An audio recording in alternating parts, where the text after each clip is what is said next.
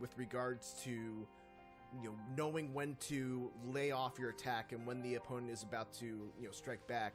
You can use a dodge to get out of the way. Dodges are on the L1 and R1 buttons, so you can just quickly get out of the way if something's about to attack you. You can use parries, you can lock on. Another one of the abilities that you can get is that kick attack. You can see right here where you kick a bunch of sound waves and it looks really awesome. That's generally how combat works. It's not, this isn't Devil May Cry. I think the real test for the combat of this game will be enemy variety. There were a handful of enemies that all were a bit different, and I had to fight them a little bit differently in order to defeat them, but it's really going to be a matter of if they can keep on introducing new enemy types that keep having new and interesting ways to deal with them, and I think that's going to be the real test of whether combat is going to be exciting in the open world. Open zone. What does collecting those little rock guys do? Asked Vincent_mate. So collecting those little rock guys, it's kind of like Korok seeds in Breath of the Wild, where like you solve a really simple puzzle, you find a Korok seed, you do kind of the same thing in Sonic Frontiers. And what they do is that somewhere on the island is like this elder rock guy, and if you get enough little rock guys, I wish I could remember the name for them right now. I'm sorry, again, a month and a half ago. If you get enough of those little rock guys and you bring them back to the Elder, he will either upgrade your speed or upgrade your maximum rings that you can carry. And you may be like, well, I understand, why I would want to upgrade my speed, obviously, but why would I want to upgrade my maximum rings? When you get hit in Sonic Frontiers, you don't just drop all your rings. You drop 40 rings. It's a set amount every time. And if you're able to collect 400 rings, I believe the cutoff is 400 rings, you're able to activate this like super blue boost that envelops Sonic in like this awesome blue aura. He's able to go even faster on his boosts, and he goes extremely fast. If you thought that Sonic Frontiers isn't fast enough, just trust me, once you get this blue boost, he moves plenty fast. And I wish I had footage of it because it was one of the cooler things that I got to experience in my playtime. Sonic Rich says, in your first 4 hours playing Frontiers, were you given the freedom to explore the first Starfall Island from the get-go, or were there points where you strictly had to follow the story path? No, you're pretty much able to go wherever you want when you first land on Starfall Island. Obviously, there is a main quest that you are constantly reminded of, but you're able to just go off in a direction. There's a bunch of puzzles to solve to open up your map. The map will tell you where Chaos Emeralds are. You'll be able to find more puzzles to open up more of the map. So there's actually a lot to do in the open zone. There's a bunch of collectibles to find, the aforementioned rock guys that you can grab. It doesn't really funnel you towards a certain path. You're kind of free to take on that critical path whenever you want. Alright, lightning round time. Let's do a bunch of them really quick. Was there any form of spin dash or rolling, albeit in his base moveset or the skill tree? No, but there is a drop dash. Was the light speed dash present at all? Yes. Is there a Chow Garden or at least Chow in the game? I can't speak for the whole game, but in the 4 hours that I played, not a single Chow was seen. From what I played, how was the music? It was good. One of the first things that me and Jeffrey talked about when we got out of our demo was how much we enjoyed the music. So it's not, it's not Crush 40, but it's very fitting, and, it sounds nice in my ears. Alright, well, that is going to do it for me, and that is going to do it for our IGN first of the month of June for Sonic Frontiers. Thank you all so much for watching. Of course, if you missed any of our coverage, we've got a full hands-on preview. We've got an interview with director Kishimoto-san, an interview with Izuka-san, the head of Sonic Team, and over on IGN.com we have a written interview with Ian Flynn, the writer of Sonic Frontiers. Thanks again for watching, and for everything else, keep it here on IGN.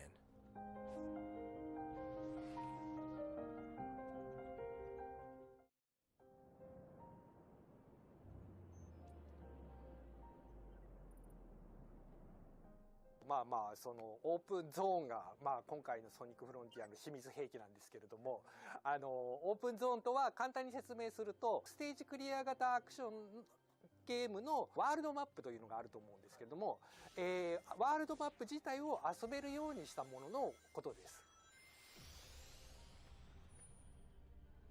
ファミコンで1988年に発売されたスーパーマリオブラザーズ3が最初にステージクリア型アクションゲームにワールドマップを導入したタイトルだと思います。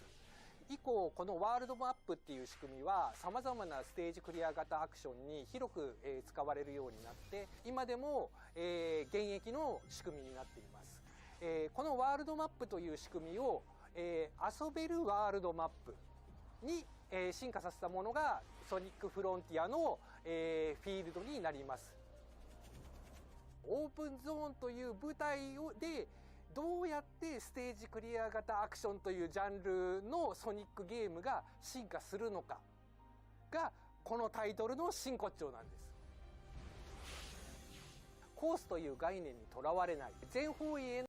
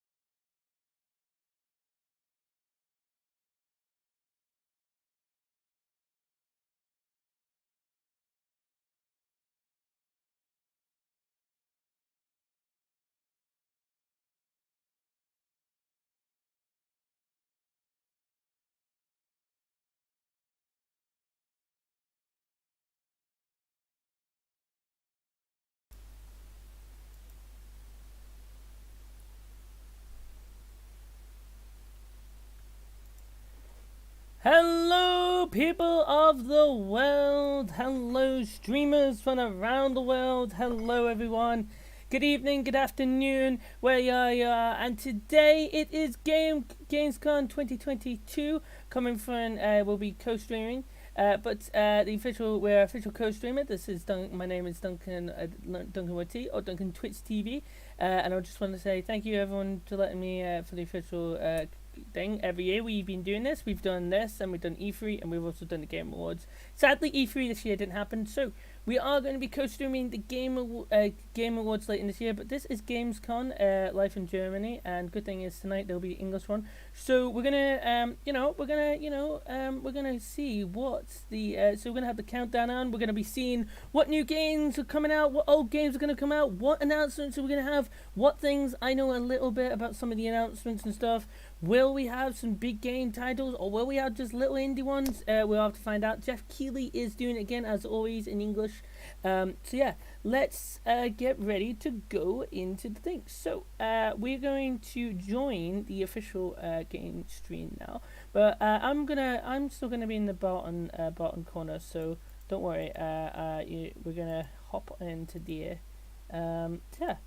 And we'll be ready to go in a couple minutes. So hopefully you guys are ready to have a good night of we're gonna be watching all these things. We're gonna so let's pop in. So we have to join these guys ourselves, so I need to put the sound up and everything. We have official permission to do this. I have permission to do this if anyone's wondering. You have to get like permission. Right, we are joining them in the middle of this. I have no idea. Oh, it's Sonic! It's a new Sonic. I have no idea what that is saying, so I apologize. We have joined them just as I think they're speaking in Japan. Oh yeah, because it's a new Sonic game. Let's say it looks really good. Sonic is really good. Let's just check we're all good for audio and all that. So I'm just gonna leave you to listen to this. I apologize for sound language, for the language barrier.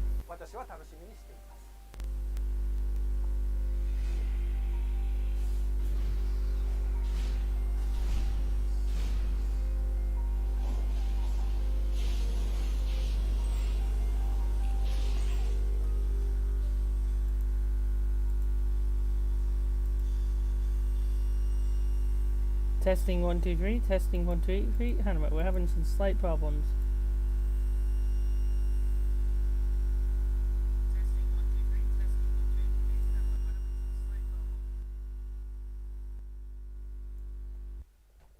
Testing. Testing.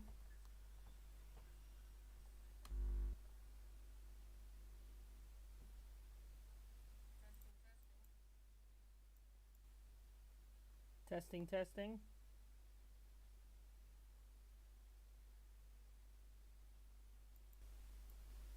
Testing, testing.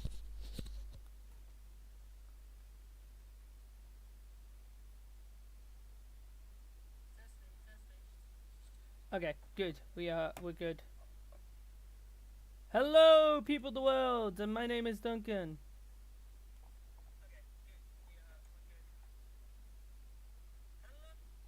Let's try that again.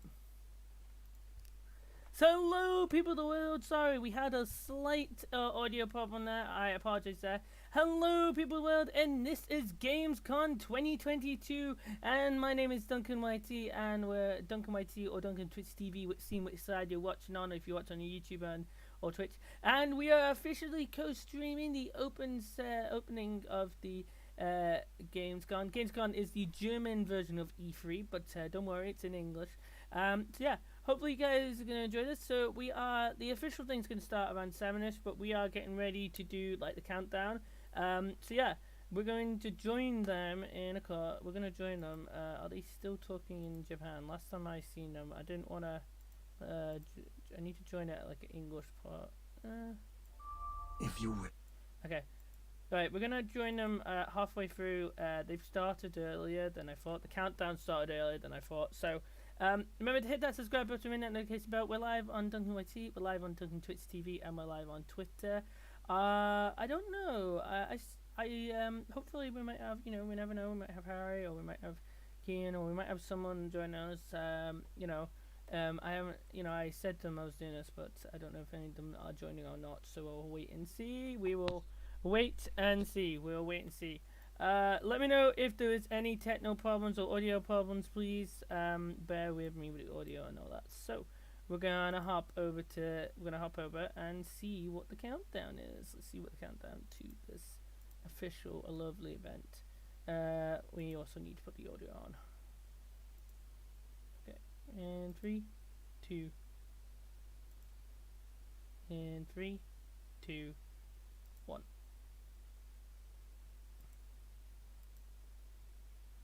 No coming back from. I have no idea. He had in Arkham Knight. He's also got a bit of a white hair streak, which seems to throw back to his appearance in the iconic Batman Hush comic. In a pre-recorded message, Batman explains that the message has been sent automatically following the destruction of the Batcave, suggesting that the explosion was triggered by his own hands. The scene shifts to each member of the Bat family, including Barbara Gordon, standing next to a wheelchair in her clock tower hideout. This seems to indicate that although she was immobilized for a time, Barbara has recovered to become Batgirl once more. The Batgirl. final nail in the coffin 'cause of the it's a Arkhamverse Batgirl comes thing. from this next line, that the Batgirl GCPD can't be is, trusted line. ever since the death of Commissioner Jim Gordon. These events never happened in Arkham Knight, which points to Gotham Knights taking place in alternate timelines, something that's actually been confirmed to Kotaku editor-in-chief Stephen Totillo by WB Games PR.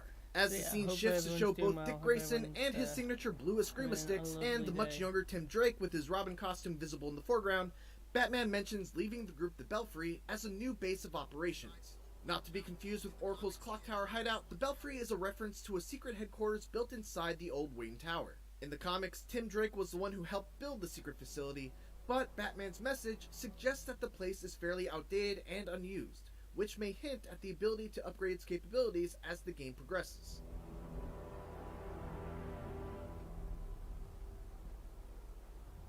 As the titular Gotham Knights suit up, we get a good look at each of their new costumes. Red Hood appears to have ditched his brown coat for bulky body armor with the red bat symbol at the front, and has that's his cool, signature actually. twin pistols equipped. Hi, Tim Drake's Deadpool! costume looks like he Looks may like have some Deadpool. inspiration from Damian Wayne's that's Robin Marvel. outfit, but That's we something also else. see in the It's, gameplay trailer that this the Red DC, Robin it's, outfit is also an oops, option, my side. hinting at the Wrong possibility side. we'll see a lot more costume designs. Batgirl's light purple outfit looks very reminiscent of her new Batgirl, 52 that look, looks really but cool. the addition of the new Tonfa weapons implies every character in this game will have some form of combat weapon to utilize. Finally, Dick Grayson is sporting his signature Nightwing look with the blue symbol and highlights. As Robin accesses the map of Gotham City, it's worth noting that since this game doesn't take place in the Arkhamverse, Gotham City may look similar in style to Arkham Knight, but its layout seems to be wholly different.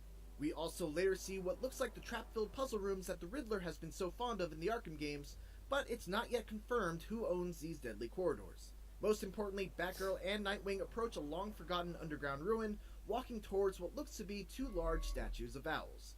That's right, the Court of Owls are indeed making an appearance in Gotham Knights. But we have been told that the mystery in Gotham Knights is way bigger than the Court of Owls.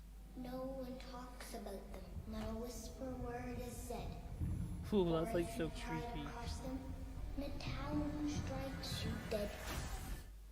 The trailer concludes with the infamous nursery rhyme passed down through Gotham's history, heralding the cabal known as the Court of Owls, a secretive society of Gotham's elite who use reanimated assassins known as the Talons to do their dirty work. The scenes of rows upon rows of frozen coffins seems to indicate that the Gotham Knights will have a lot of talents to contend with. The inclusion of the Court of Owls seems to indicate that they may have had a hand in Bruce Wayne's untimely death, as their comic storyline began with the attempted assassination of Bruce. But whether this means Batman faked his death or not remains to be seen. While Batman did indeed utilize the Gotham Knights and even others like the Birds of Prey to help fight off the Court of Owls, it's unclear how much of the story will translate over to Gotham Knights, given Batman's absence in this version.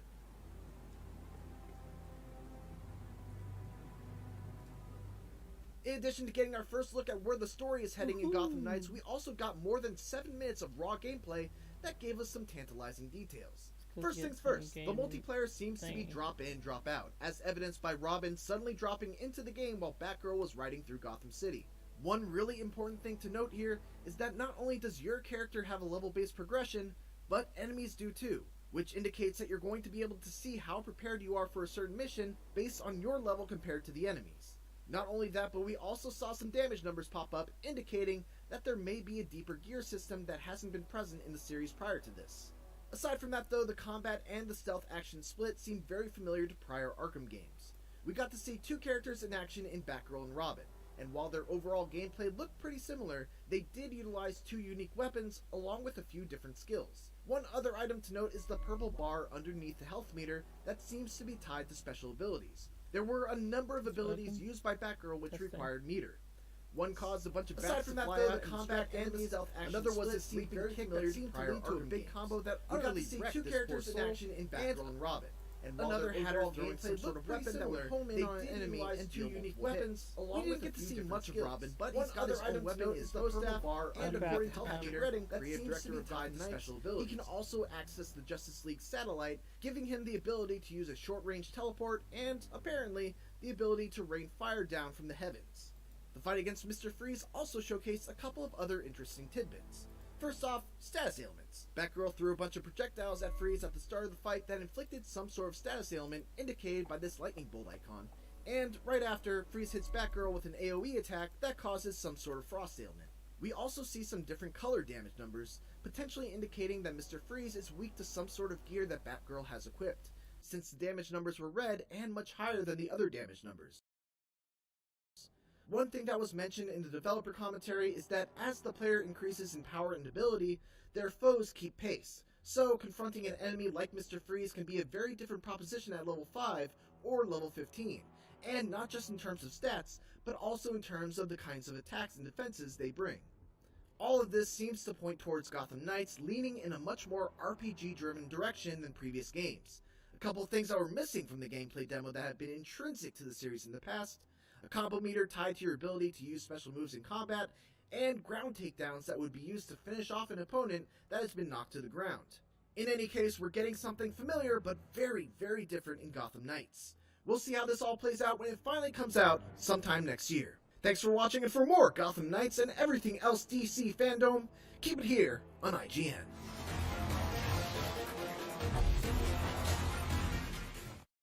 Gamescom 2020 is the heart of gaming, and you can keep to the beat right here on IGN. We've turned the single biggest show in gaming into 5. Gamescom Now is your virtual show floor with up-to-the-second live coverage. Gamescom Daily Show, Gamescom's first ever late-night talk show. Our Gamescom Awesome Indie Show, the freshest deep cuts in indie gaming. And finally, the Gamescom Best of Show, including the Gamescom Award. Gamescom 2020 is available on IGN and wherever you stream Gamescom Now. Ooh, what we got now? I'm just Batman. Oh, the Batman?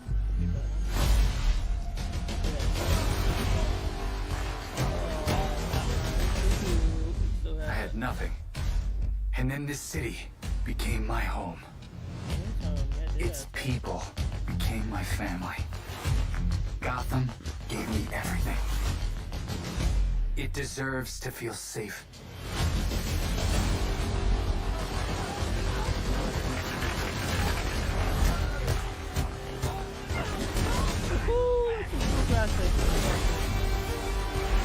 And that's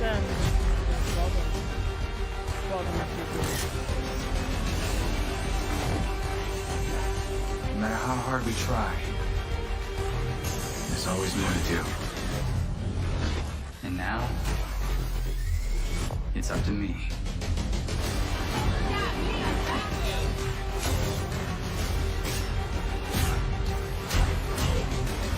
Time for a dance, Nightwing!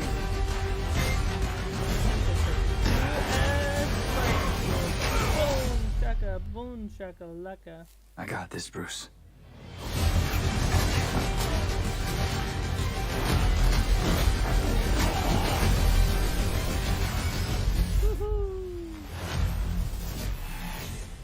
Pre-order now and get a 233 custom Batcycle skin.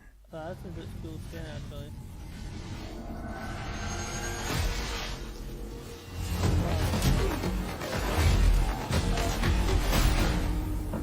Gotham City likes to keep you guessing. It's hard to imagine a Robin without a Batman, but Nah, there's always Robin. I guess it's up to me to figure that out. But Robin and Batman has always been a kind of... You've got this, Robin. But this set back in the... after the Batman. Yeah, Royal Robin when that movie, I don't think. From my knowledge, I don't think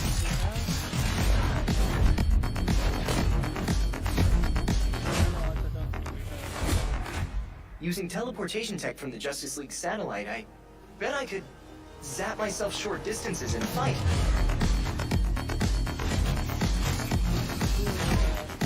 Bruce always told me to believe in myself, that I had what it takes.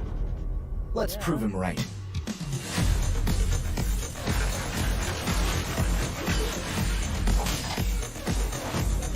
This is it.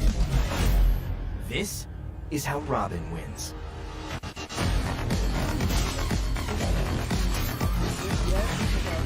Kicks ass! Like kicking ass.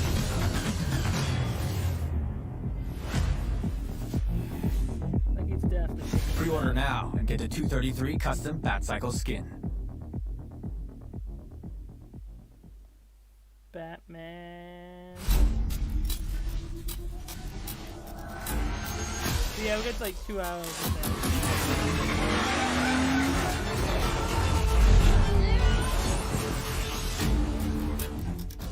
If there's one thing I've learned about Gotham City, Catwoman. Is it Catwoman or Batwoman? Catwoman or Batwoman, I think. it's that people need symbols. Something to believe in.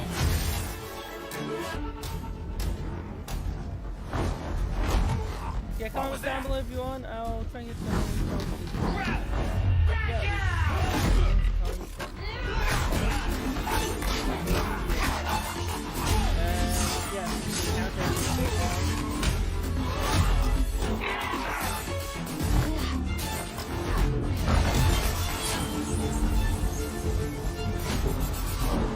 Protecting people runs in my veins.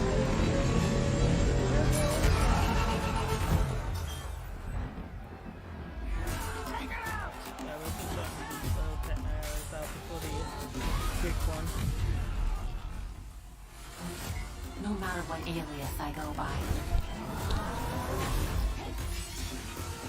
That's who I am. Testing 1, 2, 3. That's who I'll always be. Oh, that's so cool fighting. He's a badass. Oh. Gotham has called. And I have answered.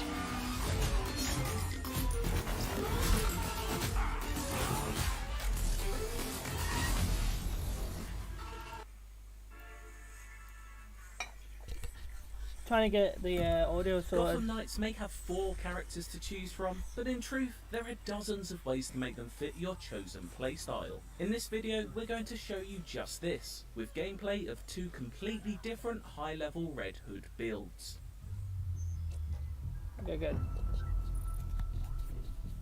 We made the decision, the Gotham Knights. Yeah, we're kind of co-hosting Games Board, but we're just we are using the IGN thing because IGN is part of it too.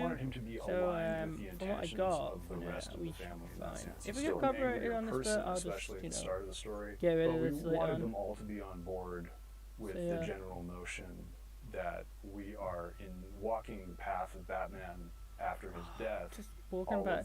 Imagine just walking on Batman's like feet and all that. So the marksman tree is kind of self-explanatory. Imagine it's really about dealing more damage at range. Imagine Red if you were is our most range-focused character out of the Gotham Knights. So a lot of his abilities focus on, I have guns with non-lethal rounds, and I would like to make them as damaging as possible while remaining non-lethal.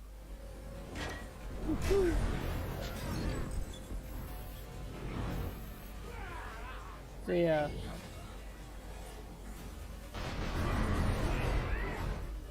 Some lethal rounds.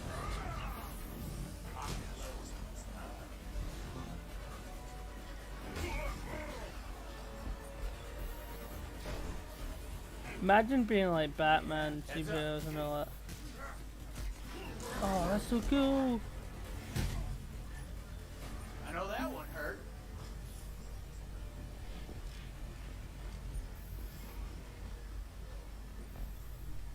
There. That's it. This is it. Okay, good. We got the audio sorted. That's how that works. Okay, so yeah, this is the Batman, I think it's Night or something. Batman, the new Batman game. It looks actually real cool. It looks like a little bit like GTA kind of thing, but it's like real life and all that. But more importantly, it's about this is some of the games that are coming out at the moment and stuff. Our largest character. I think we might see some of this in Gamescom. In Gotham Knights. That's a really, sort of brutal hand-to-hand focused skill tree. So if you're into that style of play, it's a great place to invest. Yeah. So we're just on this one countdown until the official one. So we'll be jumping into. So this is the official one. What I mean is this is on. Like we're live on the Gamescom. We're live on the. This feed is the Gamescom feed. This is the Gamescom feed. So yeah, this should be fine. Your business elsewhere. Oh, look at that! Fighting skills! I kind of jumped in halfway and I don't know what this game is. I know it's a Batman game, but I'd love to know the name of it. This is what happens when I kind of play it. So yeah, it's like 4:30 here. No, actually 5 o'clock, so I'm gonna have to get comfy for a couple of hours, to tell you that now. I'll have to find a good time to, like, you know, disappear and go and get a drink and all that, but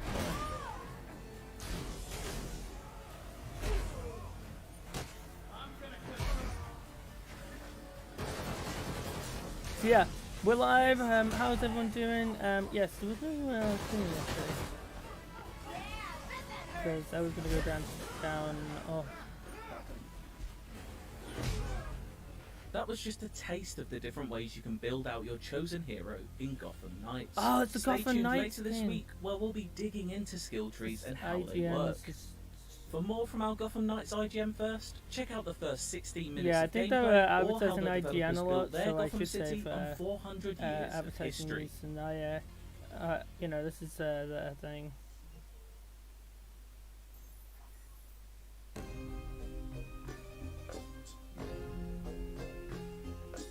Ooh, what we got here? Pentiment is a narrative adventure game set in 16th century Bavaria, which is part of the Holy Roman Empire. You play a character named Andreas Mahler, who is an artist working at a Benedictine abbey. He gets involved in a series of murders and scandals and tries to unravel them over a period of about 25 years. The name Pentiment, it is specifically referring to paintings in which there's an older painting underneath the painting that you see on the top. And if you scrape away the top layer, you see what was left behind. This has a bunch of significance. Obviously, you're playing a painter, but also it has a lot of significance to the idea of history kind of being covered and uncovered over time. When I saw narrative-driven games with really distinctive art styles, I was inspired to make a historical game that focused on the unique art style of the early modern period that was really driven by the relationships between characters and the stories that played out over time. Hannah Kennedy was really integral to defining the art style. It looks like kind of like an old, the late medieval old game, like one of those old games, but it's all like 2D, and you have to like there's a story, one of the story games. Yeah, so there's a lot of major points to solve and kind of marry between wanting this to be a true to the history, true to the feel of the source material that we were referencing as far as the narrative, but also thinking about the types of games that were like what we imagined we wanted as far as a gameplay experience. From the beginning, I knew that I wanted to portray a community that changed over time, which meant that characters are changing over time. That's really the focus of everything. The buildings do change, but really it's the characters where you see all the crazy stuff happen. Kids that I had become attached to because it's a 4-year-old, and we designed them to be a 4-year-old, and then they're getting married, and then I felt a weird, like, emotional reaction to that because I'm like, oh, baby's all grown up. It's really funny how that some of these people that make these things, some of these they start from scratch and then they see I think the 16th century has always been really interesting to me because it was a time of such social upheaval in Europe. I think when we look at social change in the past, it seems like it's a thing that always happens outside of our time. But right now, I think we're maybe more aware than ever that social change is happening constantly, and people are always struggling with it. It's always a difficult process. And so I hope that by looking at people from the past, we can see that even though the setting might be different and the specific issues might be different, ultimately we always struggle with social change. Just making sure everyone's done. Okay, let's see what this one is.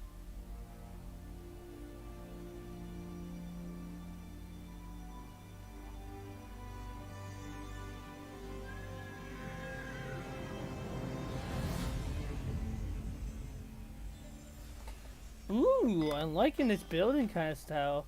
Hello, that actually looks some kind of good. Oh, is this oh, it's gonna annoy me.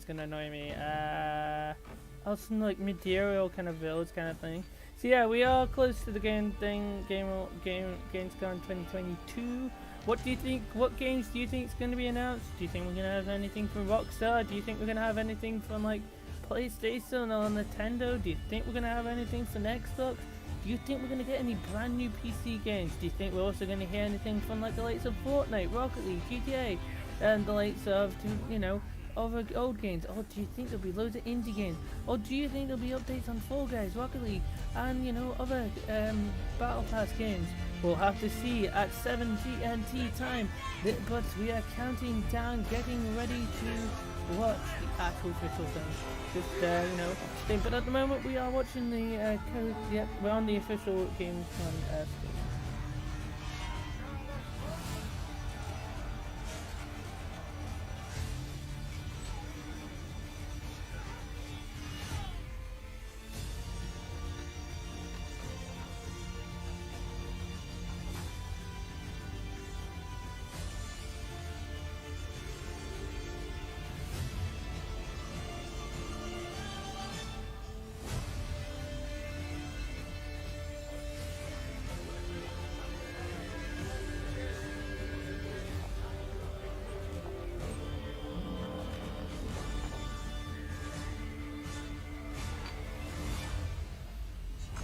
This just looked cool, actually. Oh, here comes the fighting. Yeah, get them streaks in, get them horses, fight, fight. You know, looks like well, you know, discovering the villages and fighting the enemies. Looks like really good material. This actually looks really cool, actually. This actually looks another cool one. Yeah. Oh.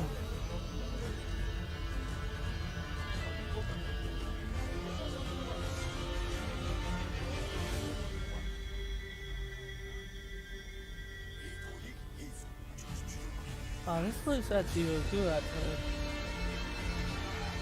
Like, I'm sure I've seen some old game like this before, but a modern version, so I'm sure you guys have done something similar. Maybe not these, or someone's done something similar.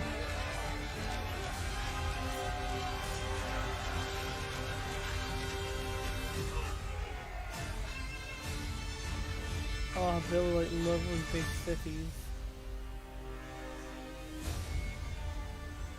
Oh. Elephants! These guys have got elephants. Look, there's elephants. Oh god. They look like elephants to me.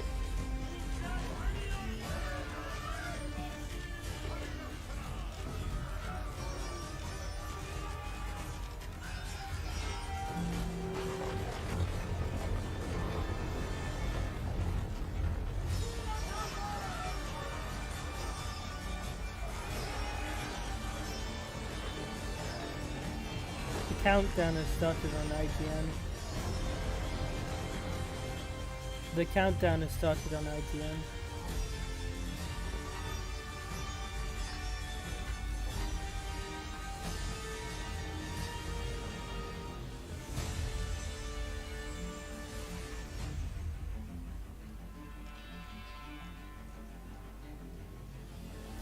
Oh, this is like a modern version. Is this Japan? This looks like Japan, kind of.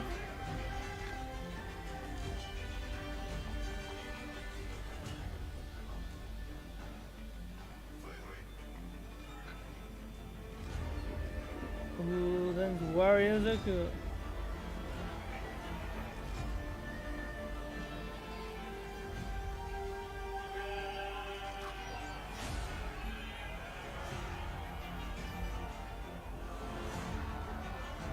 Hype.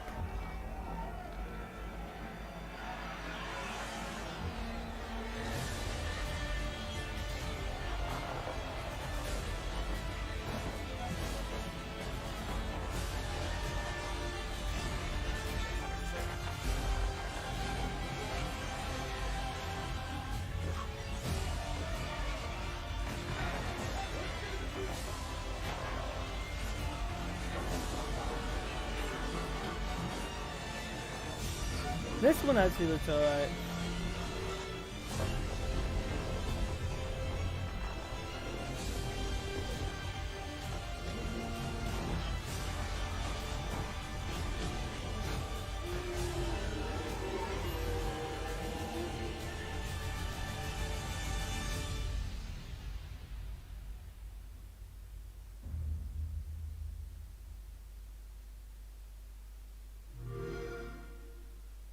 Reviews.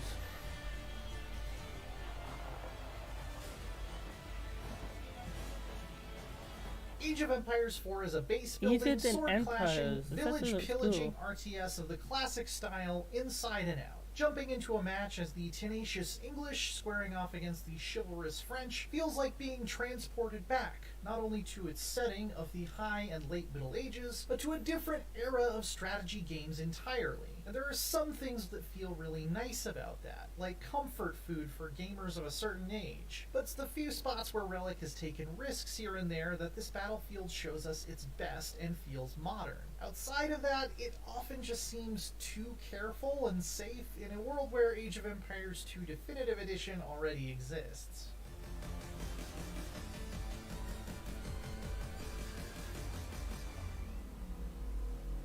If you've been sending villagers out to hunt animals, mine gold, and chop wood for decades like I have, you can slide right into the armored boots of most of Age 4's factions with no real fuss at all. Winning pitched battles reliably requires knowing the rock-paper-scissors relationships between spears, horses, and bows. I will be back in 1 second. I'm just going to quick get a drink while leave you the official stream for 1 minute. I'll be back in 1 second. Valuable than victory in any head-to-head engagement. Building walls and other defensive structures turns the late game into a tense chess match where map control is key, though eventually high-tech artillery like cannons will break the stalemate and lead to a decisive sweep for whoever fields them the most effectively. The pacing is right where it needs to be when you're against an evenly skilled opponent. But for 6 out of the 8 playable factions, I just didn't feel like there was enough new going on here. I mean, they each do play quite a bit differently. Unique text, units, and landmarks are great at establishing an identity that evokes their historical inspiration and varies up how you maximize your economy. The Chinese gain much of their gold income from imperial officials who walk around collecting taxes from your buildings. The Abbasids get the Baghdad House of Wisdom, which positions them to be a leader in tech, and, hilariously, if you know its real-world fate, grants fire resistance to nearby structures.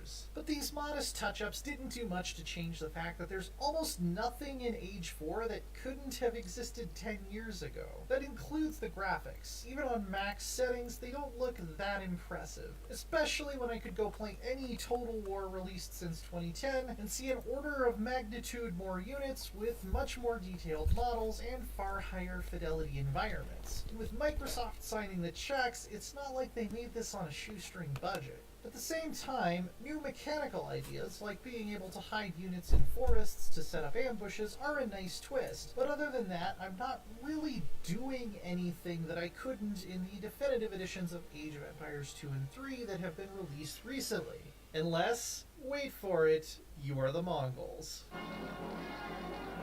With fully mobile bases, no population buildings, and an economy heavily focused on burning down other people's stuff to get money, the Mongol faction breaks with tradition and convention and shows what Relic can do when it's really trying to bring something new to the table. The Mongols took me from feeling kind of lukewarm about Age 4 to excited to explore new tactics almost immediately, and I've spent the majority of my multiplayer time since then throat singing and microing horse archers. The Rus are a nice breath of fresh air as well, though they're not nearly as unconventional. They focus on dominating the wilds with smaller outposts rather than having a dense, heavily defended urban core. Unfortunately, not even Genghis Khan could save me from the generally terrible unit pathfinding and targeting. It's not quite StarCraft Brood War bad, but it's pretty bad, with cavalry commonly getting stuck on rubble and dancing back and forth nonsensically, scouts trying to ride through a forest instead of around it, my knights attempting to surround and gang up on one spearman instead of breaking off so some of them can hit the siege weapons behind him, and archers stopping to plank away ineffectually at a tower when there's a pivotal battle going on just a short jog up the road. You are going to need to babysit your armies constantly, on a very fine tactical level to get the best out of them. And that's even true when you're not playing a super micro-heavy faction like the Mongols. But there's one area where Age 4's old school sensibilities brought me nothing but delight. It features a full 40 missions of single-player campaign goodness. The first 2 campaigns, featuring the English versus the French in the Norman invasions, and then the French versus the English in the 100 Years' War, are a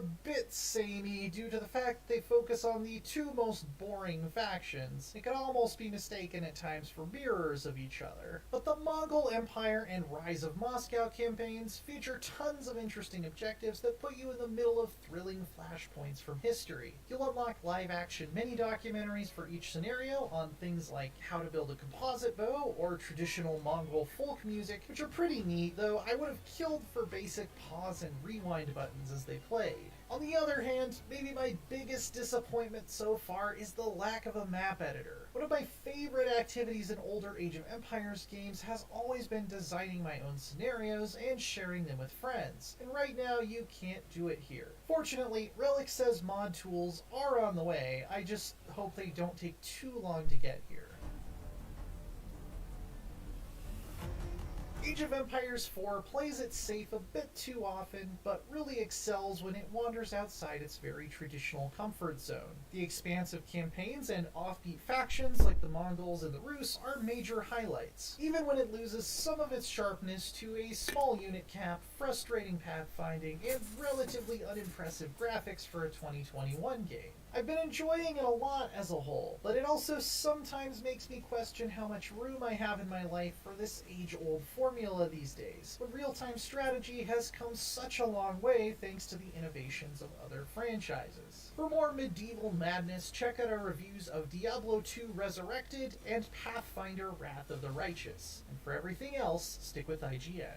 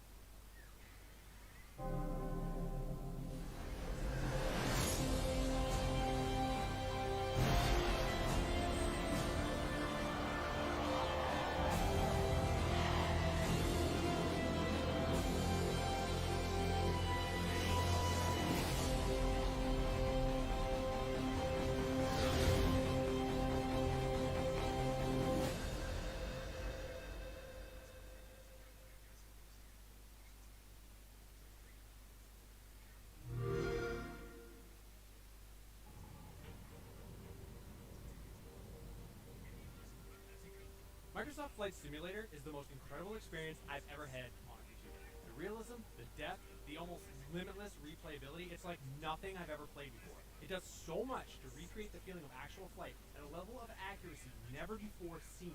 There were times when I was landing at real-life airfields I'd seen during my time in the Air Force where I was simply stunned. These are places I could likely never visit again as a civilian, and yet as I gaze out the window during my final descent into places like Jacobabad, Pakistan, or Thumrait, Oman, I was seeing an approximation so close to what I remember from all those years ago that I actually said out loud, holy shit, I remember this.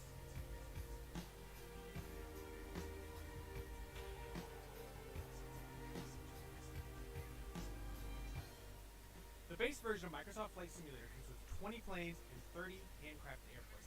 That may not sound like a ton of places to land, but the remaining 37,000 plus airports are generated using technology sufficiently advanced enough that, to my eye, it is indistinguishable from magic. The handcrafted airports, built from scans and real-world blueprints, are even more technically awe-inspiring. I've never seen anything close to this level of accuracy in a flight simulation before. What I really like is developer Asobo Studios expanded the selection of handcrafted recreation beyond just the major airports to include smaller, more remote airstrips. Inside the cockpits, the level of detail in the airplanes is also astounding. You could snap a screenshot and share it online as a photo and easily fool a lot of people. I know this because I did exactly that. Not only does it look picture perfect, it's completely accurate in functionality too. This is also the first game I've ever played where I downloaded a PDF manual from a real-world piece of equipment to reference during play, and it worked. It excites the absolute nerdiest parts of my core.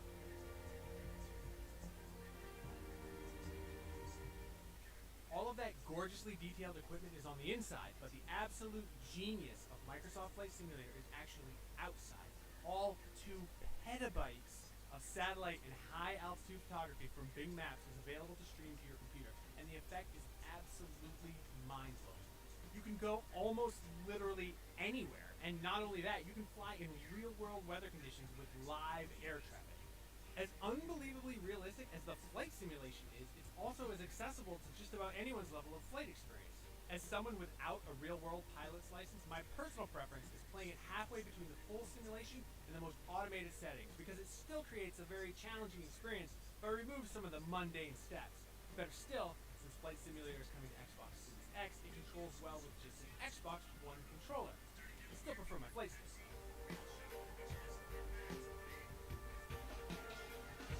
The variety in the standard $60 version is excellent. Although, as an Air Force vet, I was a little disappointed that there are no military aircraft available, even in the $120 Premium Deluxe Edition, which, by the way, has 30 planes and 40 hand-built aircraft. If you want to fly a jet aircraft, the only option right now are passengers, and that's a bit of a bummer, but it's certainly not a deal breaker. I'm not trying to knock the impressive selection here either. I'm just being greedy. With that said, I've been perfectly content with the 20 planes included with just the base game. Yeah. Hello, I'm back quickly. I had to take a quick break. I need to take a break to get a drink and stuff. Flight Simulator is really good, a really good game. I haven't played this one yet, this Flight Simulator, but I have played the older ones. I have played the older Flight Simulators. I wish there was more aircraft-specific training available for the other planes in the fleet, but there is a pretty smart AI you can hand the controls to at any time during your flight. Please let me know if there's any problems with the stream. Let me know. Let me know. Anyone follows? So yeah, you know, we do this fun because it's just me like showing you guys what we can get. What's the new channels? What's all the new video games? What are we interested in? What are we not interested in? You know, all these different things. The leaderboards on these challenges? No, God no. But by God, I'll try. Yes. Actually, I am the world's best, at least at a couple of landing challenges, and at least for the time being. Performance-wise, Flight Simulator looks great on my PC, which is no slouch, but it's a few years old. I hope I've opened out a little bit. I'm running an i7 7700K with a GeForce GTX 1080 and 32GB of RAM, and the only time it slowed down significantly was right after loading into a major city airport. Even then, it always cleared up after a few moments. Those load times, on the other hand, are a bummer. The render and I will say Flight Simulator's load times are bloody nightmare. When I set it as my departure location. Personally, I don't mind the wait because it's barely a blip compared to how long I was just cruising in the air. Definitely the older ones, you know. Also, heads up, streaming all this map data can take a chunk out of your data cap if you've got one. So that's one more instrument to keep an eye on.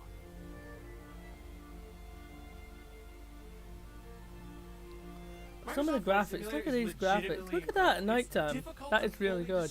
I remember it's like pull up. You know, every time I was crap at it when I started. Literally any place in the entire world. The base game's 20 included aircraft feel like more than enough for even hardcore aviation enthusiasts. And the ability to tailor the experience to whatever skill level you desire. So yeah, we're just waiting for it to count down. I think so. It's like nearly 5:30 here. I think. Hey Siri, what time is it? Are inspiring and limitless simulation I've ever experienced, in spite of its less than stellar load times. Seeing famous landmarks, landing at the world's most recognizable airports, or just so you got like, I think we have like an hour and 30 minutes if I've got it right. So yeah, hope everyone's doing well. Hope you think. Yeah, I'm just doing this for fun, watching watching all these.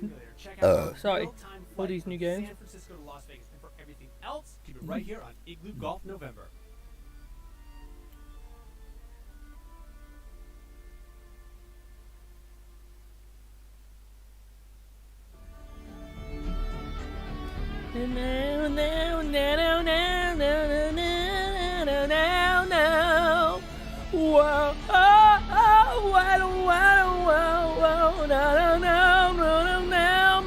Whoa, Top Gun. A Top Gun plane.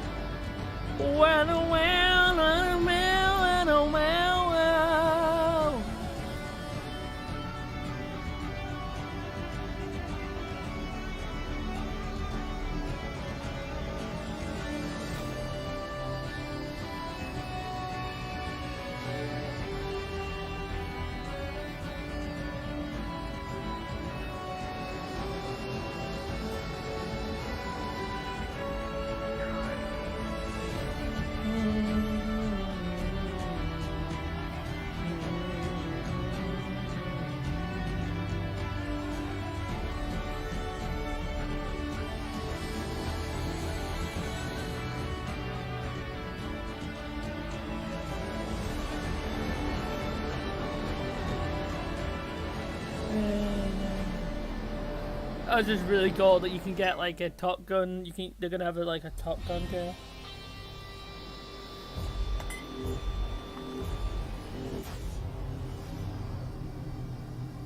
That's really cool.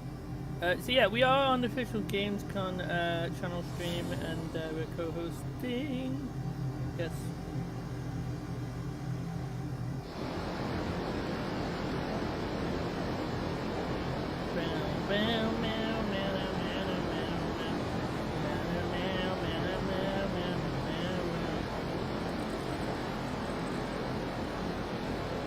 I just like to do like this erratic music.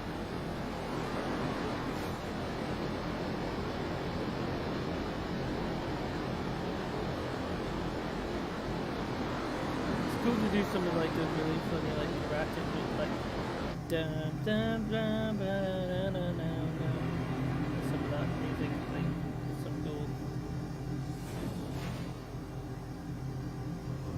It's like pull up, pull up.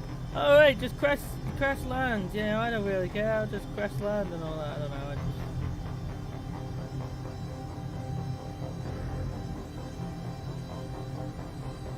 I think like it just comes up with like a random thing.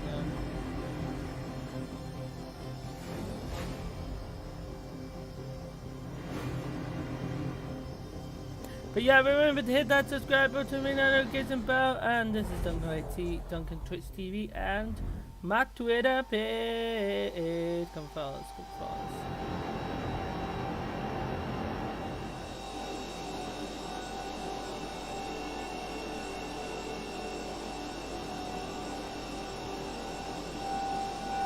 So yeah, I hope everyone's doing alright. I hope you're all having a lovely, lovely, lovely day. Yeah, we're just getting everything ready for the actual official one, so if you're, we're just,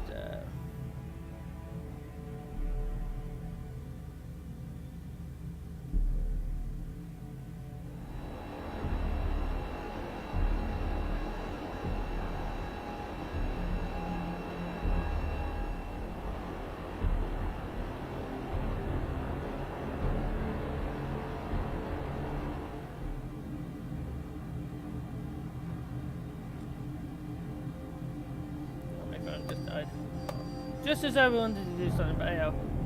We'll have to wait. Oh my, cool. That's stealth. Whoa, that's actually cool. The stealth bomber, is it? It looks like a stealth bomber kind of thing. That looks really cool.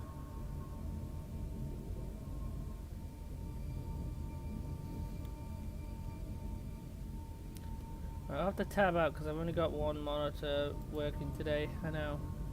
So we're just gonna quickly check if we've got any, you know, comments, got anything.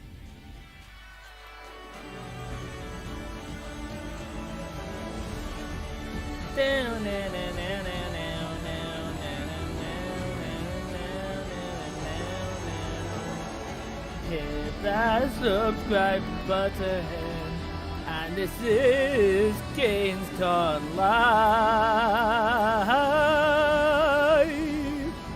Yeah, Gamescom Live. Gamescom Live. Yeah, live. Why don't I? Huh? Hello, my little friend. What are you doing here? You want me to have a drink? Ooh, what's this one? I couldn't possibly. Besides, It's like a ghost kind of thing. You'll blow your head clean off. I'm sorry, friend, but I don't understand. I think that it was trying to warn you that I was coming. You can speak. Though I'm not sure what's more pathetic. That it thought it could help you, or that you have a crab for a friend. Come now, Mary. You're making this much harder than it needs to be. Just tell us what we need to know, and this can all end. Tell us I ain't telling you nothing. Is that so? Really cool. So we have to tab out for 1 sec.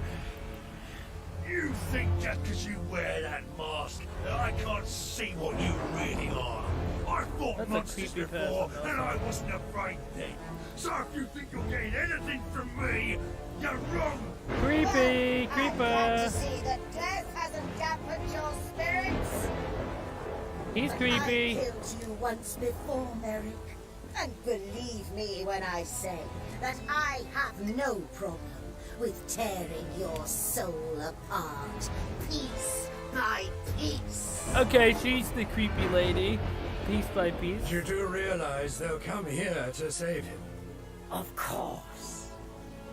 And I'd very much like to see them try.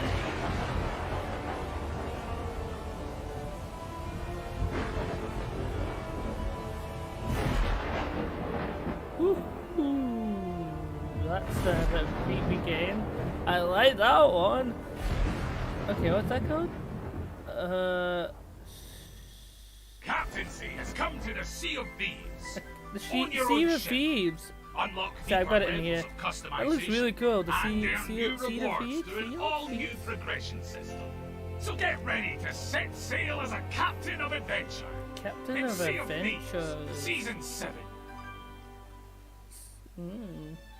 That's really cool. In Season 7, Now we're gonna get hand some over some gameplay. gold and you can buy your very own ship. You'll be able to buy one of each type of ship, but that's just for starters. Owning a ship means you can give it a name.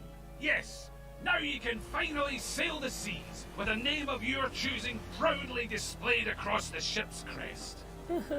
Just make sure to keep it classy. The Pirate Lord won't allow just any old nonsense up there. Huh? Maybe he will. You can also now customize the captain's cabin across all ship types. Oh, so it's kind of like a pirate Change kind up of the chair, pirate table, kind of custom the rug, ship kind of and game. much more to Kind of better like a reflect role your play individual pirate kind of thing. That looks You like can really take cool. it a step further with trinkets too. Hang pictures on the wall, or place trophies on the shelf. Trinkets are a new way for you to show off your style and accomplishments. A brutal battle or rough storm might knock them out of place, so for the pirate perfectionists, you'll want to give them a nudge to keep them looking ship-shape. First impressions are everything, you know. For a small amount of gold, any changes to the customizations across your ship can now be saved between sessions. So your ship will be just as you left it last time you sailed. That includes things like the scars of battles too. So if you had a rough journey last time, that'll be visible on your ship. If holes and scratches aren't your thing, you can of course get a fresh lick of paint from the shipwright.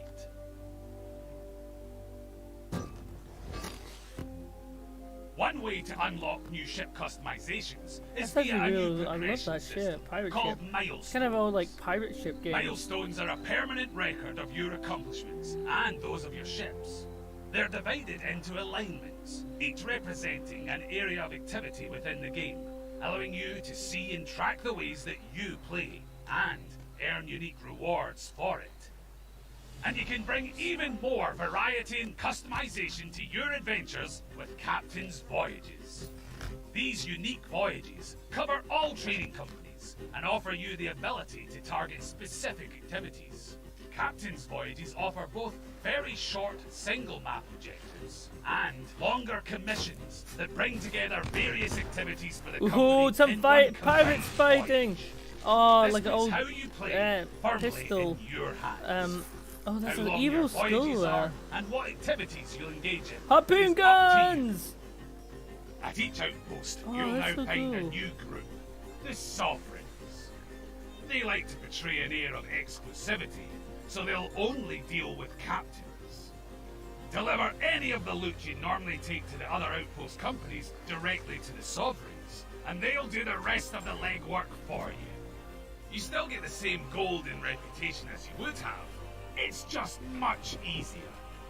And speaking of convenience, there's also a handy harpoon up top to quickly offload the loot from your ship. Harpoon! And that's not the only thing we're making easier.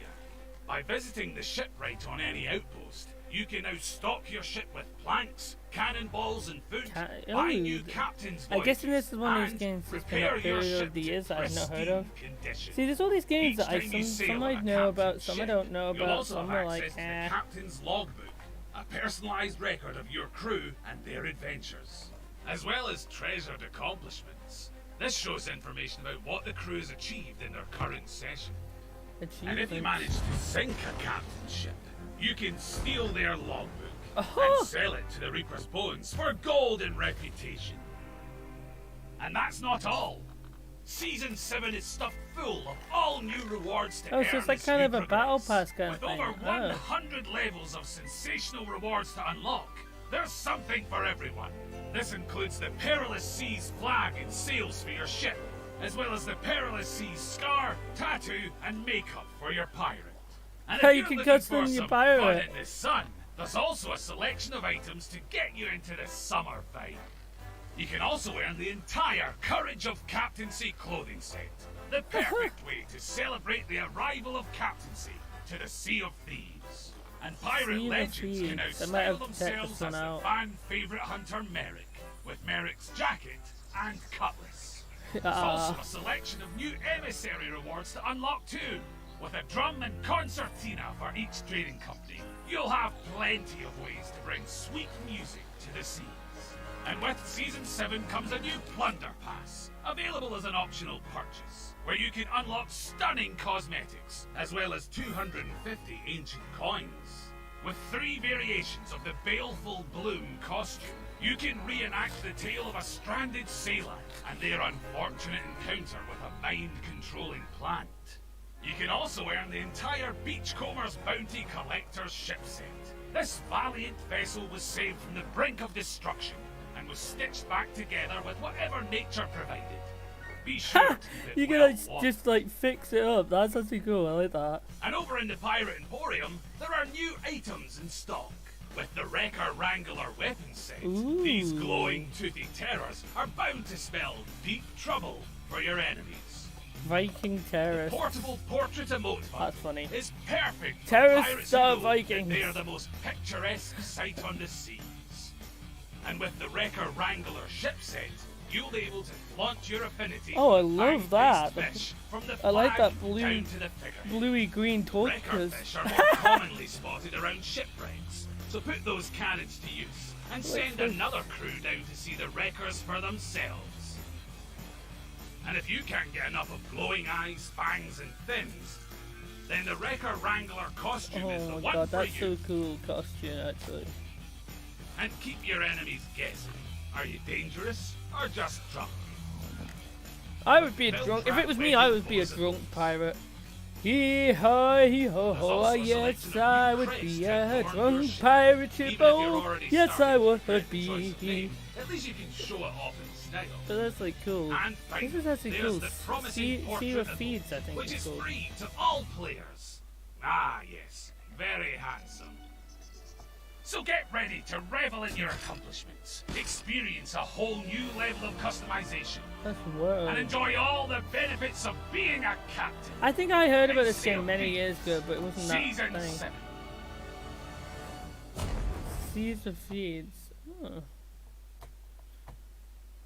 Thank you very much for watching. If you liked what you just saw and want to stay up to date with all the latest Sea of Thieves news, then hit subscribe and click that little ship's bell for all those notifications.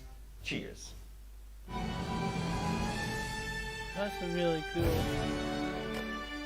Loving the ghost pilot. In Season 7, all players can become a pirate captain, which means they can buy their very own Aye. ship, give it its own name, and forge its legend.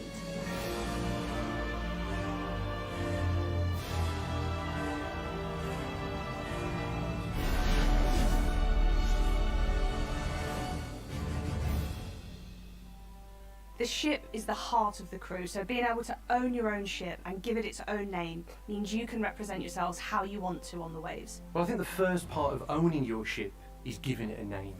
And that's your first That's a chance to put cool your idea. mark I like on this the ship. game. It actually And I looks think when you great. think about the names that players can give their ships, it can be inspirational, it can be funny, and it can say something We're going about to take who a they quick are and the ad crew break that just to sail let you on know that if ship. anyone So watching players on can own Twitch. more than one ship. You can buy one of each ship size, and then when a ship becomes legendary, you unlock the ability to buy another ship of that size. So we're looking forward to seeing players owning multiple ships of different types, and those ships being a reflection of different aspects of their personality and who they play with. So with captaincy, you can customise your captain's cabin, so you can change things like the table, the chair, the curtains, even the rugs and the chandeliers.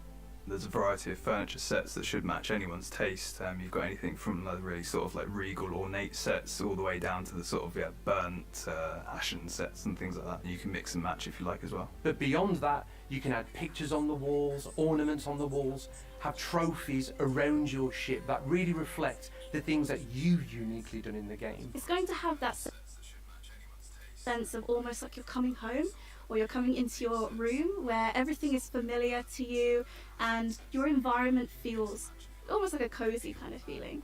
The trinkets are just another way for players to express themselves. Some kind of like carry more of a meaningful achievement connection that a player might have, whereas some just range just down to maybe personality types. One other cool thing about the trinkets is they can actually be knocked out of position during storms or as your ship's sinking or when you're in a firefight, and then you can go back and sort of straighten things back up.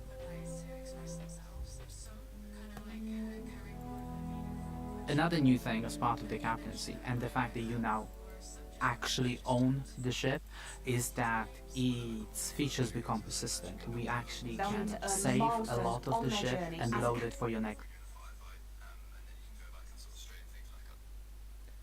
Okay, we've lost. Oh crap.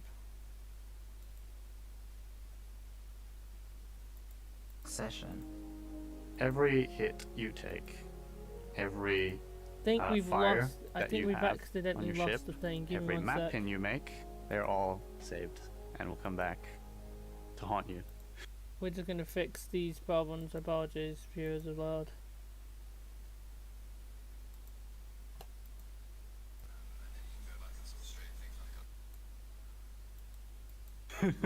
When you next play, your battle scars will come with you, but you can repair them at a shipwright and decide whether or not you want to roll with the punches you've been given, or if you want to be the cleanest ship on the seas. So players will find these new customization options in the shops at the outpost, but in order to unlock them, they'll need to earn milestones on their journey as a captain or a member of the crew. Milestones are a new way of tracking the things that you do in Sea of Thieves, and what makes them different is that they're uncapped. They're tracked forever, allowing you to look back on all the unique things that you've done. They're also aligned to different playstyles. Of course, there's so many things you can do in Sea of Thieves. Different places to visit, different playstyles and quests to engage within. And milestones allow you to see the unique areas of Sea of Thieves that you're personally invested in, and then show off that preference in your ship and the way it shows up in the world. So when you also choose a key set of accolades that that ship has accomplished to show off what they're most proud of. And when your ship sinks, you'll lose your captain's log, and it can be stolen and sold to the Reaper's Bones by enemy crews. With the logbook, we back, got and given hopefully a this few is keywords alright. of what each of these playstyles were, ranging from the Theod set, where you have really nasty symbology with like the skulls and the sword, all the way through to the rogue set, which is a lot more lighter in tone. We have banjos and musical instruments and notes. We needed to translate that through to the crests, and we just wanted to craft a series of almost building blocks for people to pick and choose how they wanted to reflect themselves.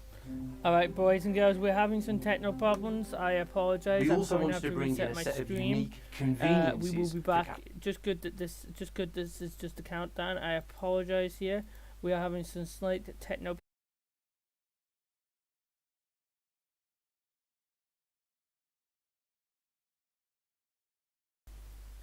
In 5, 4, 3, 2, 1. Hello people in the world, and we are back. Sorry, we had some techno problems, so hopefully we are good to go.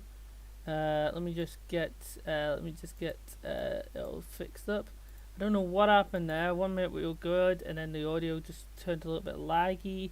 So I just wanted to make sure we had the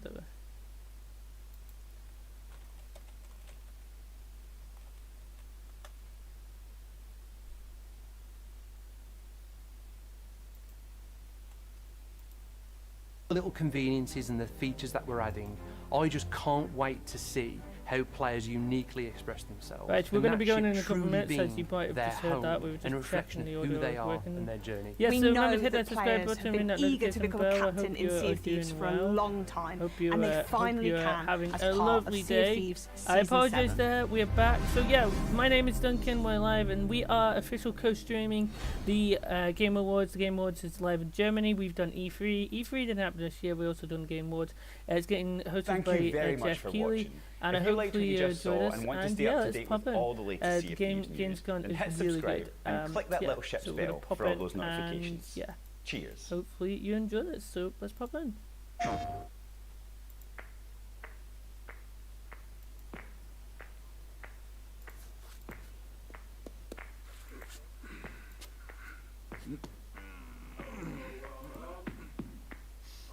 We're getting a blank.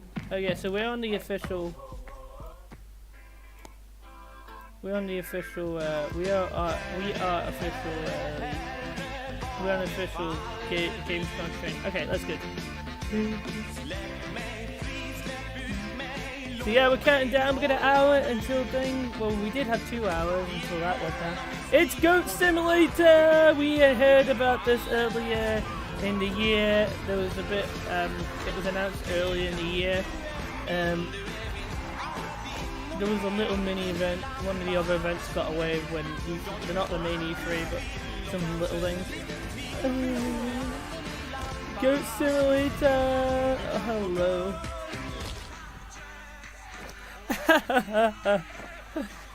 So I'm just gonna quickly check the audio and all that's good.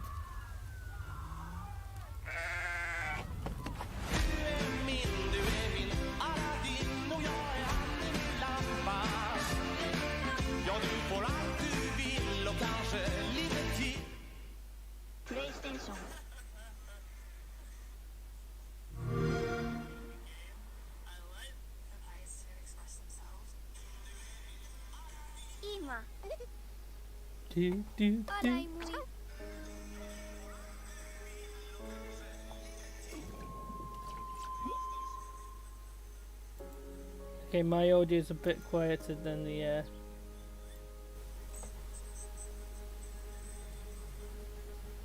my audio might be a bit quieter.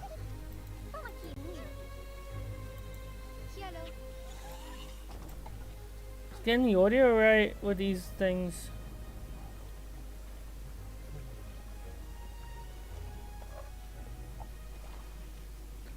So I hope you're enjoying the stream. Hit that subscribe button, ring that notification bell. And my name is Duncan.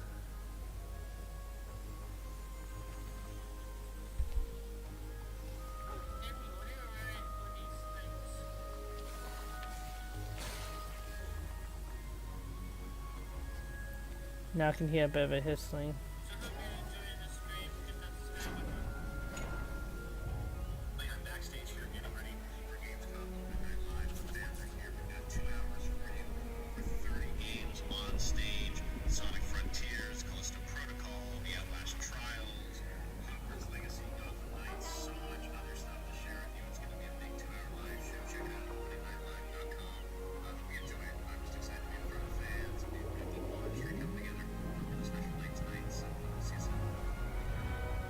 Geoff Keighley just putting a thing on his social media.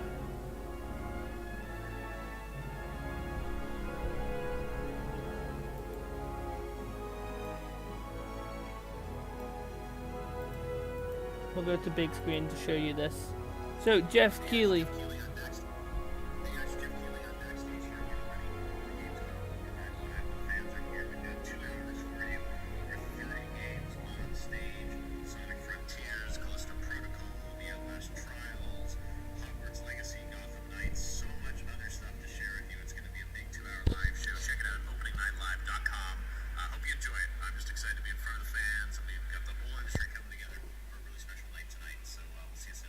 Thanks, Geoff Keighley.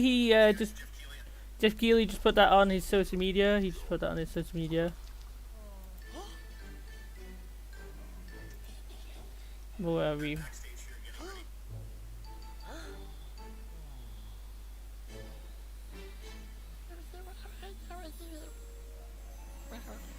We you know, it's really good to see that we you know, hope everyone's doing well. Hope everyone's doing well. But I am loving, you know, us just, you know, talking about video gaming, you know. We don't get talked too much about video gaming in not much.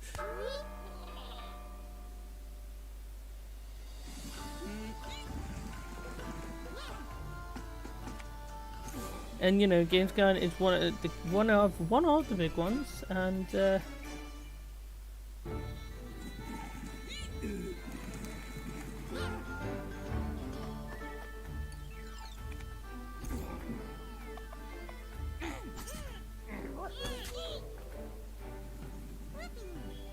yeah. So I hope you're all enjoying, hopefully enjoying your day. We are, you know, we're ready in 1 hour's time, you know. In 1 hour's time we're going to have the countdown, we'll have the thing. Well, let's see what other things we get announced and all that, you know. We're interested to see what announcements we get. Be interested to see everything from the announcements to, you know, mostly everything. Is the official one up yet? No it isn't, okay. Let me pop that up somewhere. Sorry, I'm just gonna look up the official one. Of medieval books, a testimony to how we misunderstood the Middle Ages. Pourquoi les escargots combattent les chevaliers? Why do rabbits have swords and fight against In 1 hour's time, boys and girls! In 1 hour's time. 1 hour's time. This is a repeat. This is not a drill. This is not a drill. Repeat. In 1 hour's time. In 1 hour's time. I have no idea.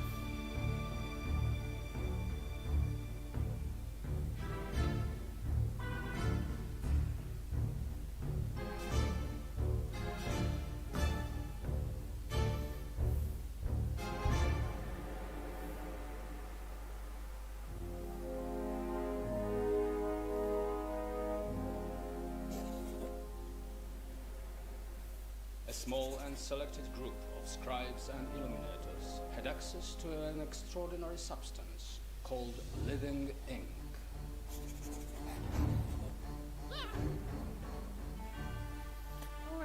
This one I don't really get, so I'm just like quietly like just quietly looking at what's going on, you know, and how I know some of these things because I can just like I heard Geoff Keighley saying it's 1 hour's time. Yeah. Il est évident que ces hommes étaient beaucoup plus que de simples décorateurs de manuscrits.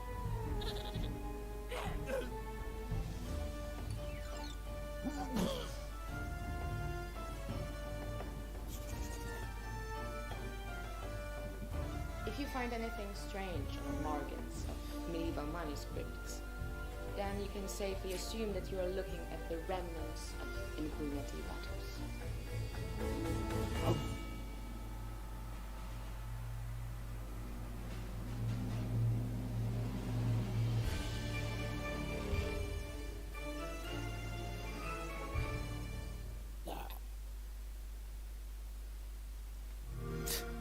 So there can be some weird games.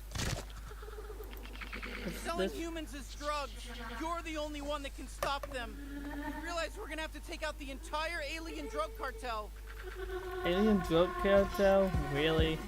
That's a video game? Like seriously, where did some of these? Here in what? Space? Everybody lives in space, including you. All right, you're a bounty hunter now. You gotta help me rescue my friends. They're Gatlians, just like me. Hey, why are you squeezing me so tight? How about a little dinner first and some bubble bath maybe first? Look at us, blasting away. Oh yeah, that's one of my children. They die fast. Don't worry, it's easy to make more.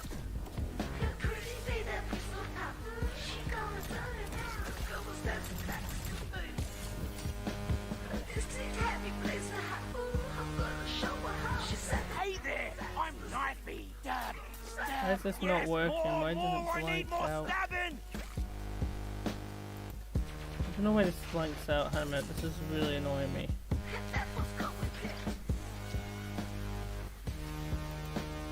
Everyone, fight each other!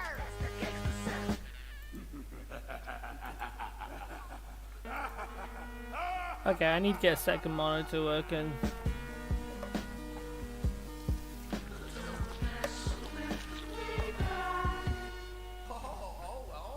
Well, I'm going to leave you for 1 sec because I'm going to quickly get a drink. Get a drink, guys! Get your legs and all that. This is DuncanYt, DuncanTTV doing the Game Awards, and I have no idea what that game was. It sounds like a mini game. We'll be back in a couple of minutes. We're just a snippet of Squanch Games, and we're here to talk about High on Life, our new action-adventure comedy Metroidvania first-person shooter that is nothing at all, a little bit like Microsoft Excel. All right, you're a bounty hunter now. You gotta help me rescue my friends. They're Gatlians, just like me.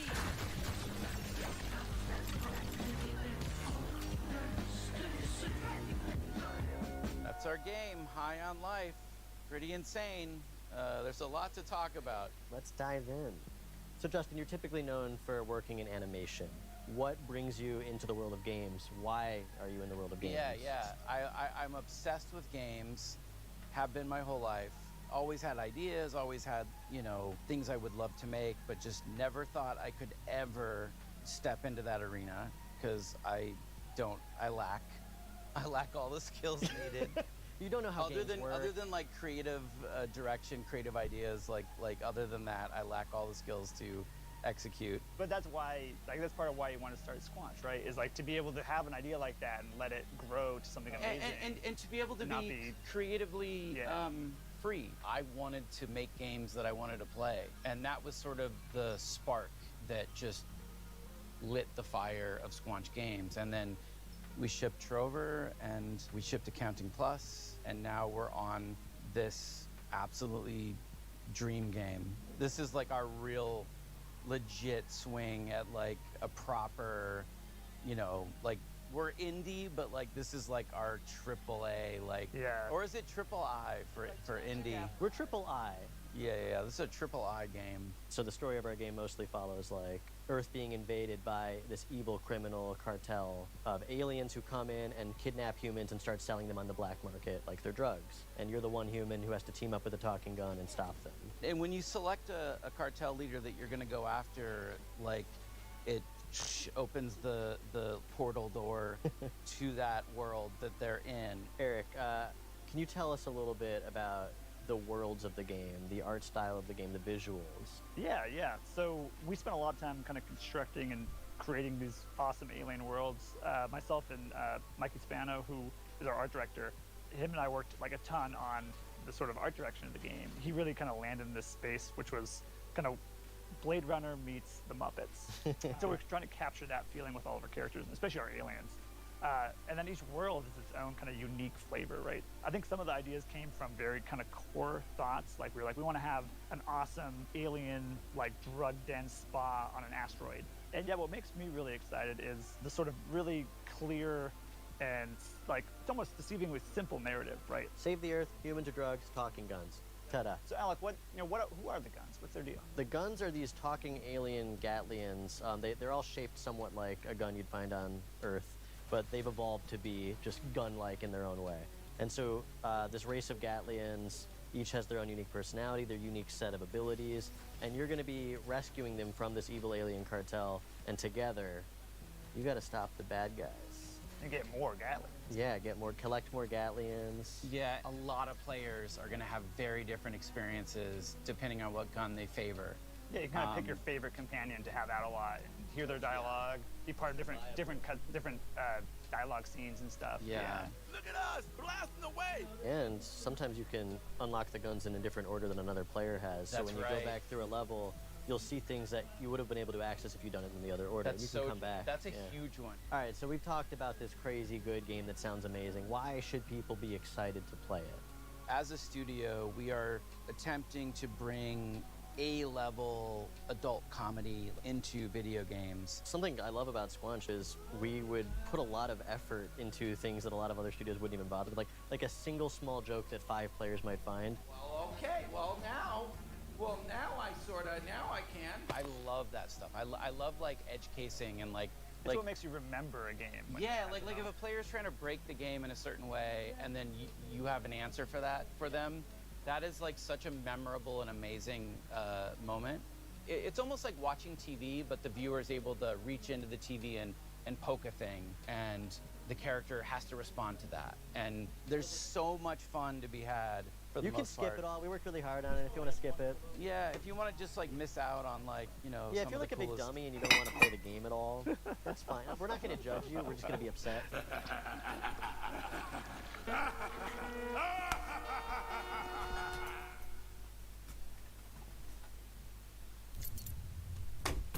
Just close your eyes and imagine you're flying.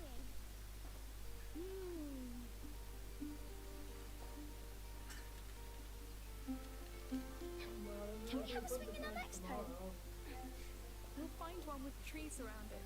Oh, yes! Apple trees! Hey, I've flown enough, I think. Should we go back?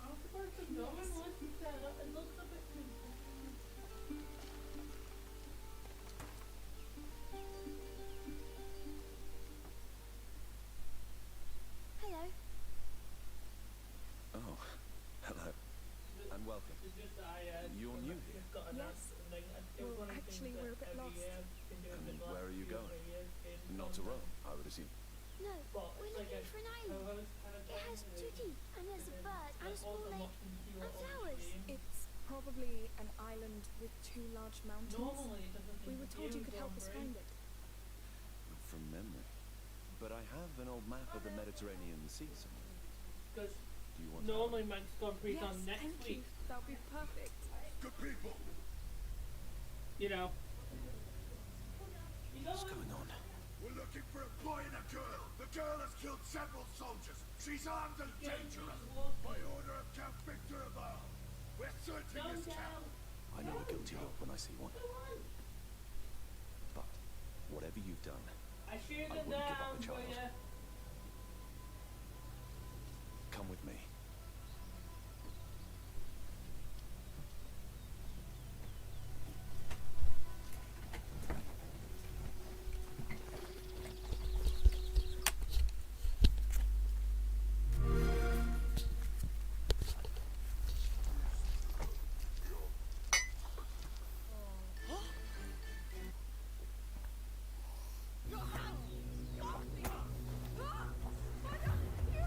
Apologies, guys. I had to just deal with something over my mum.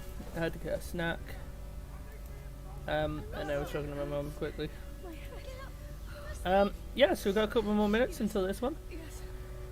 Yeah, how's everyone doing today? Hit that subscribe button, ring that notification bell. I'm very excited for the likes of... Let's see, do we get any GTA notifications? Will we get anything about Lego games? Will we get anything about Mario? We'll just have to see. Yes, we have to keep moving.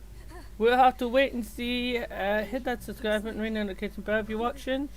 I hope you're enjoying it. Yeah.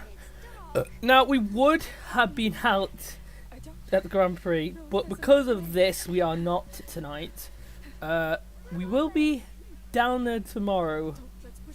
Fingers crossed. If there's no bad weather or anything, we should be all thing. But you know,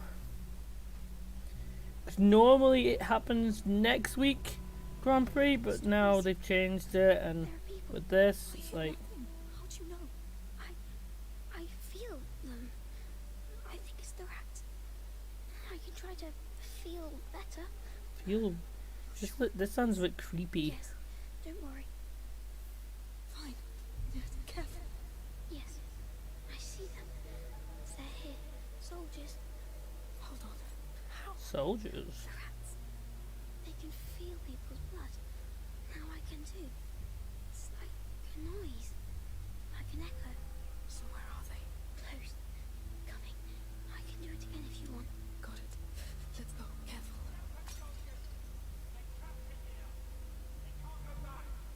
Where are the workers? This one isn't a bank, is it? I don't start your bloody superstitions. It's the captain you should be afraid of. The girl pissed him off worse than 1,000 Englishmen.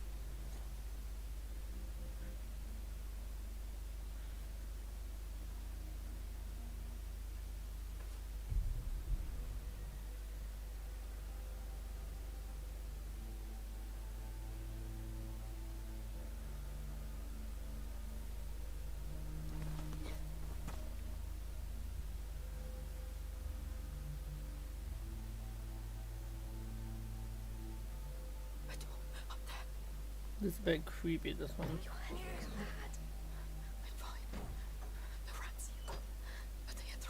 I also hope we get something for Fortnite and Rocket League and Among Us and Fall Guys. We're interested if we get any updates on that. So the German one is going on at the moment, I think, or might have just finished. So there's a German stream and the English stream, from what I can... Yeah.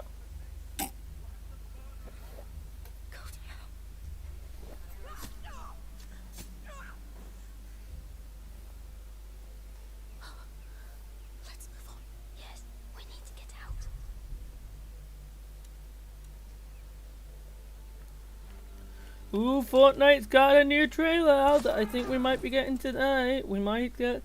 Donald Mustard's just announced something. Donald Mustard has announced something just now. Breaking news! Bum, bum, bum! Yes, it looks like Donald Mustard has given away some new stuff. So yeah. Pardon me.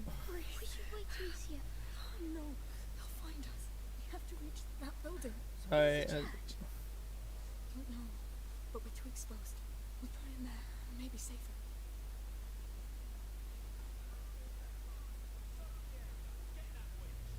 They won't give up.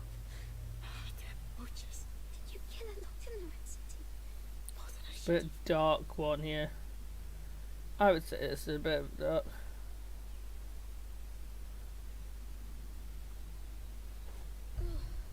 Bit of a dark one. Also, on Lego DuncanYt, we got one new Lego review out. Go and check that out. Yes, I'm just gonna, you know, hype up that hype train. So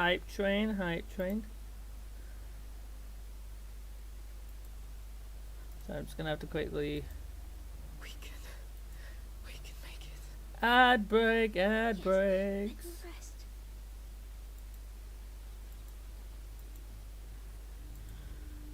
So yeah, I hope everyone's doing well. I hope you're all doing well. Yeah, I've been doing this for what, 3-4 years now. it's gonna be the 4th or 5th year I have done this. You know, and you know, hope everyone's enjoying it. Hope everyone's doing a lovely day. And all that. And I would normally have a second monitor, but it's not working.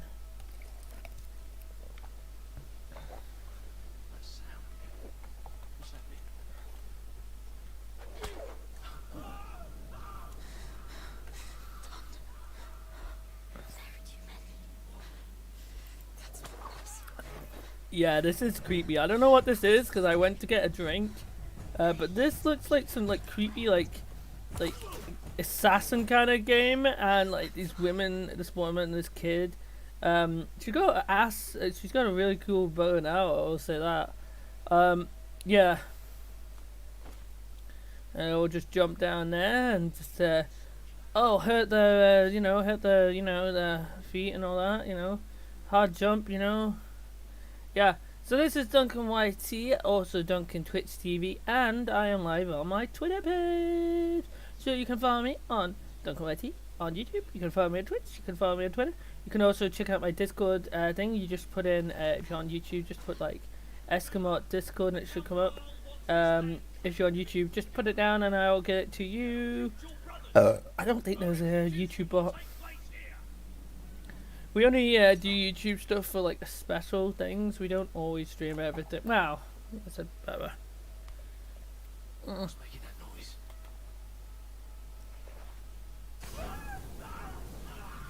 Well, he's dead alive. Oh my god. Let's just check one more time for audio. I'm just checking the audio before, making sure everything's good before, because it's just like, you know, getting ready for the main thing, and I want to make sure the main thing is good for my, so I can give you commentary with on top of.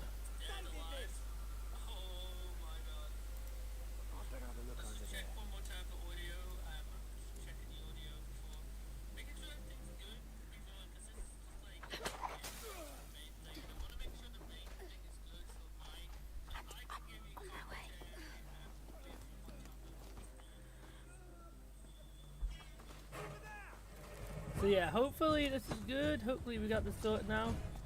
I'm just doing my last test, last checks and all that. Yeah, we're using the official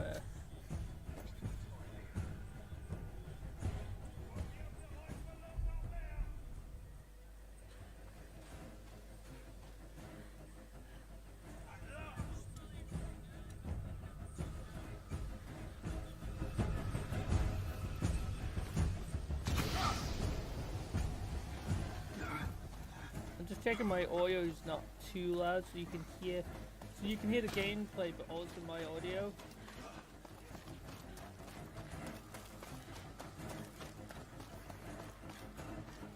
Hopefully this works. Testing 1, 2, 3. Just checking the last test.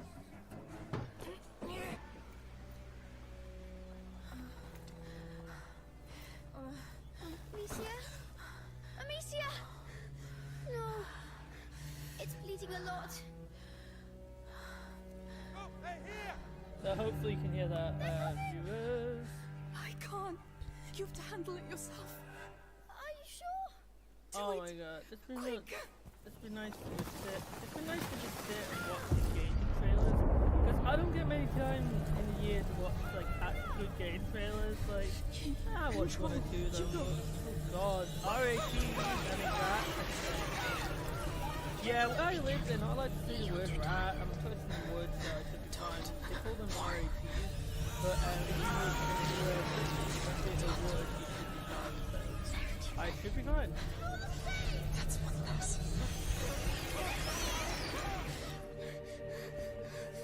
Hugo? This boy will go. Oh, what's happening What's to this wrong? boy? He's having a seizure, I think. Seizure? Or he's having something. Hugo! No!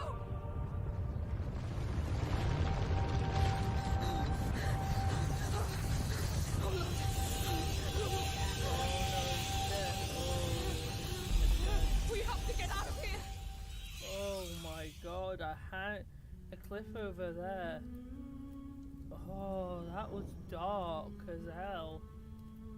That's on PlayStation, and I think I can tell by logos. Is it PlayStation, PC, or PlayStation? from the logos. Oh my god, that was dark as hell.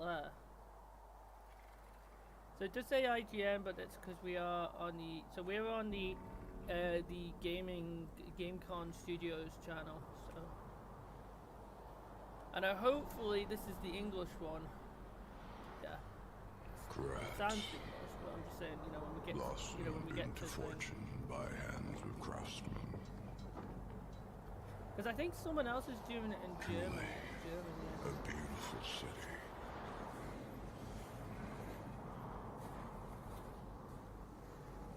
But what use is prosperity? Ooh, the snowy kind of Victorian, snowy. It looks like some evil guy. Oh my god, he looks like a then RATs again, then's rats. Then's rats. Oh, he looks creepy as hell. I too have fallen.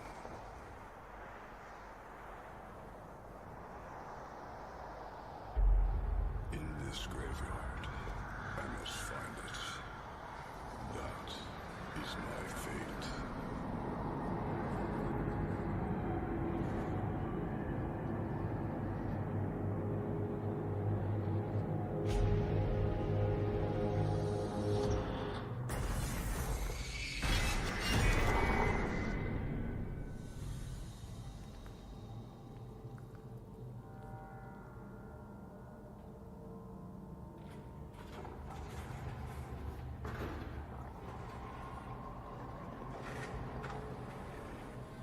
What's this one? This is the same. No, that can't be the same one. It's changed.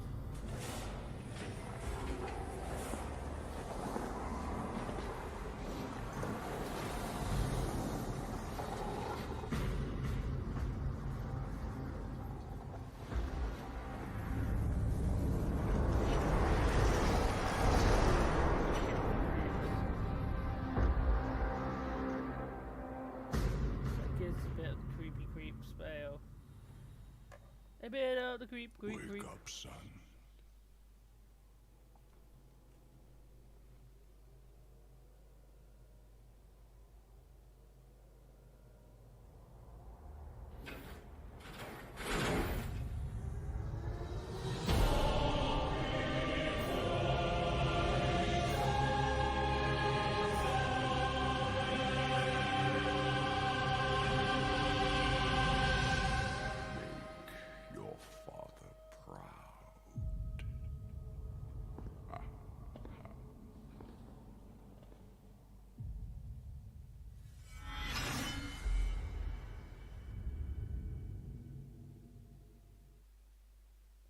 Okay, that gives a bit of creep fail.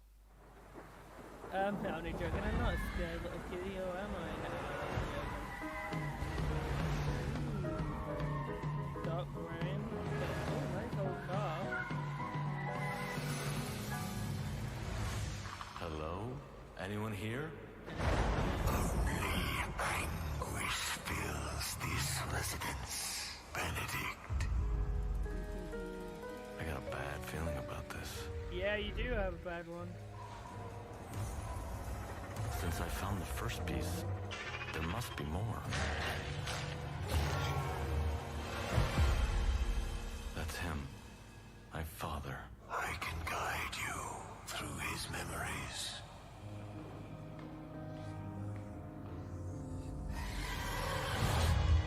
We're close. Don't let your fright hold you back now.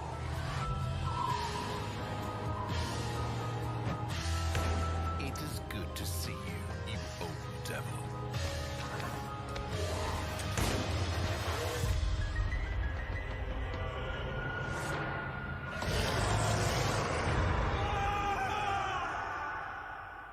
Pull yourself together, Benedict. Okay, that's okay, that one's a bit creepy. If you like your scary ones, I'd say that's a scary one. Hi, I'm Bartek, creative director at...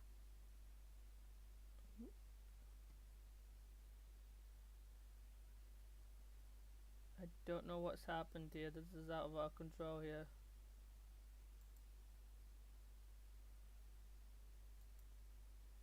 We will go back to us for 1 sec. I don't know what's happened there. Something's happened there.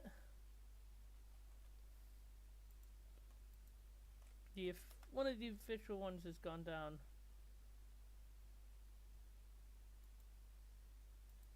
I don't know what's going on there. Okay, that's not good. Yeah, so it looks like one of the official streams has gone down, so that's good to know. That's brilliant.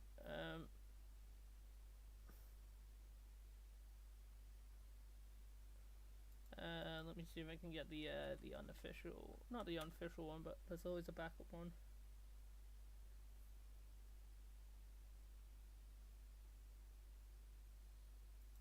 Is there a backup? No.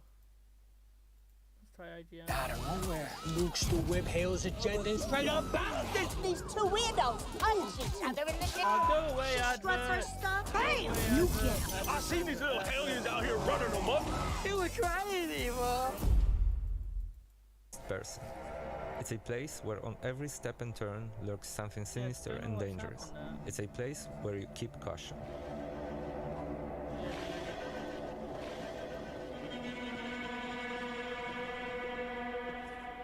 With your trustworthy demon companion by your side, as Benedict you will need to fight other demons that will cross your path. And as you search for clues that will allow you to unfold the mystery back in the real world, you will encounter different limbos, each with various menacing biomes and threats within.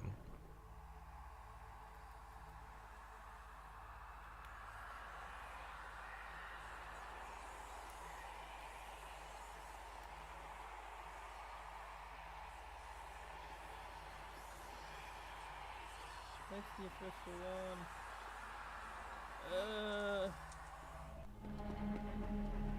You know what? I hate this. When you get it all set up, and the next minute they decide to go down.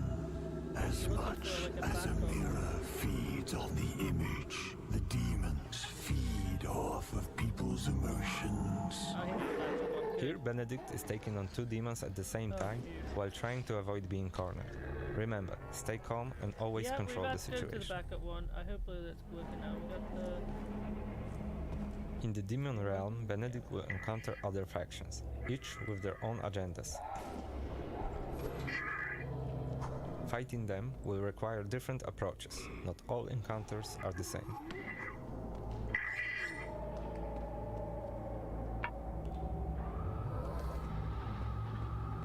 Exploring the limbo can be dangerous, but rewarding. With the gathered loot, you can get back to the mansion in the real world and replenish your stock with the help of some trusted old friends. In this case, it's Harry Houdini, the legendary illusionist. Harry, long time no see. It is good to see you, you old devil. In trouble again, I presume. I feel Harry knows you better than you do yourself. You got that thing? The old one got lost in the mail, if you know what I mean. Got it right here. The Amplificator. A hideous, but extremely useful item. There are several items that can help you during your stay in the limbo. Every item has a different use and purpose. However, with Harry, nothing comes for free.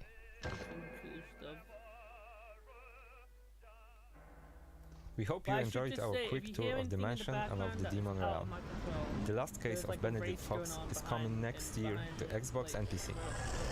But extremely thanks for watching and be careful. Okay, they've got it back up. Okay, oh no, they got it back up? Why did they? And threats will, if you know what I mean. Got it right here. The Amplificator.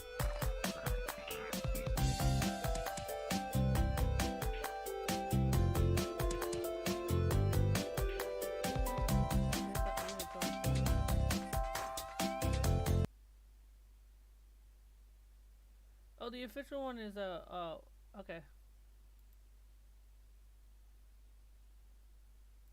Right, we're gonna swap to the official stream now. Thank you to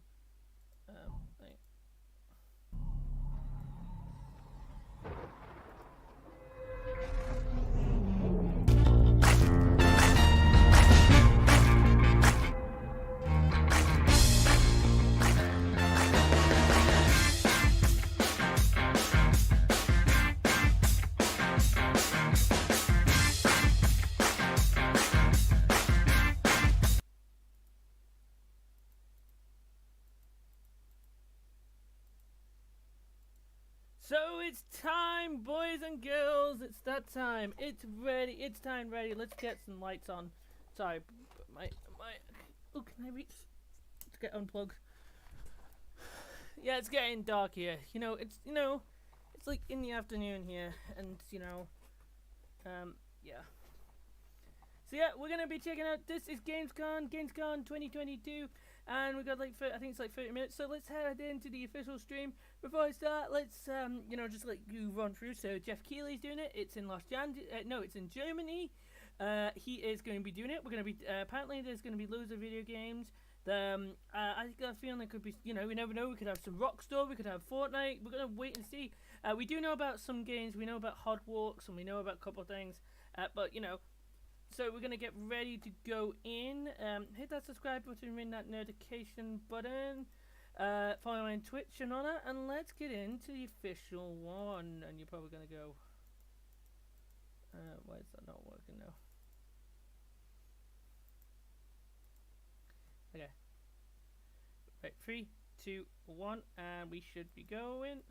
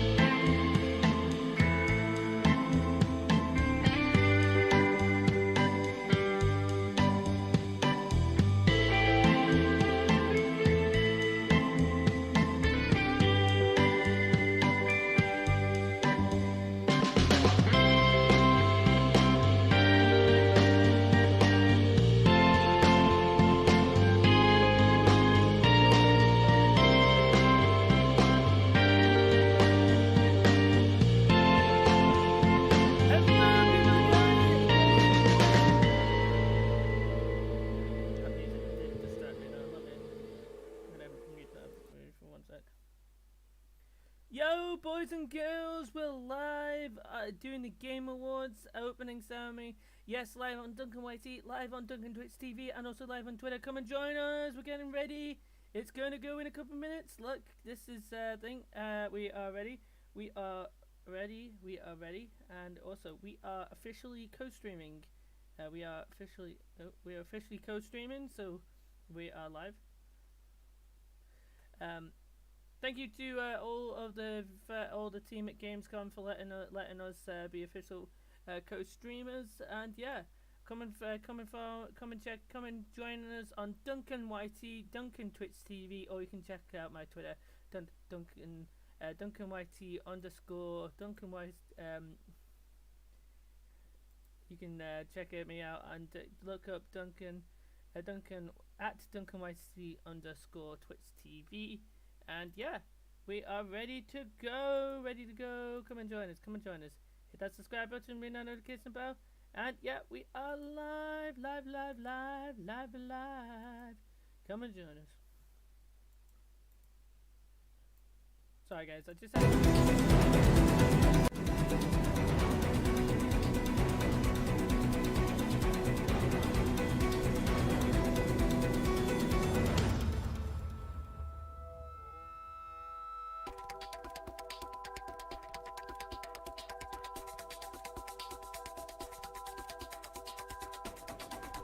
check.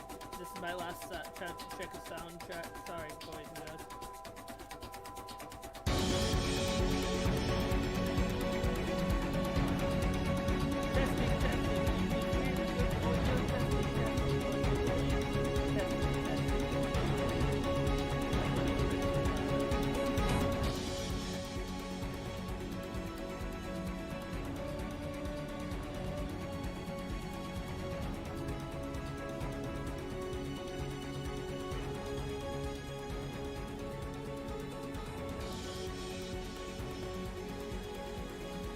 Testing 1 2 3. Testing 1 2 3.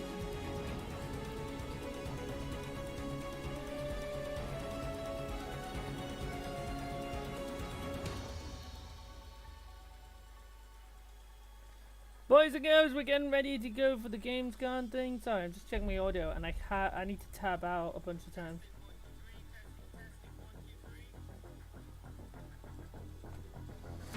We should be good.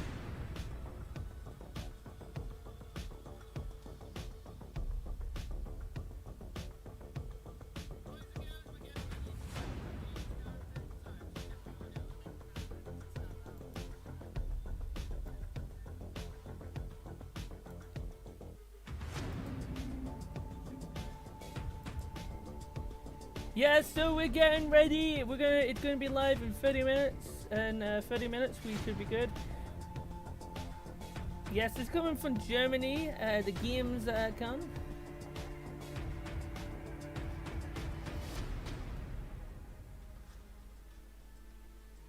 So we should be good.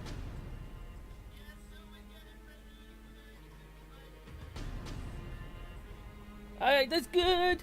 Alright, we're just going to take a quick ad break on DuncanTTV and DuncanYt quickly before this starts. So if you're watching on those two, just bear with me for 1 sec. You're going to get a quick ad break. Yes, quick ad. Like a very quick one.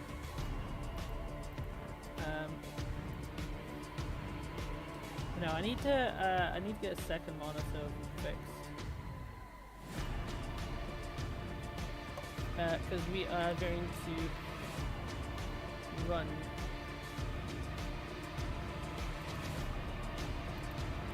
So apologies guys if you're like wondering why I'm tabbing out. It's just there's a little issues, little gremlins on the system. Every time I go and press my add button, it does this.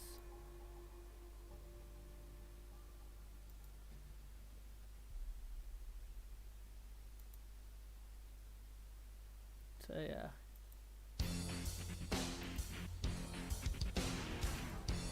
But yeah, I can't wait to see what new video games, what we're gonna get, what is the 2022 video game. Comment down below what we think we're gonna get.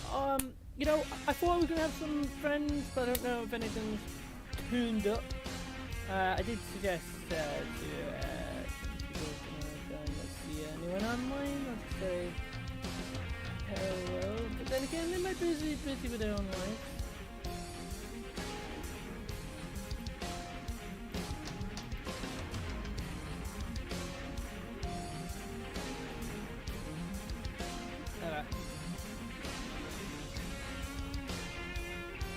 So yeah, we're ready to go. I hope you can't hear any background of motorbikes going on, because there is the Manx Grand Prix going on behind me. Yeah, we're ready to go. We're waiting for Geoff Keighley. Geoff Keighley will be bringing us he'll be hosting the show in Germany. I think it's in main Germany somewhere. So you know, to our Germans, is it good in that? I hope I said that right. So yes, remember to hit that subscribe button, remember to ring that notification bell, and I hope you enjoy this stream. We're going to check out everything that's brand new. You know, this is DuncanYt, DuncanTTV, live at the Gamescom, official co-hosting of the 2022 Gamescom, brought to you by Gamescom. And Geoff Keighley live in Germany, ready, it's soon to come in a couple minutes. And we will be bringing you everything, so go keep an eye out. Also keep an eye on our Twitter, Facebook, Twitter, Instagram, to bring you live updates of everything that's coming out. So bear with us tonight, we're going to be bringing you everything we can with everything. So hopefully you enjoy this stream tonight on DuncanYt and DuncanTTV. Hit that subscribe button, ring that notification bell, and I hope you enjoy it all. Yes, let's hope you enjoy it all. Yes, how are you all doing? Are you ready? Are you pumped? Are you ready to go? Are you ready? It looks, from pictures from Twitter, it looks like a packed house. So yes, we're gonna be interested to see what trailers what rumors, what things, what information we're gonna get. And I want to just say again, thank you to Gamescom lot, to all the official co-streamers that help with co-streaming Gamescom, Summer Games, and Game Awards. That reminds me, on December the 8th, 2022, in December the 8th, we'll be co-streaming the Game Awards. So let's see whatever games. Awards. So I'm gonna quickly run and get a drink. Yes, one more drink before.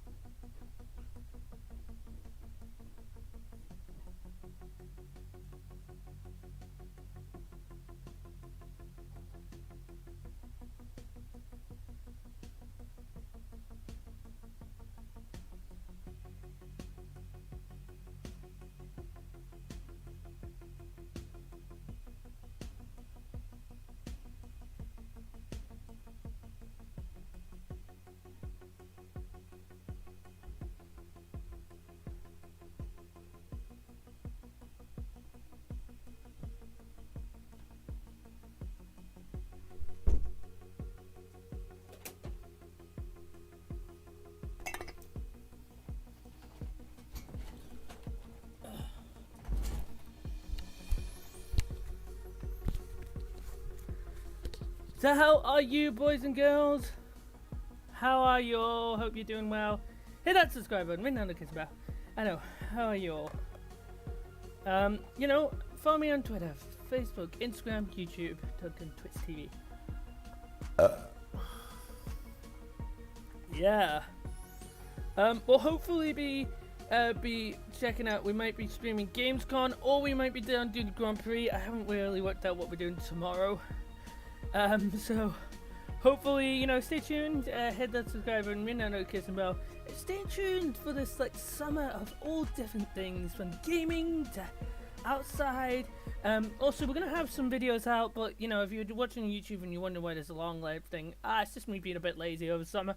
Plus, yeah. Also, on Friday, we'll be live streaming and we'll be putting out a video later on, a brand new series, a brand new Minecraft series that I will talk about later on. Tonight, after this, we'll bring you that up.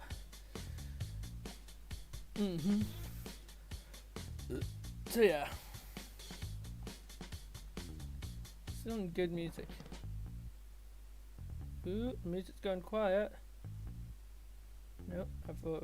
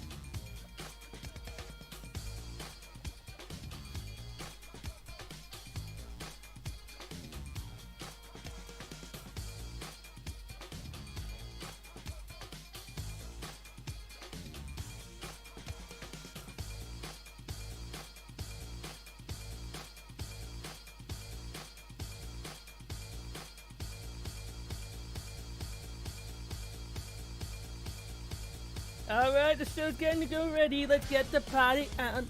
Boom, boom, boom, boom, boom. Hit that subscribe button, ring that notification bell, and we'll see it. Yeah, we're gonna be checking out all other things. I am really hyped. I'm really hyped for this.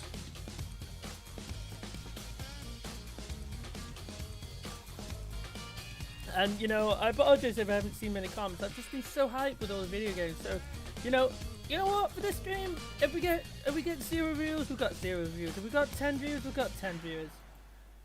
You know, it's one of these things. It's one of these things. Like sometimes we have loads of people, and then sometimes we have zero. So it's really hard to tell. But I am excited. I am very excited. What just happened now? Why is it all gone down? Ah, you bugger. It better not go down. You better go down. This is where the internet like goes crash. I bet you.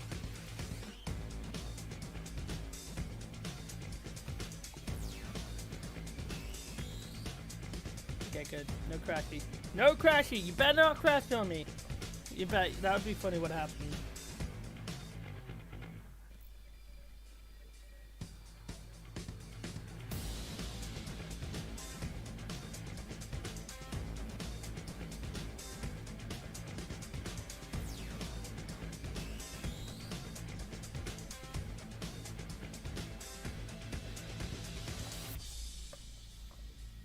So yeah.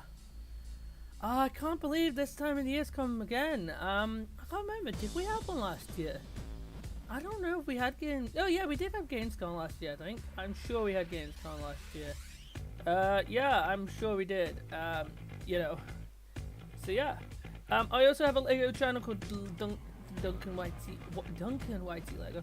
So I'm just gonna check one more time. I'm so sorry, boys and girls. I know you're probably like, stop checking everything. I'm just one of these people that want to make sure everything is sorted. I'm just gonna put that on there for 1 sec to make sure we're all good.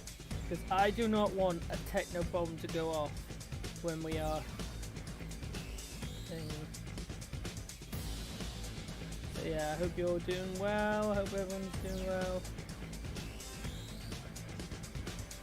Live on DuncanYt, live on DuncanTTV, and welcome to the lovely stream.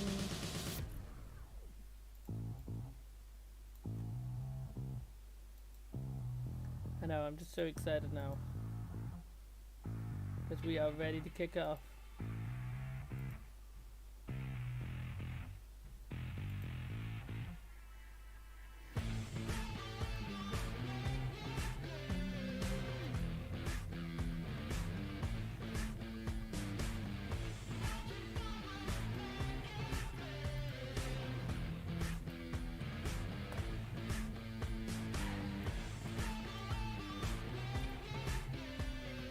We're just getting the official. I'm just rushing.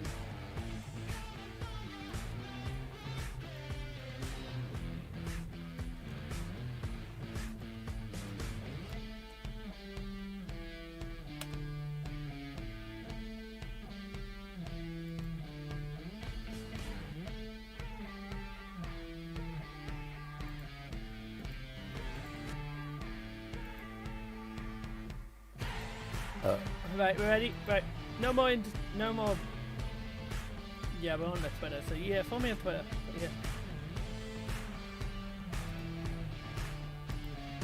Are we ready, gay boys and girls? Are we ready? I can't wait to see what.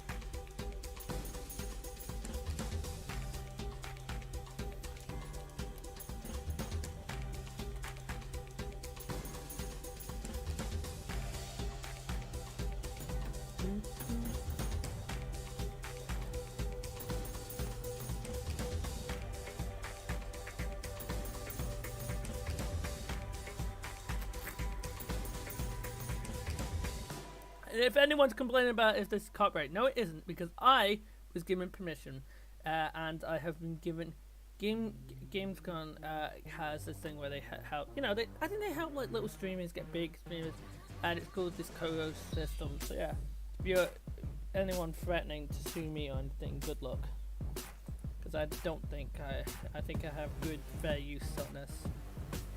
Well, I don't know what music they're using. I hope they're not sending any copyright music. I forgot to ask them all about that.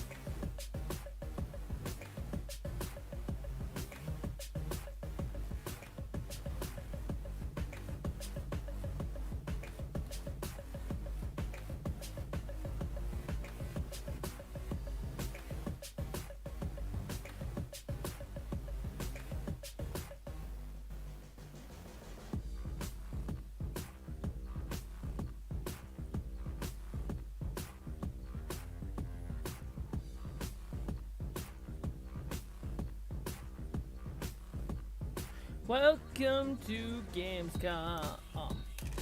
So yeah, I think we're really gonna get some good info. Hopefully, I don't know, I'm just gonna call a friend to see if he wants to join. Or press the wrong button. Don't know if he's free.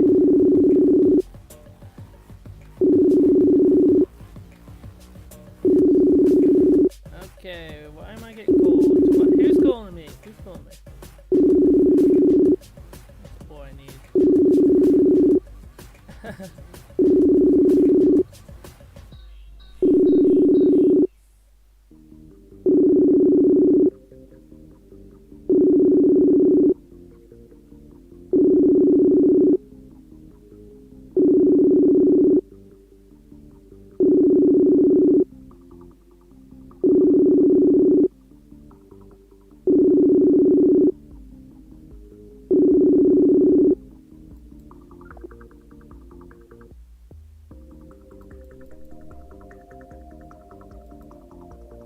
Okay, someone just tried to call me there.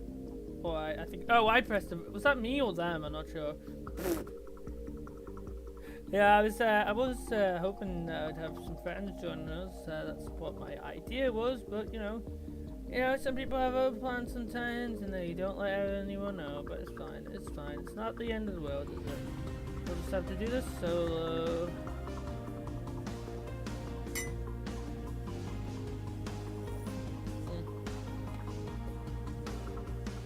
Yeah, so the Gamescom's been going for a couple of years.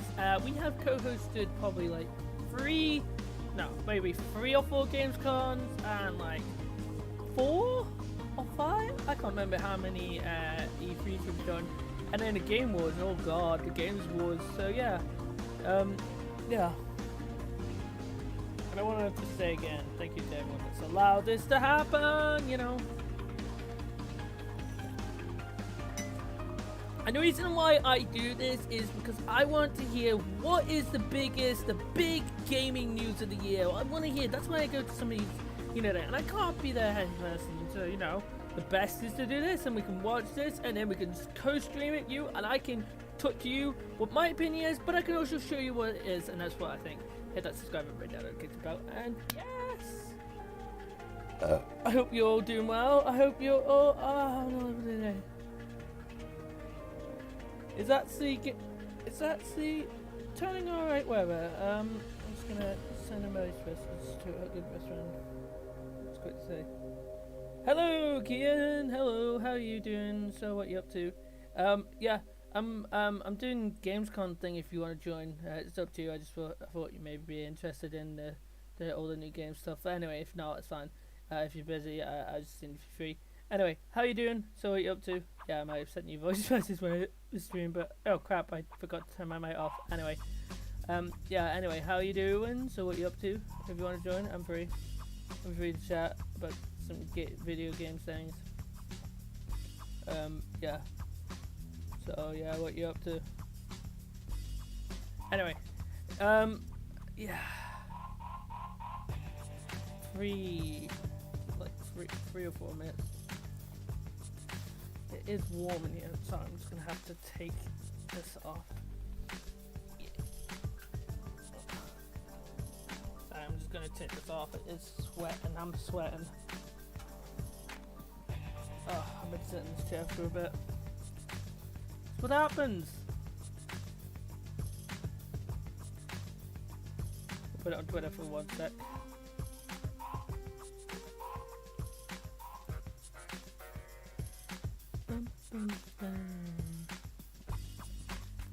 To do any comments on Twitter?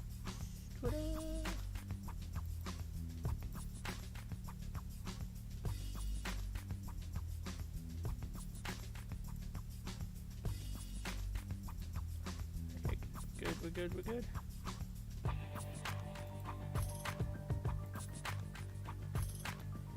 I'm just gonna leave it on this for now. Yeah. So yeah, boys and girls, I hope you enjoy it all. If you see my phone taking pictures, it's because I will be trying to give a bit of a feed up, a live vlog on Twitter.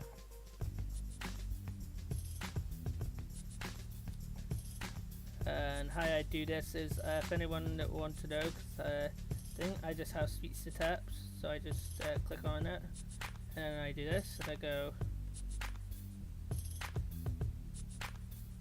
Gamescom live in 3 minutes. Gamescom live in 3 minutes.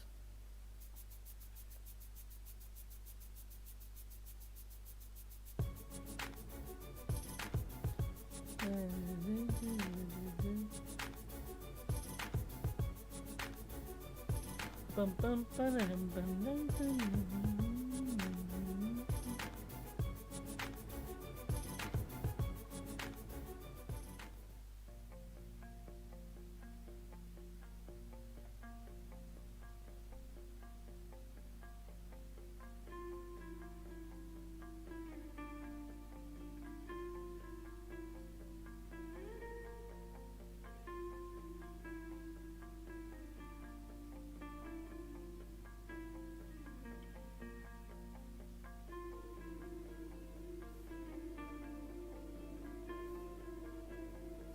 So yeah, I'm hoping everyone's having a nice little day.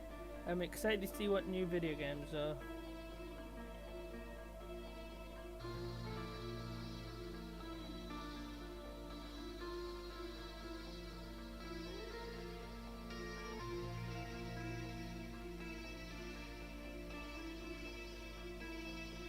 Yeah.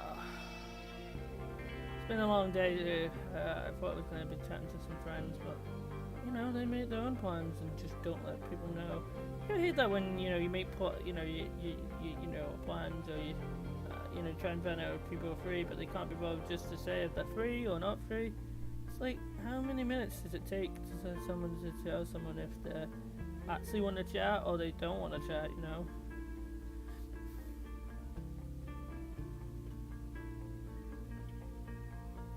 Anyway, I hope you're doing well. I hope everyone's doing good.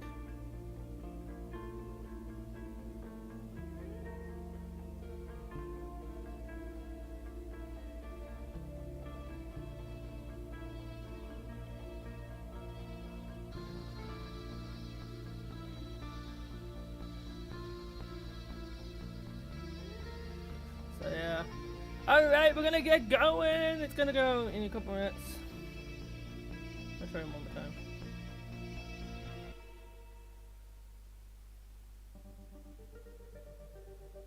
He said he would maybe be up for joining, but I don't know if he actually meant that or not.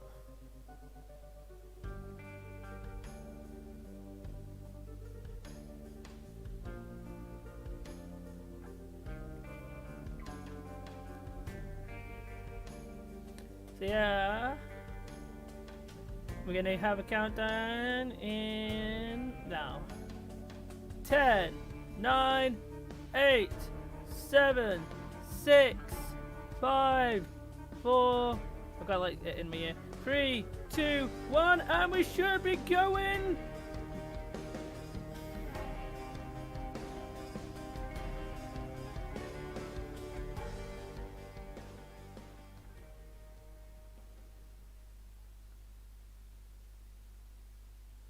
Here's so weird thing. It's Gamescom 2022. Welcome to the Gamescom thing. Please welcome to the stage the creator of the Game Awards, Geoff Keighley. Geoff, Keighley, welcome. Oh my God! Hello, everybody. Hello. How you doing? Welcome. It is so great to have a live crowd with us here. Oh in yeah, Cologne, this is the Germany first for time we Gamescom have a live 2022. I'm Geoff Keighley, and I gotta say I am so excited to be here with you. We did this in 2019 live in person in Germany, and then the past 2 years we had to do it virtually from Los Angeles. And in 2020, the first show that my team did together live was that August, Gamescom, and we connected with all of you virtually. And the fact that we're back here in person, yeah, because this is I don't want want to to ever take this for granted before. So, guys, are you ready for a fun show? Yeah. Well, I gotta say, we have a lot of great stuff for you tonight. We have tons of world premieres. The entire industry has come together to showcase the future for you. We've got games like Sonic Frontiers, the Callisto Protocol, Outlast Trials, Hogwarts Legacy, Gotham Knights. Oh, Gotham Knights. And a lot of surprises of things that we didn't talk about in advance. So we've got some good stuff for you tonight here at Gamescom. What are we gonna have? I can't wait to get started. We've got 2 hours of stuff, so should we just get right to it? All right. I love the roar of a live crowd, and because we got a live crowd, we got to surprise you with some stuff tonight too. So let's start things off with our first world premiere. It's a new world from a brand new team that has a bold vision. Let's check this out. Ooh, what's this? World premieres.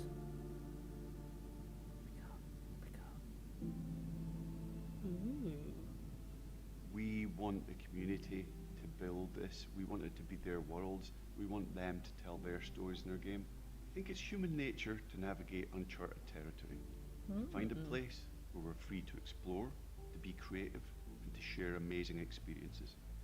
The goals are to make an experience that's unlike any other, which is such an exciting thing to be part of. I think ultimately, like, that's kind of been the big ambition, is to create this kind of like open world that can be built out in every direction. I think it's every day is a new discoveries and it's constantly growing. We've put a lot of focus, I think, on the I like that archetype and artwork. what it means to represent yourself digitally. This is more than a game. It's a labor of love. It's a labor of passion. The dream is to create a whole new world for the next generation of gamers, and I think that we've kind of captured that. That is, we need Players a new will generation. play a massive part in this. It's not going to be just our game. It's not going to be just what we decide to do with it. And that's what I would love to see tonight with the open world. The really thrilling aspect of all this is that people are going to get to see what we're doing for the first time. I'm just so excited for people to see what we've been spending the last 5 years pouring our hearts and souls into. And I'm excited to see how they feel about it, even though they will have to wait just a little bit longer. Everywhere has become more than just a video game for us. And today, we're delighted to give you a peek behind the curtain at what we've been working on.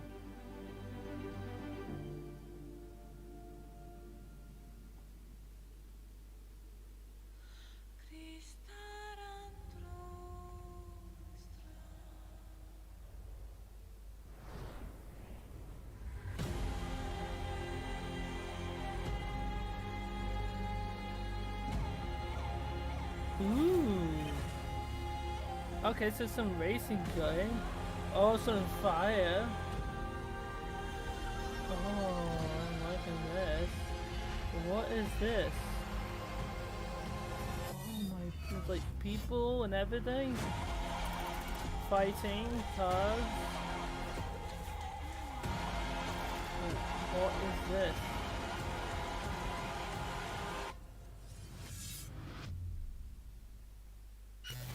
Okay.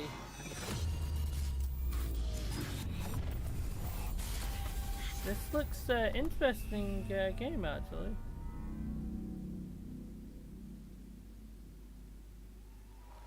Ooh.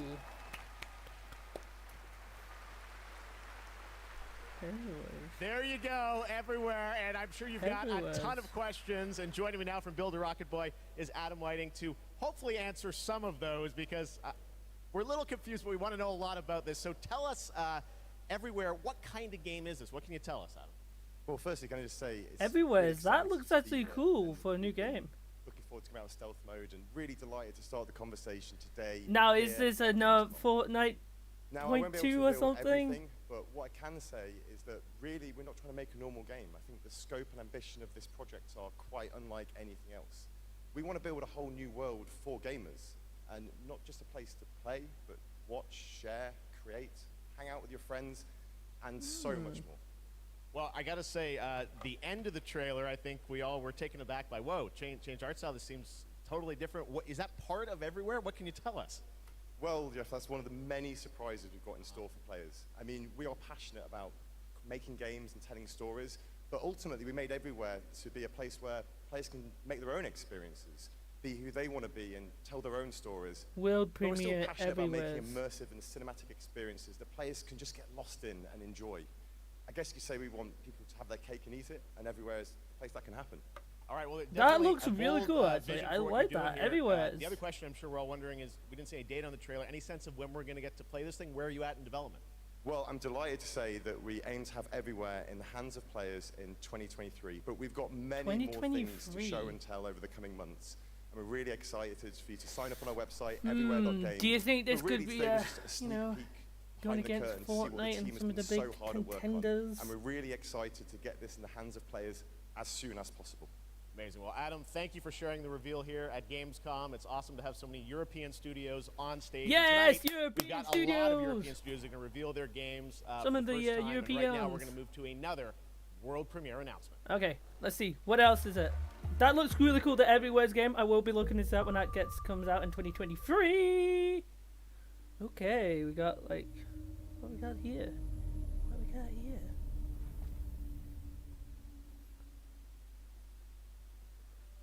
I must not fear.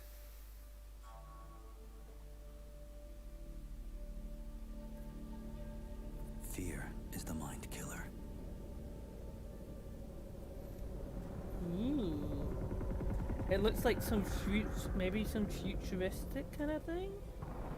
You know, that looks like there's some, or maybe it's like end of the world apocalypse thing. The little death that brings total obliteration. That looks.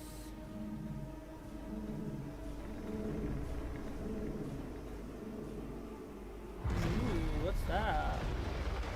Okay, that's just like bye bye. Bumbles. I was hoping to have another friend commentate on this, but Emma did it on my own. My fear. Ooh, who's he? I will permit What's it this to game? pass over and through me. He's got nice blue eyes, I'll say. Oh, he's got like a mask kind of thing? Inner eye to see its path. What is this? What When the? the fear is gone, there will be nothing. Oh my god, this actually looks cool. What the? Only I will remain. What the? What's that? I'll wait for Geoff Keighley to say it because it's really hard to tell without. That's the one thing doing these things. I don't have a read on.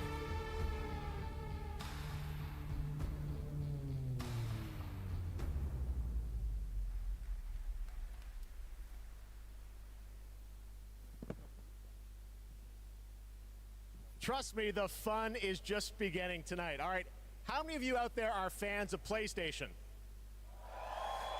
PlayStation. Well, we've got a fun surprise for you. I said PlayStation, what can we do for all the fans coming together here at Gamescom?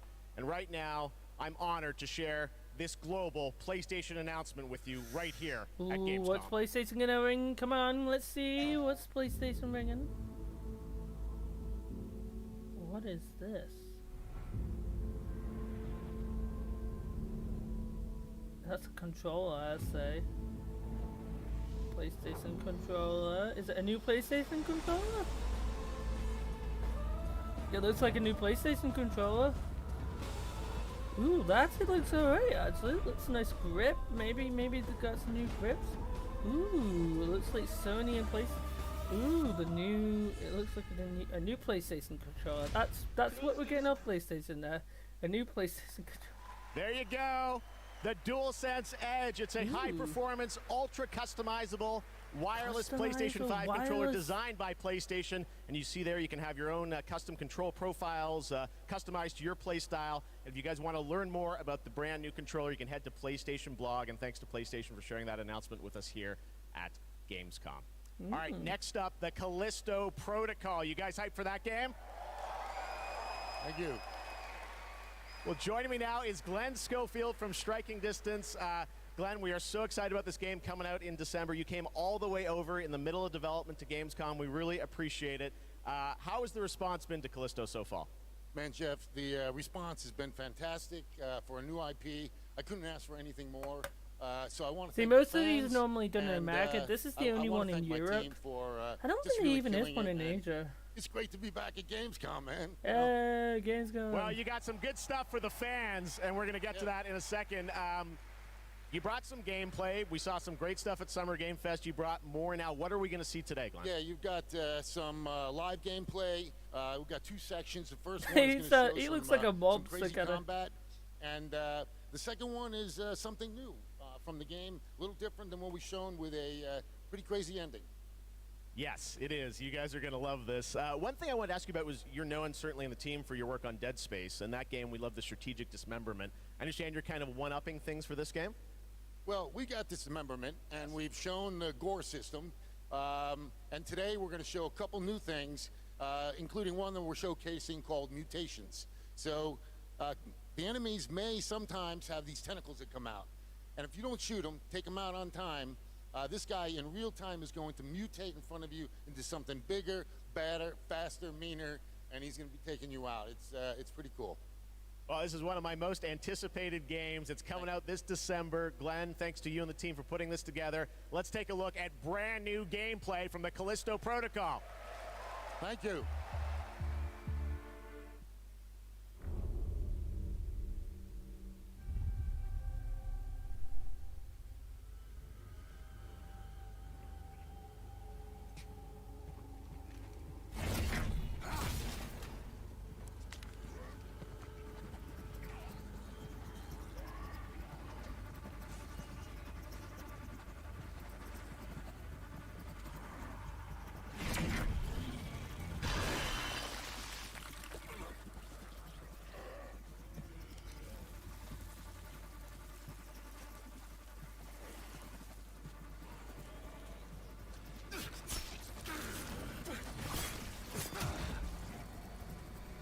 I'm not sure about this one. I liked the Everywhere one, but I'm not sure about that.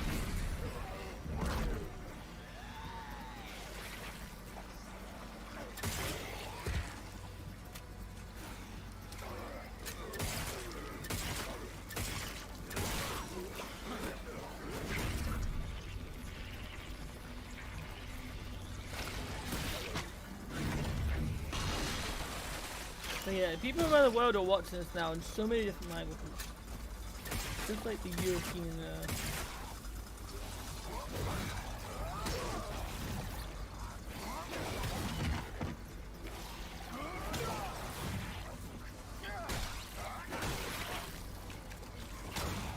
that game earlier was called Doom's Awakening. I found out on night with my reader. I don't think you can hear that.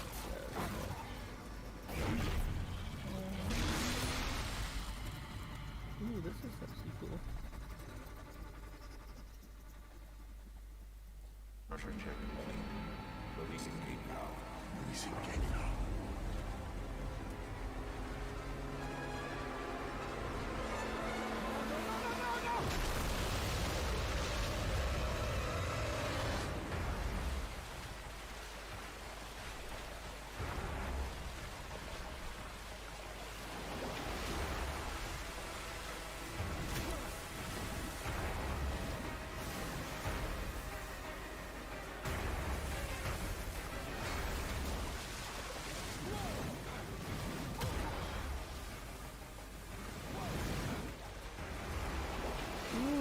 This is getting more and more better.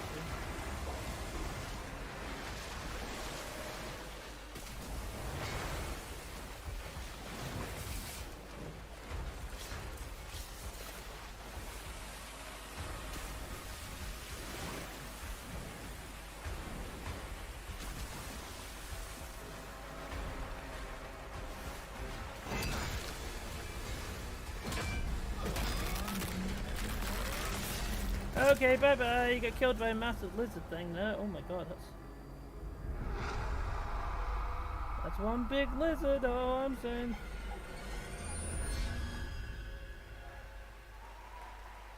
Woohoo! That's actually looks alright, actually. All right, that's pretty good, right? Yeah, I agree with that. We got lots more coming for you, but right now I want to introduce my co-host for ONL, Melly. Melly, welcome to ONL. Thanks, Geoff.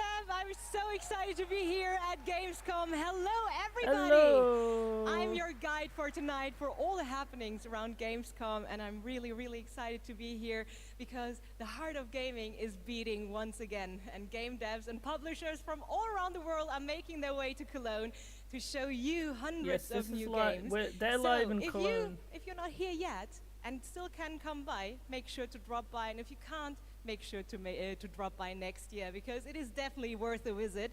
And one of the highlights we have this year is we actually have the largest indie area ever, bringing visitors and devs closer together than anywhere else in the world. And you can meet the makers of the most original and fantastic and creative games here. And if you're not here, and if you can't make it here, do not worry. You can also check out the Indie Arena booth online at gamescom.global. Geoff, it's back to you. Thank you, Melly, and you'll be with us all night. We've got Gamescom awards to come and other things too. Oh yeah, the Gamescom But let's get right awards. back to the world premieres. This next one is one you've been waiting for a long time what is to it? see. Let's take a look at this brand new world premiere. What is it? Well, After an age of the cruelest tyranny, man finally defeated its overlord. okay. The gods do not fall forever. Bit evil, I'll say that. The champions of war united and began the eternal watch over their tyrant's colossal remains. Oh, wait a Some minute. It forces, looks like kind of like Lord of the Rings, kind of Games of Thrones kind of thing. Cannot end. But now, eons later, the fallen god's influence pervades the world again, corrupting even sworn enemies. To join his accursed lords of the fallen and damn humanity to a new that age damn of humanity. devastation. Though Bad from these humanity. darkest days, new heroes arise. To defy the gods, one must embrace the darkness. And so lies our only hope.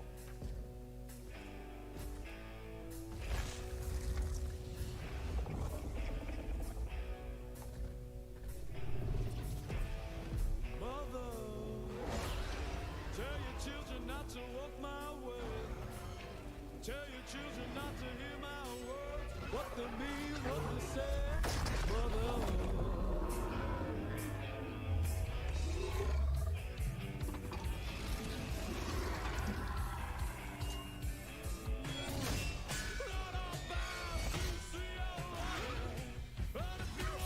Okay, that's a low, massive fighting to me.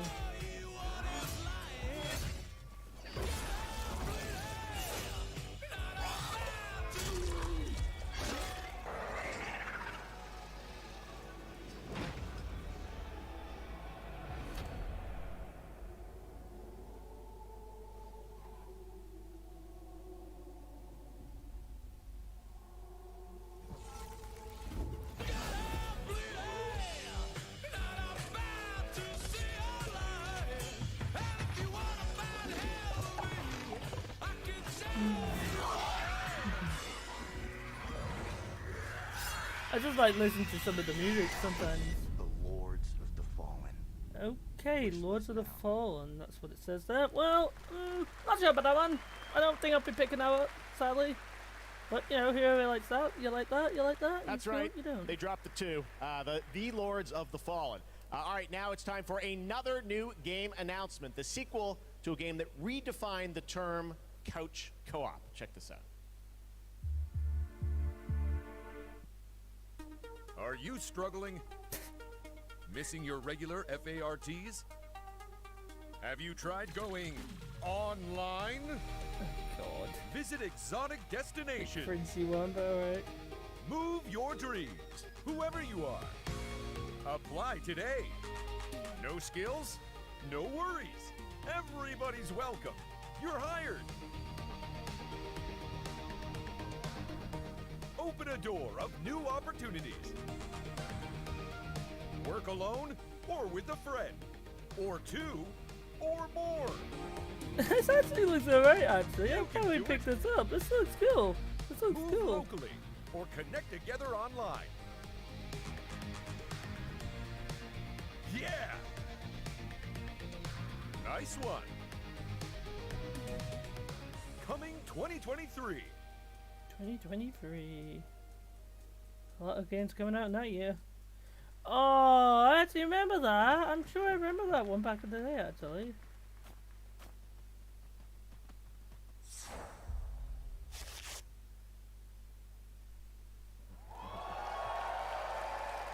Yes, it's time to step into the Potterverse. You guys excited for Hogwarts Legacy?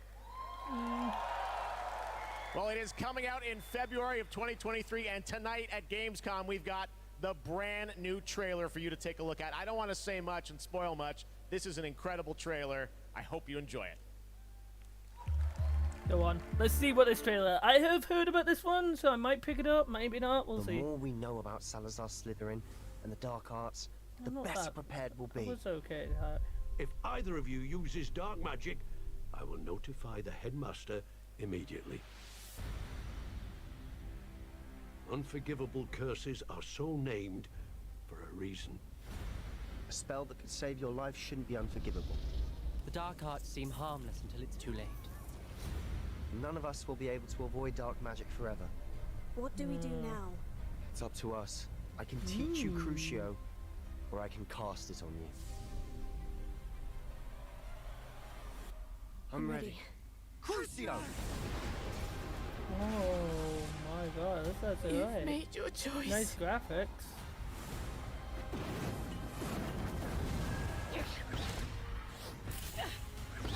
Okay, this is actually a good trailer. I might pick up to do a review. If I've got the funds for it. Look at all those skulls. Maybe I'm not a big Harry Potter fan though, but I would like to just, you know, see what it's like. There you go. The two of you done? So it's not really Harry Potter, it's like... Ooh. Oh, it's a phoenix. Is it phoenix they call him?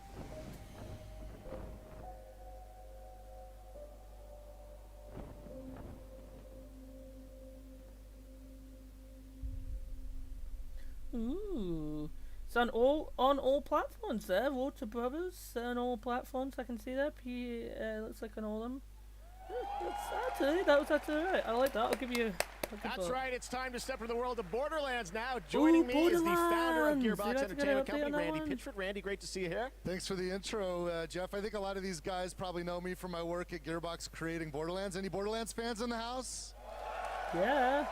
Well, I got good news. I know some of you hardcore folks saw the leak, but I'm here to officially announce new Tales from the Borderlands. Things get leaked. Tell us about this. We remember Tales from the Borderlands. This is new Tales from Borderlands. This is new characters, new story. It is. You know, I loved the original game, and so that's why we got some of the original storytellers and writers that were back in the day at Telltale and developed an all-new storyline with all new characters, created with production from Gearbox Studio Quebec. It's an all-new experience, and we're here to show it for the first time today. You guys want to check it out?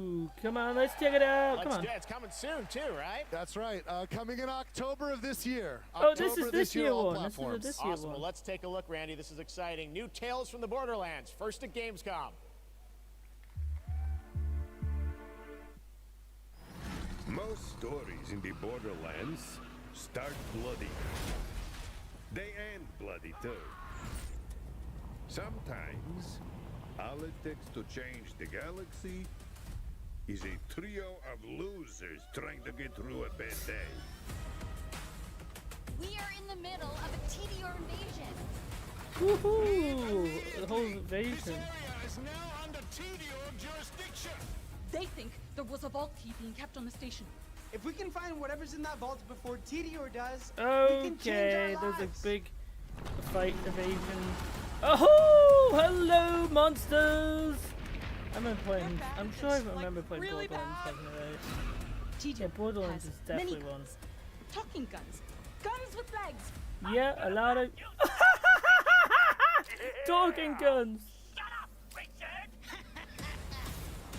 Oh my god, that is funny. Talking guns. That is funny. I always wanted to change the universe for the better, and now Robots. we actually can. But more importantly, we'll be drowning in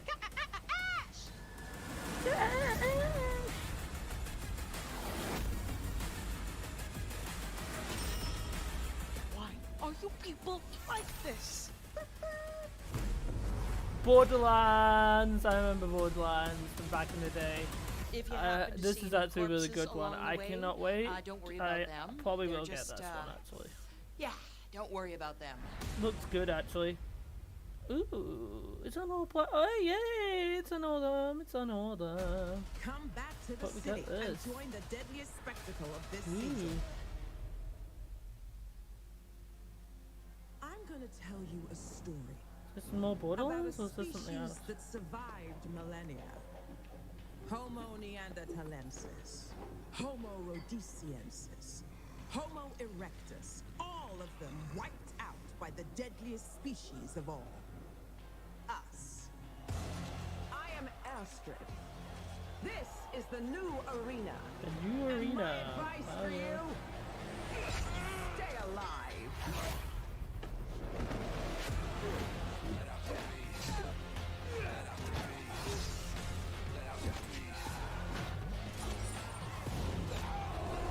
There's actually been some good premieres actually. I think what's going on is a lot of games are, coming out of their shell now since, pandemic and all that. Every day you fight for survival, but today you fight for glory. Anyone can be a warrior.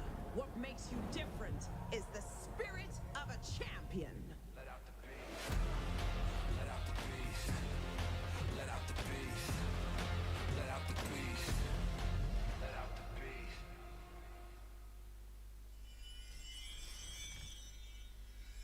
I don't know what that one is. That's not Borderlands, something else.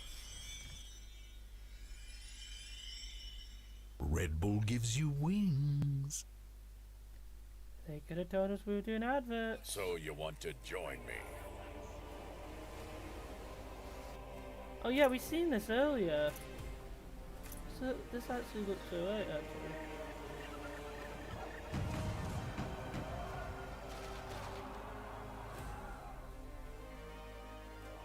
Sign up and be a part of my crew in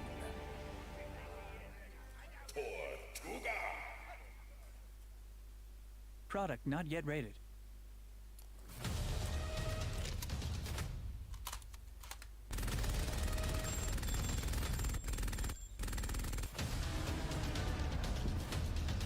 Oh, what's this one?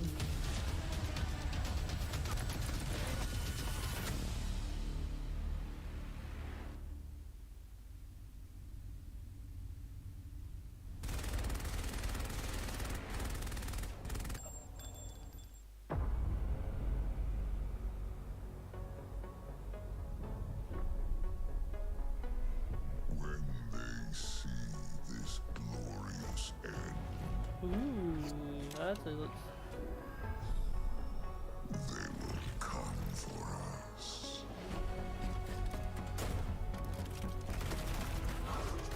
To savor the fruitless struggle to its last drop. Every last drop.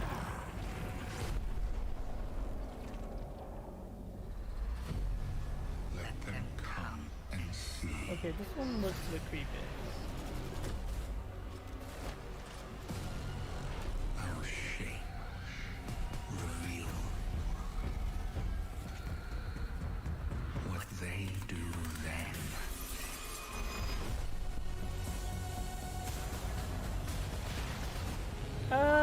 This actually looks a little bit alright. This is like a war kind of one. I don't know what this some of that I don't really get. Because only in the end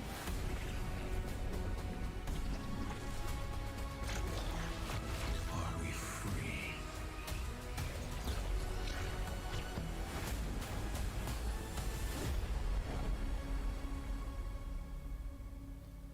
Okay, Hello again! This Hello. Saturday, the Gamescom Awards will be handed out to the winners of the best games on the show floor.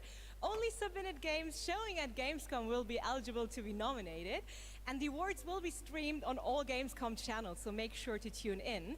But tonight, I'm allowed to hand out 4 awards. I'm very, very excited about that. And I would say, let's jump straight into it, starting with the most wanted PC game. Here are your nominees. Let's see what the most wanted PC game for the Game Awards thing. Let's have a look.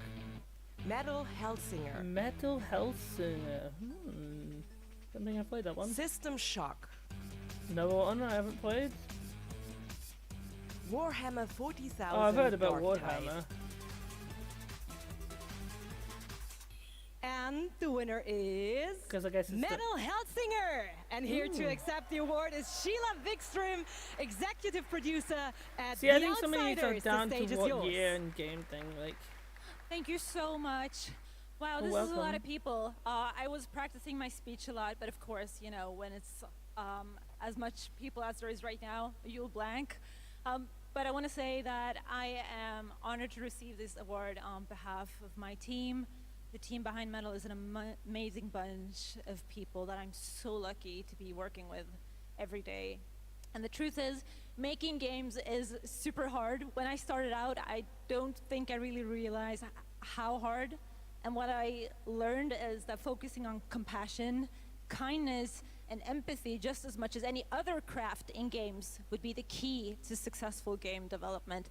And it's precisely those qualities that my team possess, and why I'm so privileged to be working with them every day. I love you guys at home. I miss you so much. So what I want to say to you, my industry friends and colleagues, is treat each other with heart, kindness, and respect every day. Make games with humanity. Thank you so much. Yeah. Congratulations once again. Well done. Well done. And Geoff, back to you. Thank you, Melly. Well, the world premiere train keeps going. It's time to move to the world of Sonic. Any Sonic Hedgehog fans out there? Yeah, Sonic Sonic the has had a Hedgehog! pretty good year with the Sonic 2 movie, which was a ton of fun earlier this year. Well, Sonic Frontiers is in development, and Sonic we've the got a Hedgehog. brand new trailer for you and confirmation of the release date, too. Check this out. New Sonic game? New Sonic game? Ooh, I heard bits about this one. Ooh, hello, Sonic.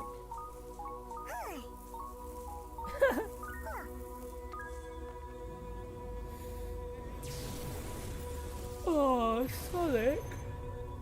Submit. Hey, Sonic. Your reckless actions endanger the world.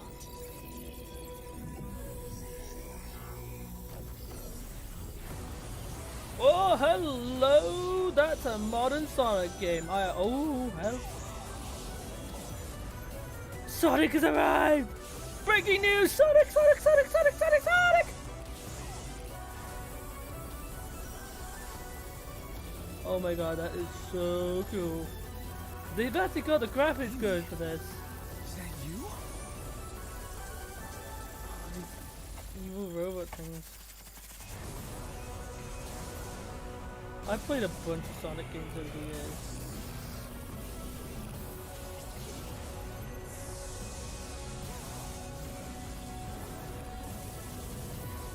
Hello, Sonic is in the house! You cannot run forever. Leave immediately.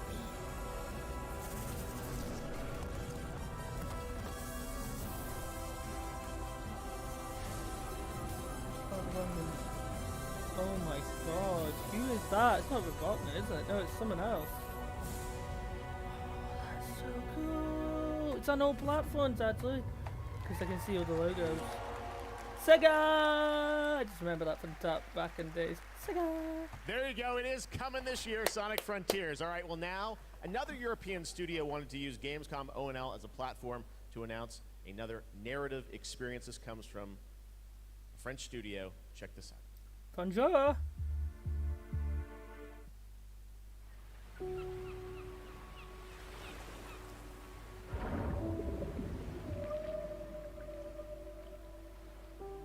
We leave so many things behind us.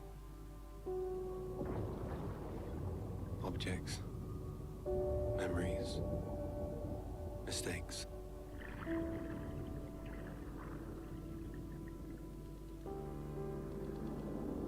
They sink in time, touch the bottom and go to sleep. Silence is full of ghosts.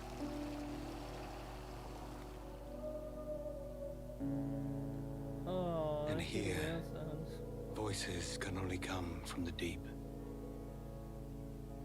Deep under the waves.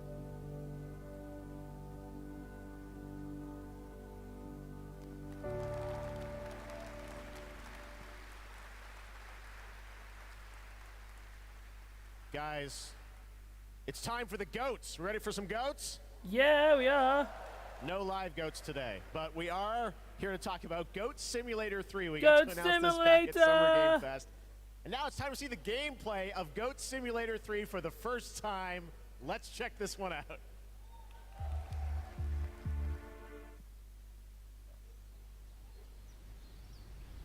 Oh, that's really cool. Goat Simulator 3. I remember the first one at least back in the day. Ah! It's Goat Simulator. Goat Simulator is actually done by Rockstar, actually. I'm sure it is Rockstar. Is it Rockstar or someone else?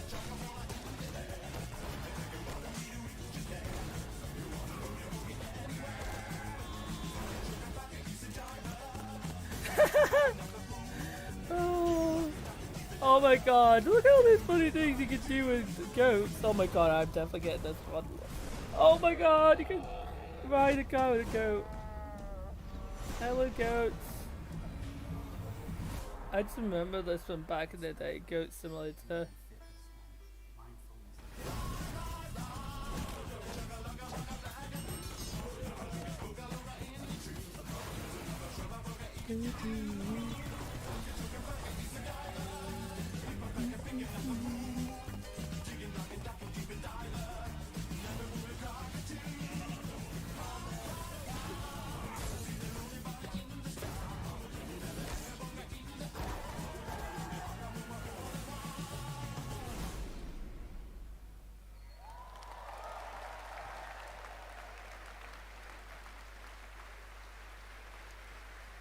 November 17th, that has literally about everything you could imagine in it. Goat Simulator 3. All right.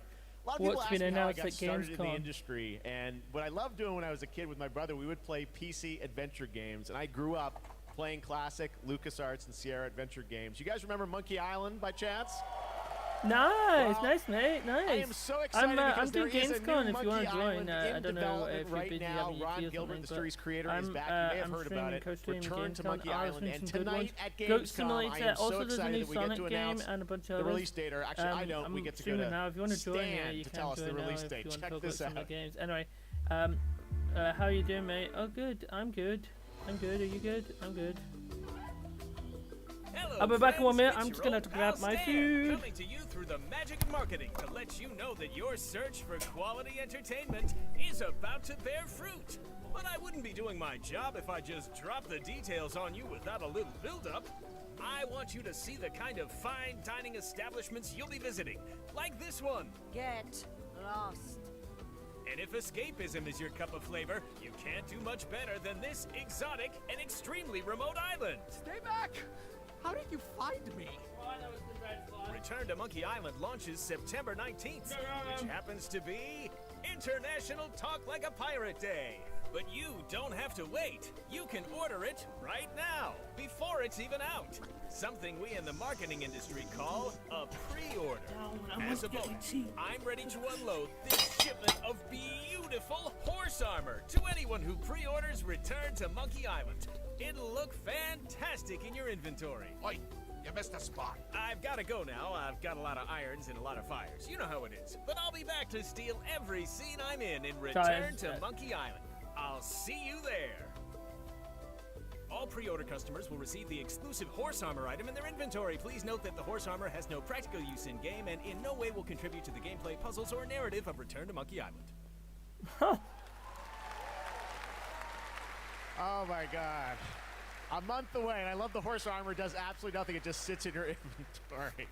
Return to Monkey Island. Cannot wait for that. All right, now let's turn to the world of Unknown Worlds, the creators of Subnautica. As we've teased, they are here today at Gamescom to unveil a brand new IP, and it's a departure from Subnautica. It's a brand new turn-based sci-fi game, and we're going to reveal it for the first time right here. Actually, special guest is. Let's check this out. Hi, I'm Brandon Sanderson. You might know me as the author of the Mistborn series, the Stormlight Archive, or as the guy who finished Robert Jordan's Wheel of Time. Over the last few years, I've been working closely with my friends at Unknown Worlds on the exciting project we're revealing today. You, of course, know Unknown Worlds for creating immersive and fantastical worlds like the incredible Subnautica series. When they reached out to me, I was absolutely thrilled to help craft the expansive sci-fi universe in which their next game is set. This secret has been a hard one to keep, and we're so excited to finally show you what we've created together. So, without further ado, this is Moonbreaker.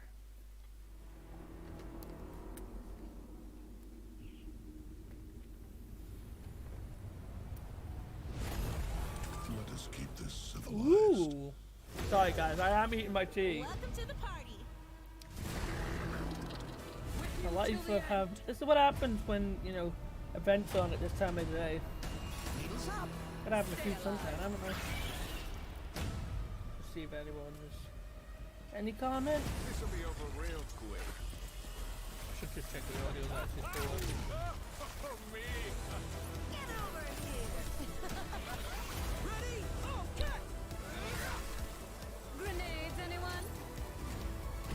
They'll never see this coming. I taste their panic. Good day. Stop this treachery. Come on, it's fun.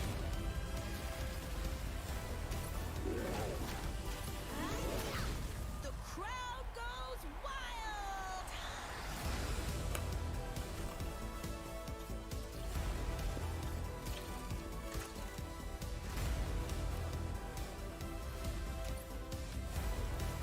So yeah, how's everyone today? Hope you're doing well. Sorry, I'm having to eat my tea and comment on all this. Oh, this actually looks real good. I don't mind this one actually.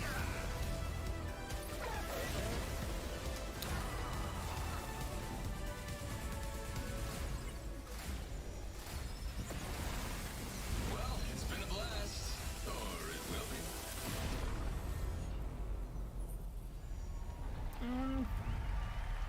Bit 50-50 on that one. And joining me from Unknown Worlds is Charlie Cleveland. Charlie, Moonbreaker, it's real and it's so different than Subnautica. So Yes, tell us, it is. This departure, you guys like to kind of reinvent yourselves every game, right? Yeah, so people thought we were kind of crazy for making Subnautica after making Natural Selection. We went from a strategy shooter to a pacifist underwater game, survival. So I feel like we've done this before. We love changing genres, but I'm hoping, our Subnautica fans will still come along for playing a digital miniatures game. I hope. Well, it's so cool. A digital miniatures game. Everyone loves miniatures, but how do you translate that into gameplay? What is the gameplay of this game? So we're kind of channeling like a Guardians of the Galaxy or Firefly kind of feel. So you can see that from the colorful art style we have. So you choose a captain and 10 crew, and you build a roster, kind of like a traditional miniatures game. And every unit in the game is really like strange and special and kind of game breaking. So yeah, you deploy units and you move them around on the battlefield and you get all these crazy game changing powers, kind of like Hearthstone meets XCOM, kind of.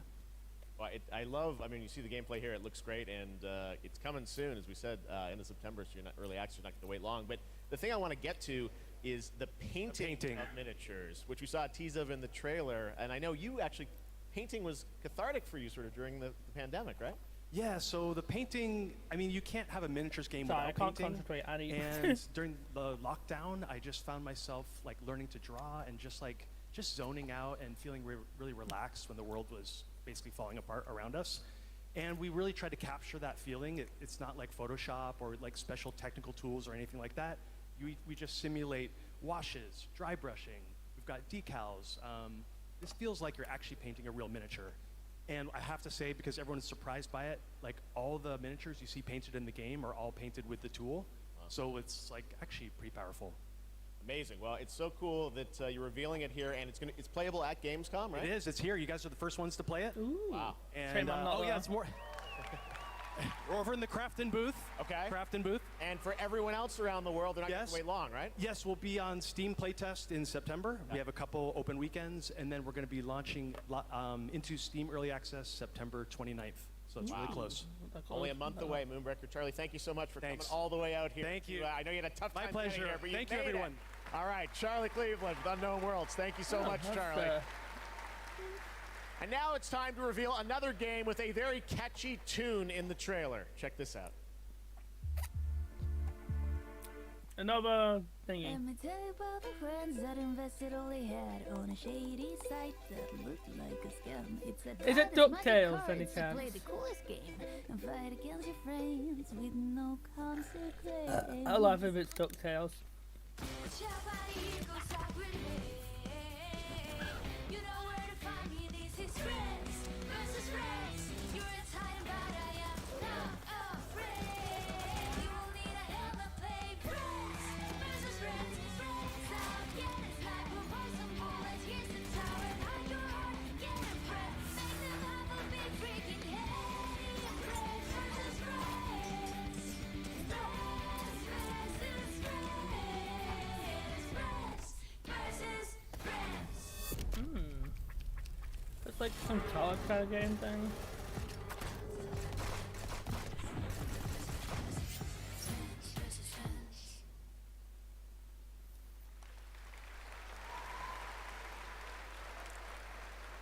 Inspired by the familiar story of Pinocchio, Lies of P is a new action Souls-like game that is coming out from NeoWiz, and you guide Pinocchio on his unrelenting journey to become human. This game looks absolutely great, and we've got a brand new gameplay trailer to show you, and this game is also coming to Xbox Game Pass on day one. Ah, so Xbox Game Pass, you know, that Game Pass that you have to pay like a subscription fee to get a bunch of games, not to advertise on that. Can you hear me? I hope this reaches you. This city is falling apart. Chaos, madness, death, and there might be no going back. But you can change that. It depends on the choice you make. Truth or lie.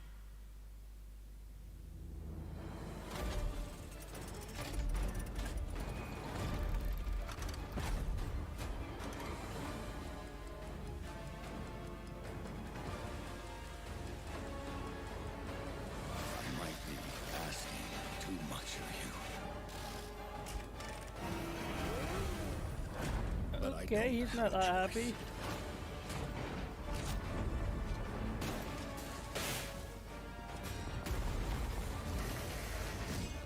Not be happy about the Sonic thing and the Doom thing.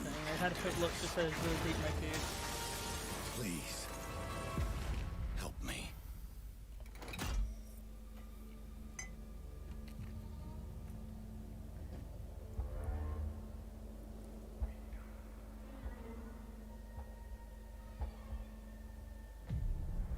Finally, we meet, son.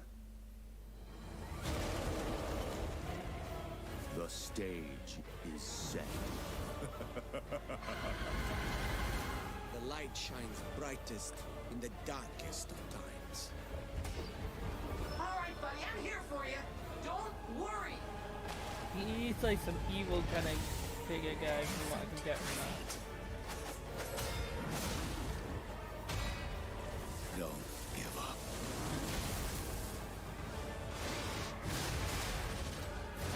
Keep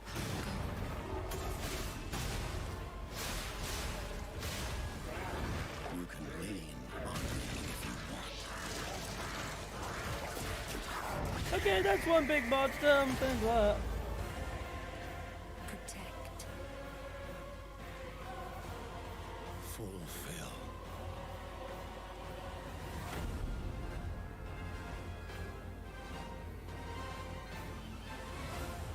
Your destiny. A destiny.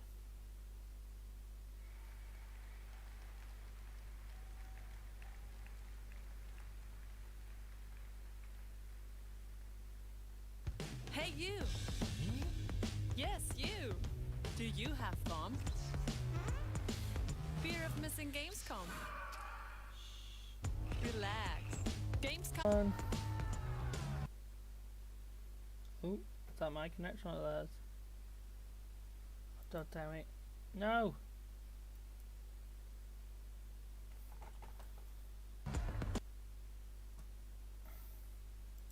Gamescom now. Register now.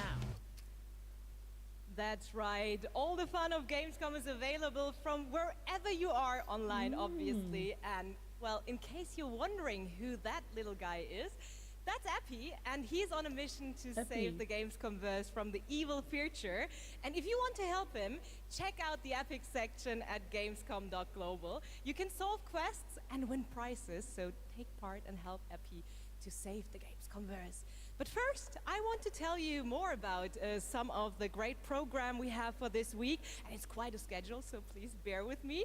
There is, for example, the Gamescom Studio by IGN, featuring game spotlights, dev interviews, and all insights into this year's Gamescom, so please make sure to check that out so you don't miss anything.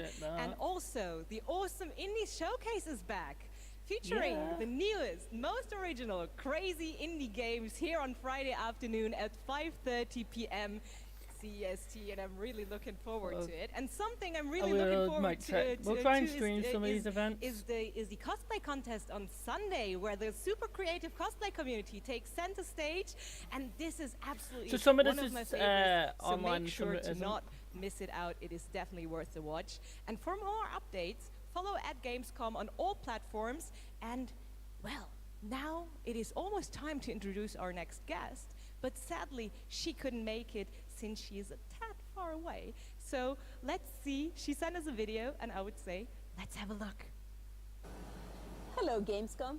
I'm ESA astronaut Samantha Cristoforetti. Oh, she's currently flying at around 27,000 kilometers an hour, 400 kilometers above your head, on board of the International Space Station. Today, International I come Space to you to say Center. bravo to the games industry. We see how many space games you've been creating recently. Those missions you send your players on aren't just great fun. They create curiosity, interest, and the love of space exploration in gamers around the world. As we look towards returning to the moon and on to Mars, with our ambitious they're going to moon and the Mars humanity's and all that. spaceflight capabilities will be in part thanks to the games industry. And who knows, perhaps even you will be among us here at ESA for the journey. Exploring space virtually isn't just great fun. It's having real-world impacts that lead us all closer to the stars. So on behalf of everyone at ESA, bravo. Keep creating, keep innovating, and keep playing. This is ESA astronaut Samantha Cristoforetti, wishing everyone a wonderful Gamescom from the International Space Station. Hello, the International Space Center. Da, da, da, da, da, da, da. Oh, that's the NASA Space Center. Oh.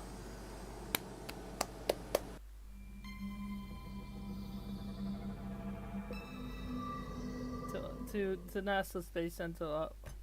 Wow.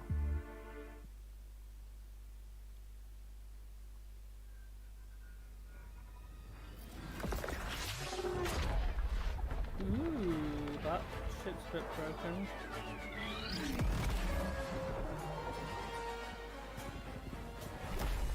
What is this? Is this Star Trek? Or something else? It's not Star Wars, is it? Star Trek? Star Wars? Something else? I don't know. I'm just like guessing.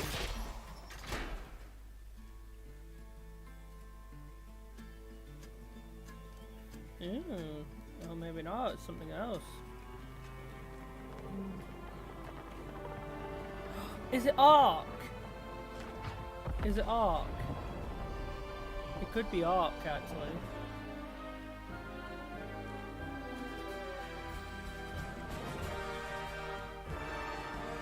My guess is Ark. I don't know.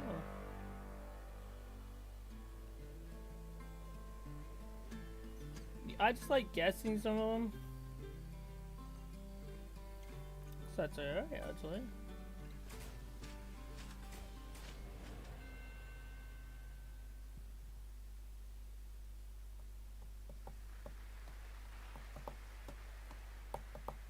When we were looking at games for Gamescom Opening Night Live, one of the things I was most impressed with this year is there are a lot of European studios that wanted to debut games here. Yeah, and also a lot of brand new IP, brand new worlds, and we're going to introduce one of those games. to you I like right the now. European. And I like think how you're there's a excited bunch. about it. I really like how that there's a bunch of European games. You know, from studios that are European. And if we don't get it today, I think we'll get it in the Games Awards. But I would love to hear something about GTA 6. The sand but, you know, has we'll just have to wait and see. Memories of our past, when gods walked this world, and our heroes stood amongst them. But the gods' vanity grew, and in their struggle, we were cast away. Only remnants of these stories remain. In the sand. In the ruins of this shattered, broken world.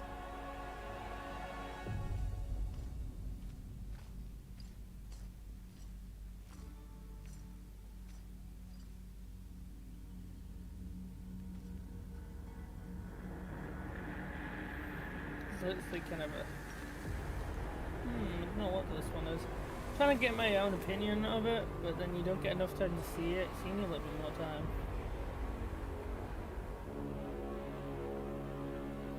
But I don't know if it's going to happen this time or it's going to happen in Gamescom. But we're supposed to be getting an announcement for GTA 6 soon, hopefully. I was hoping today.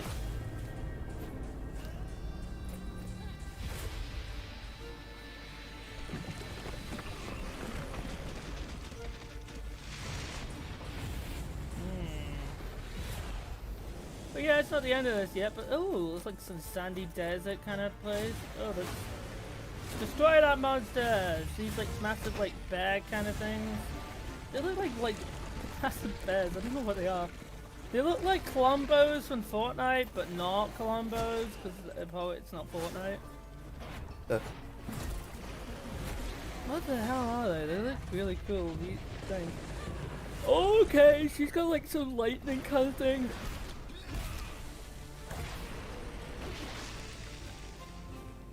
Even in ruins, we endure. We won't let go. For now, we can stand for ourselves. Okay, that's Mama. Or Daddy. Mama or Daddy. And face gods. Oh my god.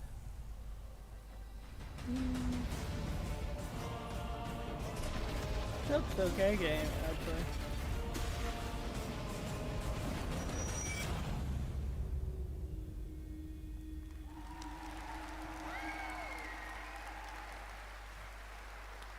Another Atlas Fallen coming in 2023.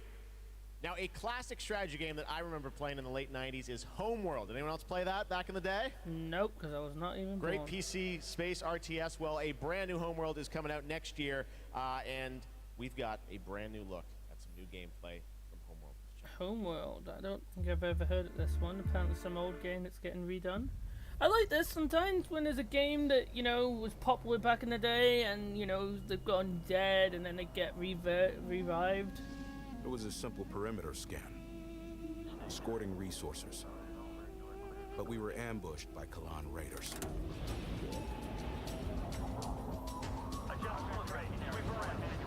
Fighters were no problem, but the missile frigates were a different story.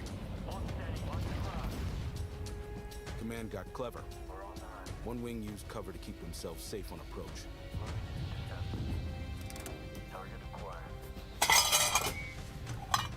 While another group found a tunnel in the structure to sneak behind them. We're on the right path with range.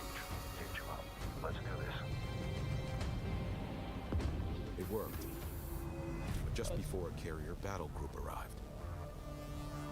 We scrambled bombers. Perfect for attacking capital ships. We protected the resourcers while they hauled in the goods, which meant we could roll out assault frigates. Cleared hot. Let's take it to them. Stay on them. Break contact. The raiders weren't pushovers, but command countered their hit-and-run tactics. The way their carrier exploded, beautiful. And we even grabbed a little souvenir. That missile frigate is ours now.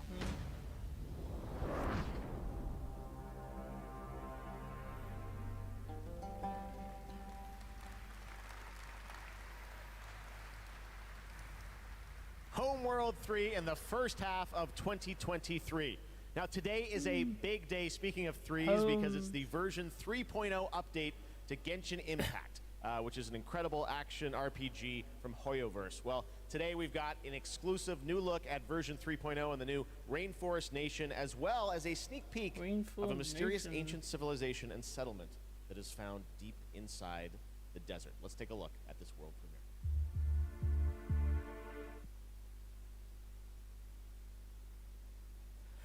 I like world premieres. Hello, birdie. Hello. Oh, it looks like one of them's like kind of like rainforest worlds or something.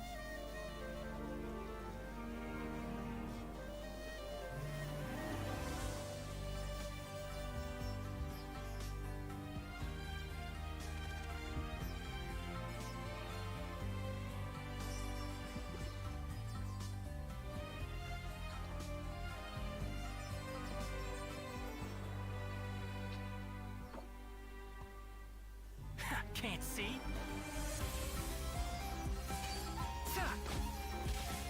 I'll uproot you! Go!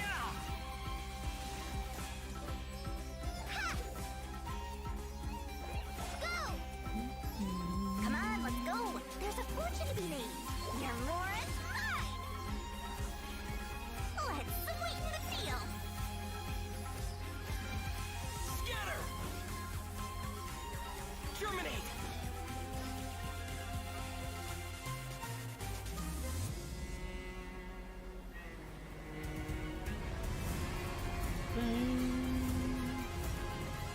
Not that keen on this one, I don't think.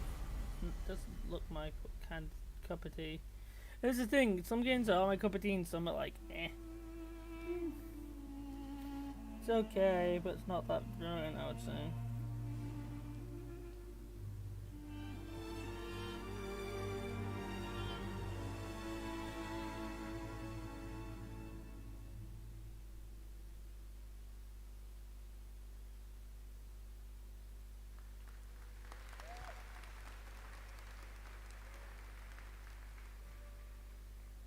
What an absolutely beautiful game, and that's not all from Hoyoverse, because they also have Honkai Star Rail in development. It's a grand interstellar adventure with strategic turn-based combat, and now we're going to take a new look at the story and adventure that awaits you in Honkai Star Rail.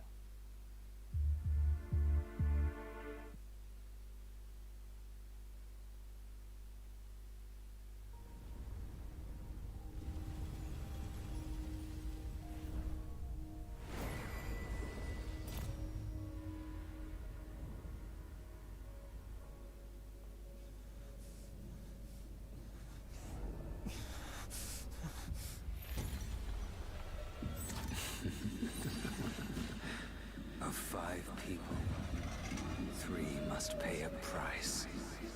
Alright. You are not one of them, Genuine.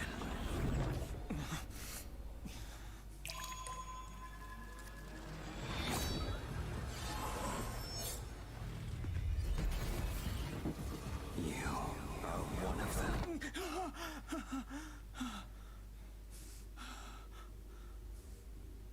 The Xianzhou is in danger. This man, he... The train is about to make the jump. Hold on, everyone.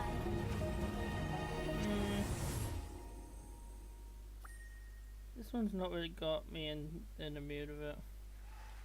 Hello again! It is now time for our next Gamescom award, and here are your nominees for the most wanted Microsoft Xbox game. Microsoft. The Dark Pictures, The Devil in Me. Okay.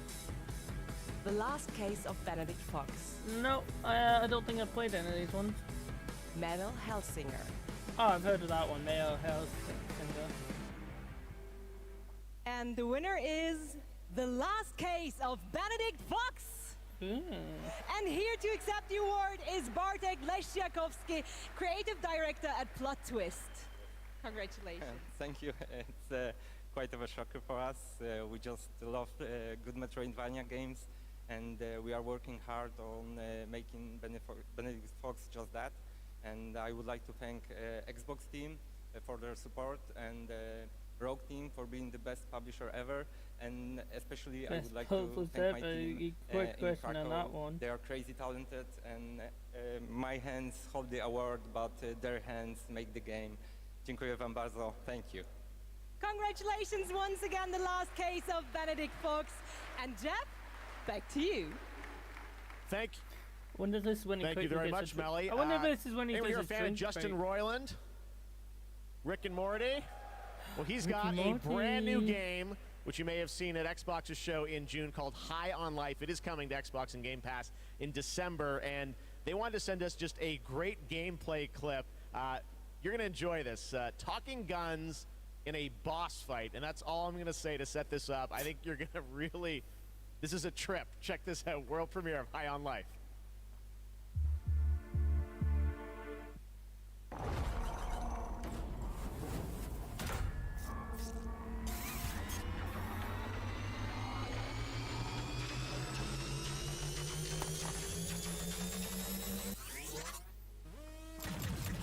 Wow, we're actually hitting her! Holy crap! That was cool!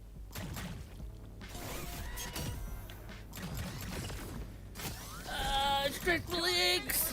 We're hurting you! No! Fuck you! Are you even a real bounty hunter? Real bounty hunter. Jesus, it's so gross you even went in there! That sludge tastes like shit! Yeah, so stop diving into it! Shit, she's filling the place with sludge! Stay in the air! Sludge. It's like a Ricky Morty kind of thing, I think it is. Yeah, it's Ricky Morty. You can still use me if you want. I can deflect attacks. Did you know that? I'm not just all about stabbing. Well, Sounds I'm like mostly Ricky all about Morty stabbing kind of thing. and tethering, but I can also deflect attacks. I'll slice them to fucking death. I'll cut their fucking heads off. I'll rip their limbs. I'll fucking do everything. Oh, I'm gonna fucking cut right into them. I'll cut their fucking asshole off and eat it. You know, this sludge matches your toxic personality. Fuck off. That wasn't even a good one. Surprise! Flashback! Hey, it's me, Five Tours. Kill my Ooh, this is ugly, ugly creatures. incoming laser. I think this is made by Ricky Morty, or is Ricky Morty? Ricky Morty? Just for you. Bet you're just as nice and squishy on the inside as the rest of them. Let me at her, bounty hunter. Wow, we're having our first real boss fight together.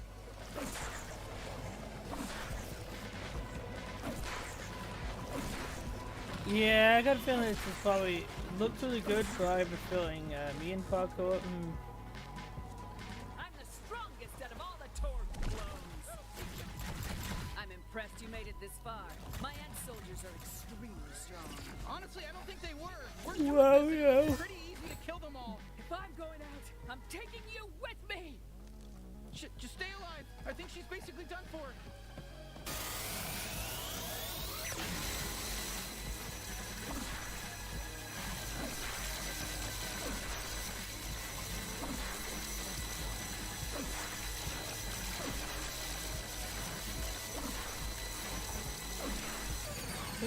Okay, I don't know who this is, but it sounds like it's, I don't know.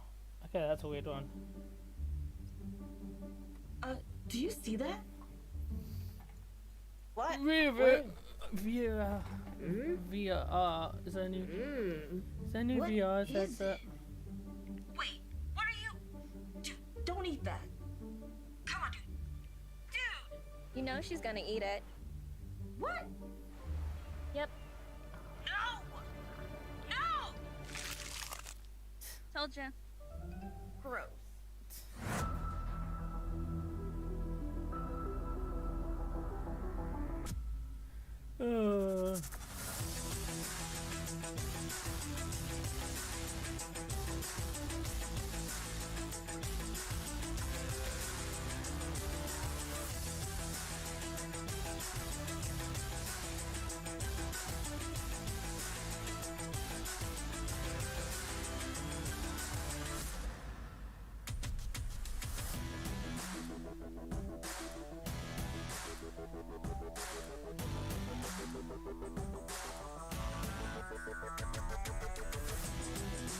Trying to say add in a minute, sorry.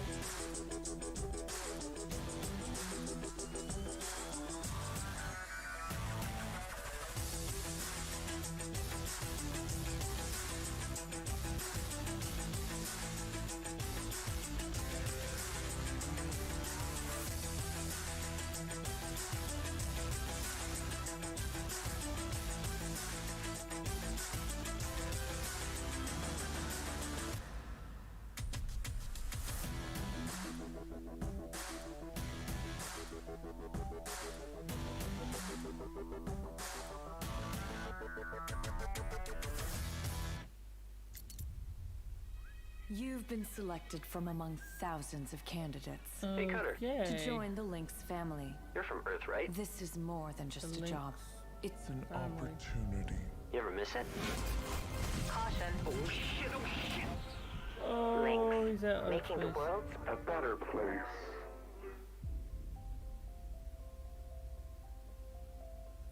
Well, I think he's dead. What they say about work in space is true. There's a new High School Musical. There's something real episode special out here. now. You don't have power here. You never will. Look around you. We're expendable. I can hear them in the walls. Ain't a trade like it. Dancing between the ribs of a ship, gaze out at the rest of the human race, buzzing in the distance. That's when the sky fills up with flames. Ooh, this is like some space kind of thing. Yeah, the only the way thing things I go. wouldn't want to go to space. No, with all these outfits, you know, claustrophobic, you know. If I had to do it like if it was the end of the world, then yeah. Alright, let's see what the new games from Game Pass is. Hit that subscribe button, ring that notification bell if you're watching, if you're you're not, you're not. I'm just chilling. This is just watching some epic games on 2022.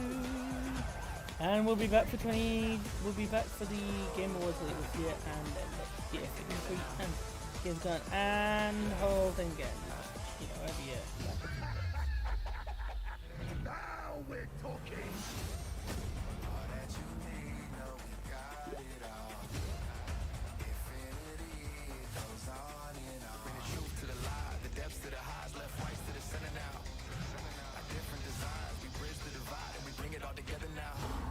You gotta help me rescue my friends.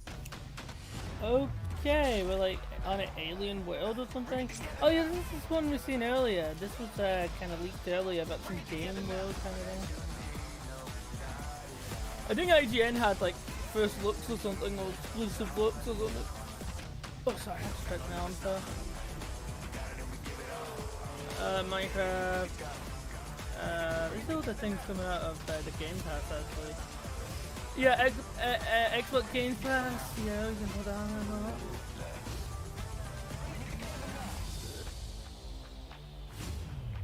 Bring it together now. Oh, yeah.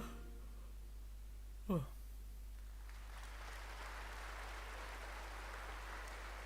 First announced back at the Game Awards, Telltale's next project is based on the Prime Video series The Expanse.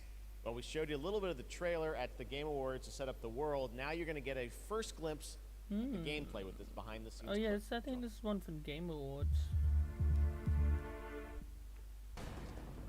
Drummer, his suit is punctured and losing pressure. You need to release the vault attachment now or you could die. Hold still. We'll see what we can do. Captain Drummer, what are your orders? The Expanse is obviously one of those universes that has a ton of opportunities to tell great stories. One of the things I'm super excited about is the zero-G stuff that we've been doing. A big part of when we're making the game, not only are we thinking about the characters, we also have to think about how can we evolve the genre in any way that will make players excited to be part of this universe and feel like they're engaging in something rather than just being a passive audience member. You'll figure something out. I know you will. It's actually been a really interesting thing as an actor to explore some of her more vulnerable sides that by the time we meet her in the series, they've been cauterized. Because of this score, Drummer. This is the greatest score any scavenger has ever come across. You'll need me if you want any chance of unloading it.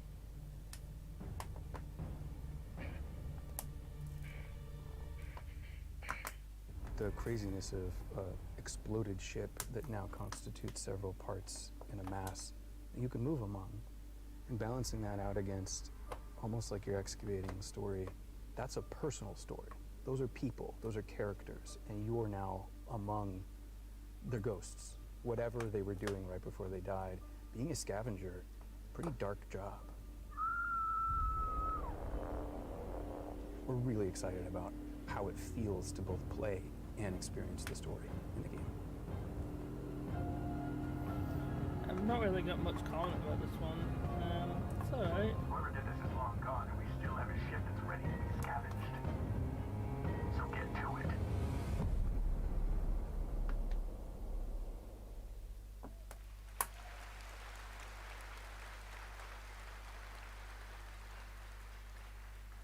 Speaking of adapting things from one medium to another, here's a film adaptation that into a game, which I don't think you would have ever expected. Check this out.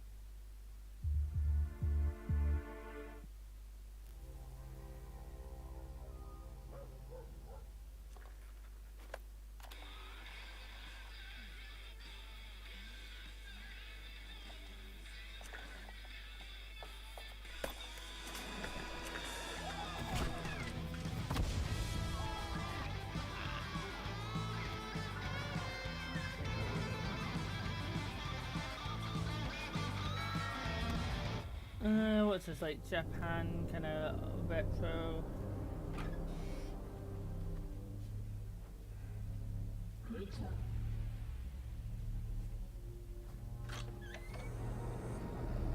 Okay, warning for anyone that hates clowns.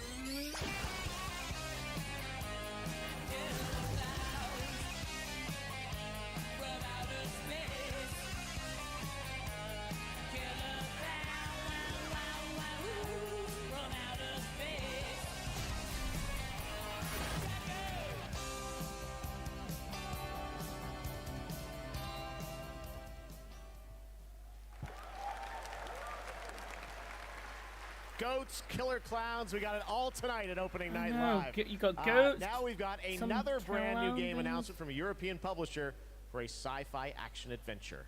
Here we go. Let's see what we got now. Let's see what we got. Anything good, or is it gonna be crap? I don't know. We always wondered if we're alone in the universe. Well, we probably are. Nah, I think there's aliens somewhere. There must be. Explored. What do you think? Found nothing. Until now.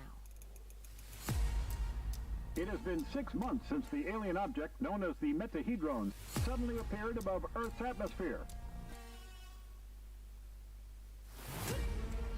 Person, Personal log, sentient contact assessment, and response team. Oh, so he's gonna go and see the alien thing. we have an issue.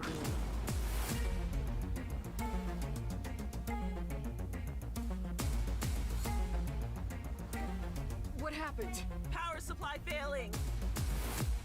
Sensors offline. I'm switching to backup generators. Backup generators. I will say we've had too many space games, and I bet you there'll be a lot of people probably sick of space games. So, some people like them, some people hate them.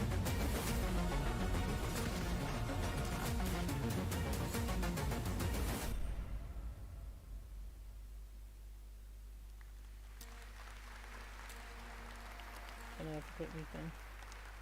Hi Kian, how are you? So what are you up to? Are you free or are you having your tea yet? I just come back from Now we're going to talk about Gamescom Goes Green, which is an initiative that has made Gamescom the first climate-friendly gaming event in the world. Has joined the core event, and this show, Opening Night Live, I'm happy to say, are 100% climate neutral for the first time, and that's something we all should be very proud of.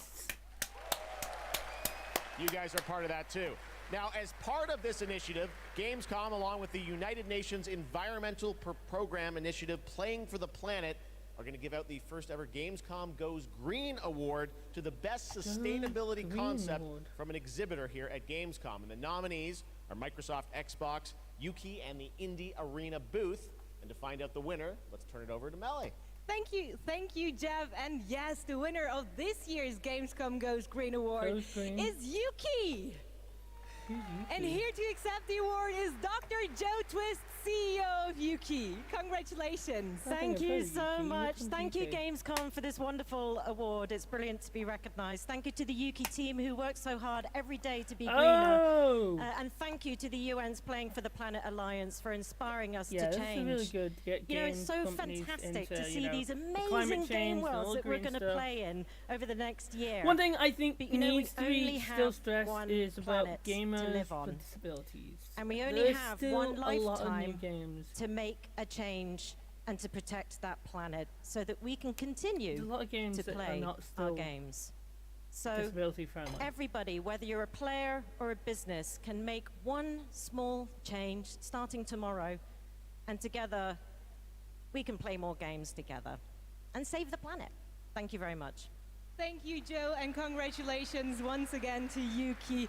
And remember, it is not only the organizers or exhibitors that can go green. All of you can also make a change by donating to the Gamescom Forest. So plant your Gamescom tree today. Geoff, back to you. Awesome. Thank you very much, Melly. Congratulations to Yuki. Now it's time to announce a brand new game from a new studio of industry veterans working on an ambitious new RPG. Here's the first tease. Royal RPG, isn't it fighting game or something?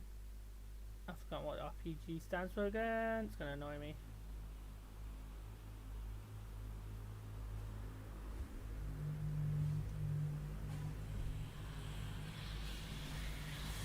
In the crux of reality, there exists two lies. One before the shadow, and one behind the eye.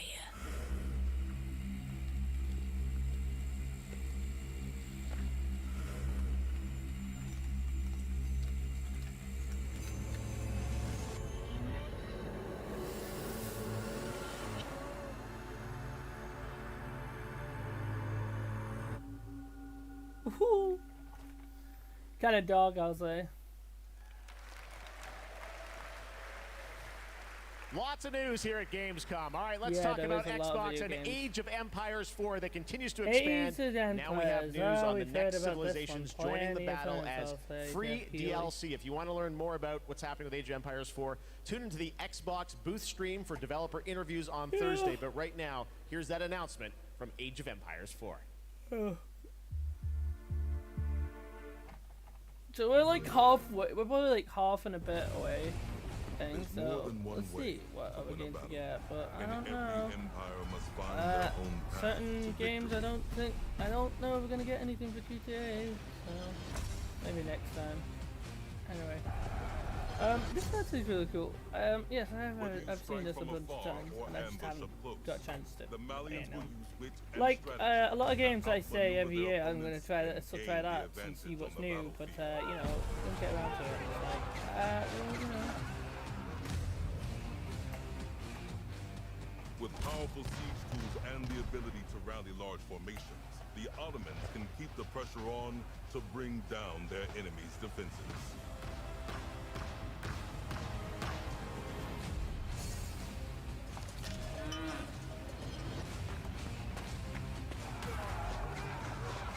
When the drums of war beat, how will you emerge victorious?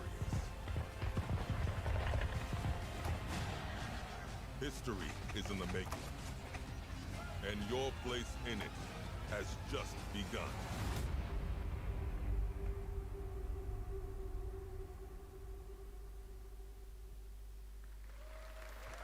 It's alright.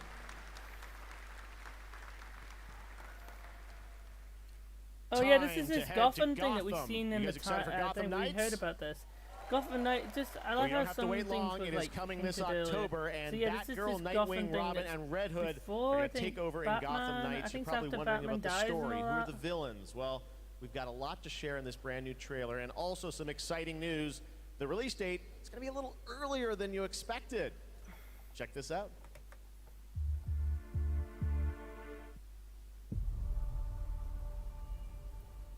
Jim Gordon never gave up on anything.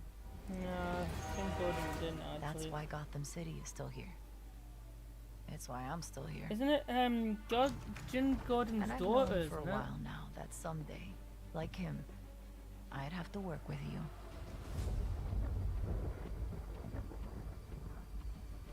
I've seen plenty of criminals in my career, but nothing could have prepared me for this. Ooh.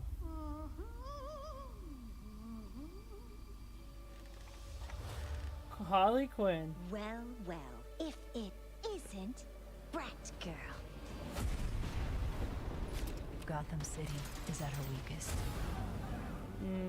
There's this is blood and definitely. water. I think this is after And the heroes have all died. Well, the so-called heroes have all died off. They're all making their move. Play nice. But we aren't going to give up. A storm has risen over Gotham. Nothing can stop it.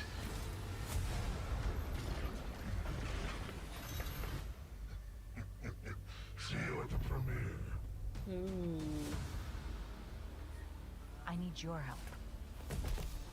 Your skills. Your knowledge. Was that Deathstroke? No. Your adaptability.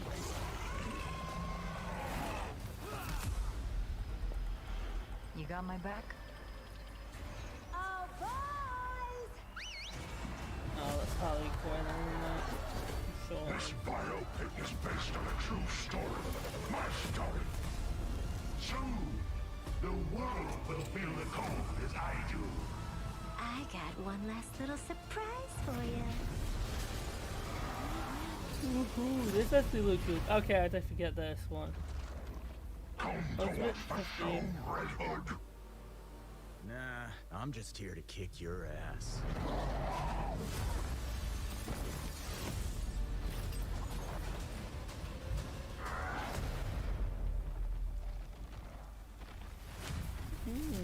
I've heard about this one a bunch of times. I actually like this. Pretty good trailer, right? October Yep, 21st I agree with that now one. for Gotham Knights. All right, now it's time to announce a brand new game from a new studio, the global announcement of the ambitious new adventure game developed by Everstone Games. It's called Where Winds Meet. It's an interactive open-world RPG featuring action, adventure, and martial arts set in a turbulent time in the Northern Song Dynasty. The combat looks really cool. Check out this announcement of Where Winds Meet.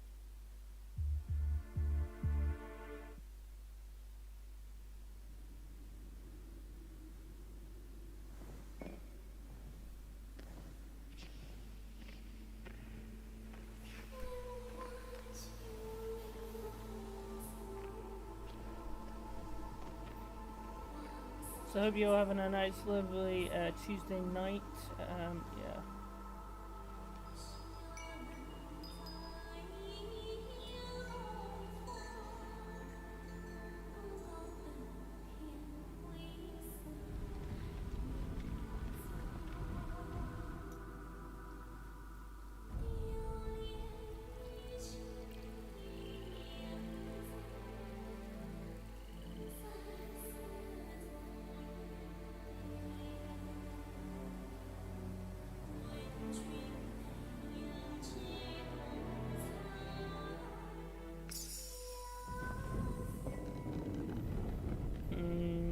Not sure about this one. I have no idea what it is, but it sounds like kind of like Chinese, Japanese.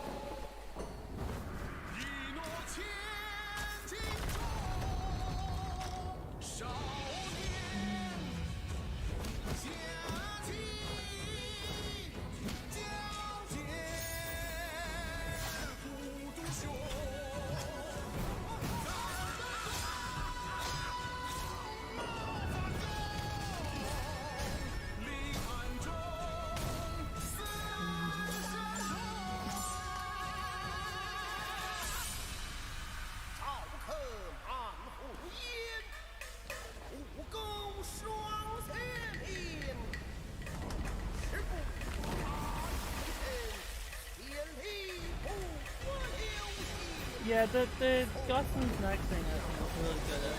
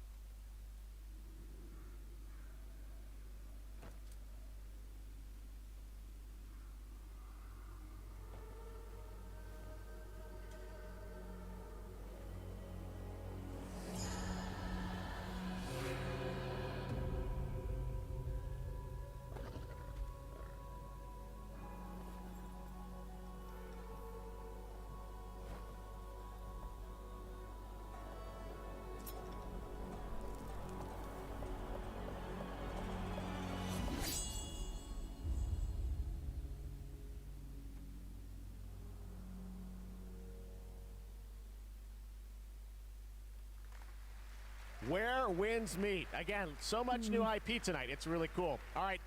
Back when we started ONL in 2019, a very special guest joined me here in person to close the show. And this year, when I told him that we were going to be back here live in person, he said, well, I got to take part in some way. So please say hello to my good friend, Hideo Kojima. Mr. Kojima? Thank you, Jeff. Gamescom の皆さん、こんにちは。小島秀夫です。僕は今ですね、ゲームの制作、ゲームの新作に取り組んでおりますが、今回は別のニュースのお知らせとなります。This is where they should legally be a reader. この度、Sorry to say this, this is 僕の what ポ I ッドキャス hate ト番組を about the thing. Spotify で That we, なんと独占 someone 配 with 信することに disability, なり they まし should た。 be an English reader, yeah, reading done subtitles. I それで cannot ですね、 read any of that, 英語版 so と I 日 apologize. 本 I 語版 don't, を and I don't know そ what れ you're ぞれ同 saying. 時通訳を交えて And 制作するという this です is ね、 really 新しい annoying. 試みです。 That, you 全 know, 世界のリスナーに the 向けて world お of 届け gaming をしたい thinks, と思い you ます。 know, they don't ま adapt た the ですね、 games ジェ for フ・キ people ー with リーによる disabilities. エン They タメ業界 should ニュー be ス a のコーナ common ー thing も now. Like, and レ events ギュラ like ー化 this, も like, 決定 if で they す。 speak another language, have someone speaking 第1 English 回 in の the 配 background 信 so you は can hear 9 it. 月8日を予 It's 定して just おります。 ridiculous. 各 So I have 分 no 野を代表 idea. するですね、 Apologies. And, you 超 know, スペシャルゲス it'd ト be nice to hear の what he 登 said, 壇予 but, 定で you す。 know, it's a bit annoying. ぜひリンクをチェックして楽しみに待ってい And て you く know, だ I'll さ be い。 still pushing it. 以上、 Games 小島 need 秀 to 夫でした。 have ありがとうございます。 all video games need to think. I'm just fed up with games not having, or gaming events or French online. It's just really annoying. last year at Opening Night Live, we announced Park Beyond from Limbic Entertainment and Bandai Namco, and this year they've got an awesome booth experience for those of you here in person, and for those of you at home, we've got a brand new trailer that shows you more of this incredible amusement park simulation game.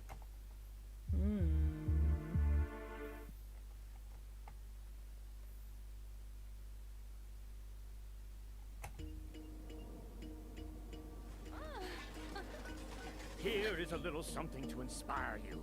Be creative.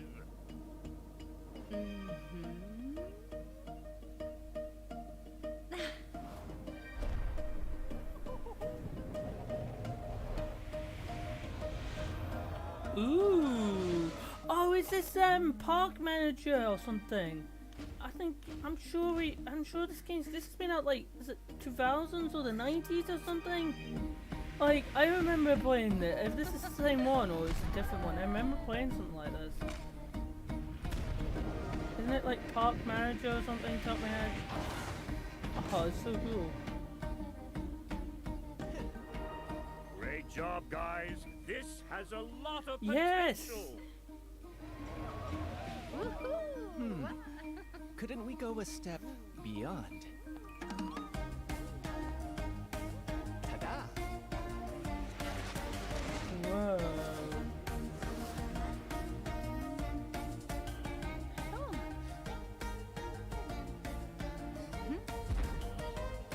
That's so cool.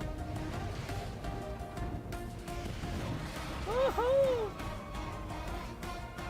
Oh, I'm liking this. If this is what I think it is. I'm sure I've seen this a couple times over the years. You go beyond your imagination. Park Beyond. Coming Oh no, soon. this is a different one. So much fun. I love the diversity of games we have here. Amusement park simulator. I love theme park back in the day. Great to see that's coming out from Limbic and Bandai Namco. All right, now it's time to share another special announcement here at Gamescom. Not a game, but a concept car. That's right, it's here at Gamescom, and I got to catch up with Oliver Heimer, the head of Mini Design. Let's check it out. How does this have anything to do with gaming? All right, I'm over here at the Mini booth with Oliver. This is the Mini Concept Eastman reveal. This looks so cool. I'm glad you like it. Well, let's take a look and learn more in this trailer.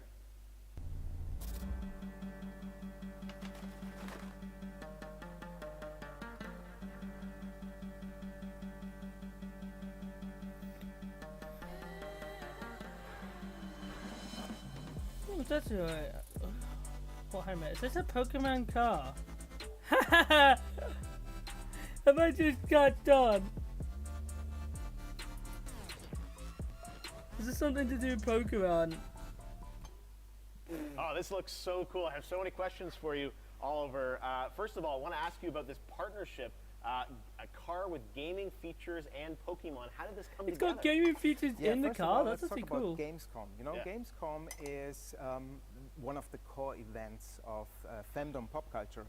And as we ourselves are a part of that pop culture, we don't want to miss out such a great event. And the Pokemon Company International and we have a lot in common. We're both iconic brands. And Mini is more than a car. It's a character. You partner to explore the world. And the world of Pokemon is full of unique characters with special powers. So we share a love for distinctive design and strong values. I'm going to ask you your favorite Pokemon in a minute, but first, I want to ask about the gaming features. We saw a little bit in the trailer. Tell us, break it down. Why does this appeal to gamers?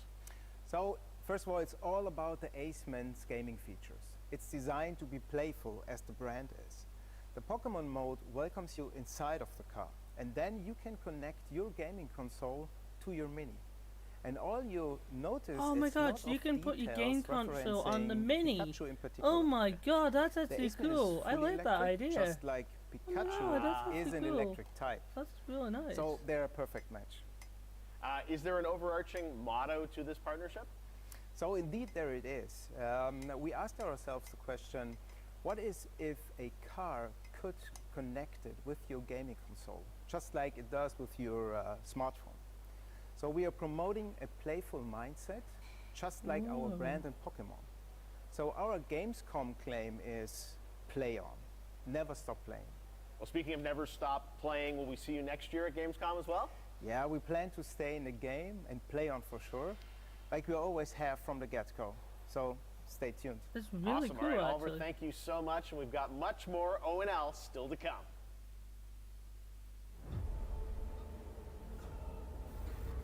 What's this now? Dark Tide is a first-person co-op game set in the grim dark future of Warhammer 40,000. Welcome to Tertium, a sprawling hive city on the brink of destruction. There's been some good ones, and there's been some reject, okay ones. a convict freed to serve the Inquisition in this darkest of hours. It is your duty to fight, and, if necessary, die for the Emperor. You can expect no help. No reinforcements. You are Tertium's last line of defense.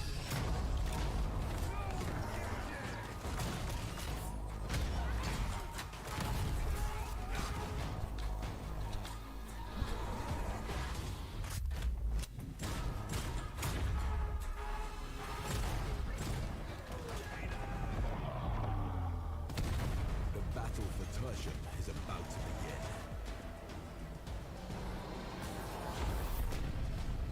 Rejects will rise.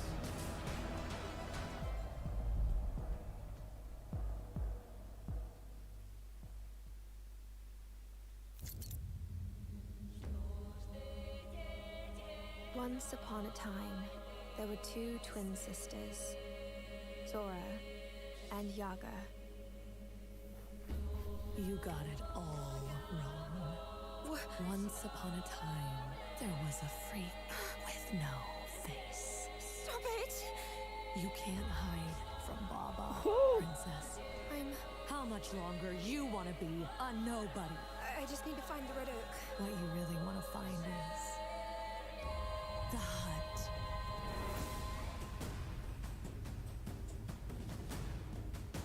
What the hell is wrong with this forest?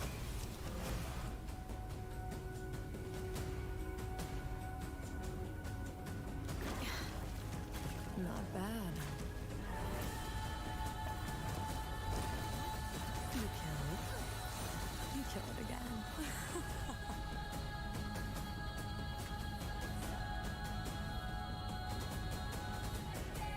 If anything bad happens, always head straight to the Red Oak.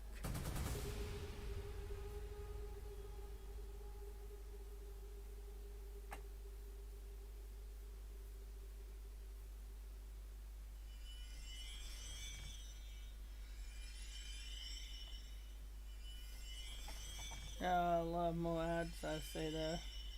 Red Bull gives you wings. You gotta make all these sponsors to keep it going. But yeah, it's actually been alright, Gamescom. There's been some good ones, and there's been some okay ones, and then there's been some ones that, you know, I never thought were actually good, and then that's like got me into it, so yay to new video games! And yay to see a bunch of games in game companies from Europe. Yeah. So I'm stretching now.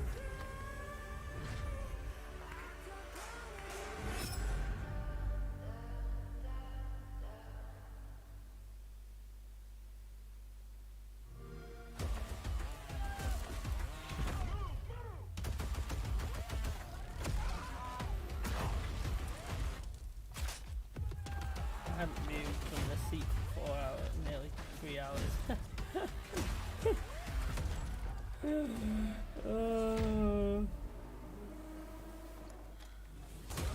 I also really want to chat with friends. So my plan was to have a friend or two joining, but you know, so that, you know, talk about the games, but sadly I don't think any of them are free. No, so yes.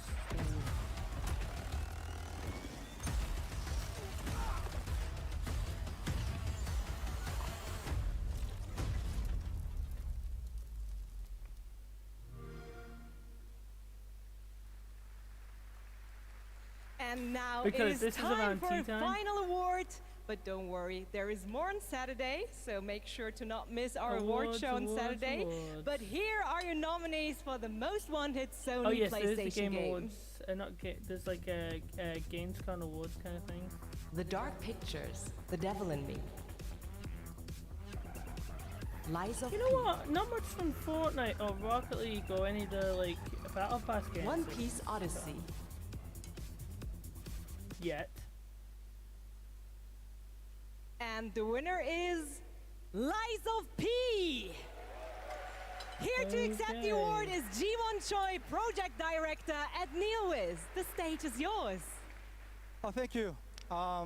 First of all, I'm very proud of my team members, and we always do like the little our trophies best to live up to our team's name. Now, so yeah, this is live in finally, Germany. Do you know BTS?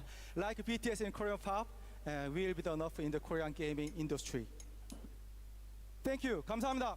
Thank you. Congratulations once again to Liza P. Thank you so much.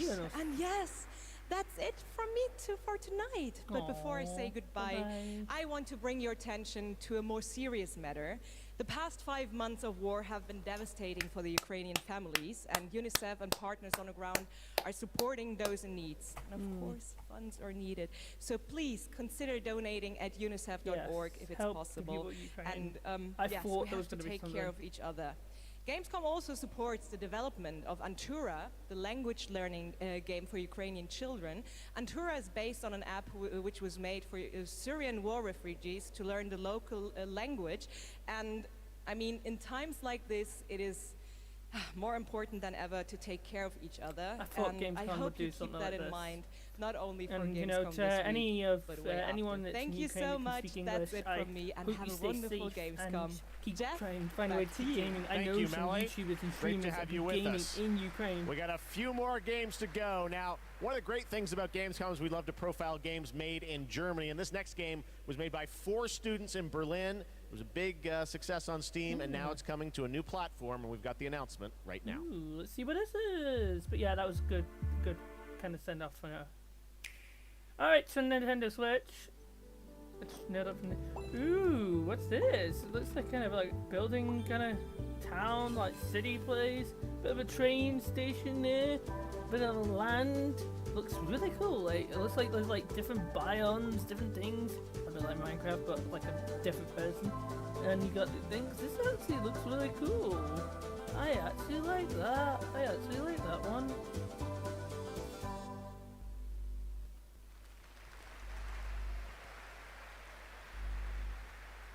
Cute, beautiful. Now we're going to get cute. dark. The Outlast Trials. You guys excited for this game? The Outlast Trials we showed you last year at Gamescom Open Night Live, and we haven't heard anything since really from the team, and everyone keeps asking me, when are we going to get to play this? Well, tonight, we've got the world premiere of the brand new trailer, and yes, some news on when you might get to play it. Here we go.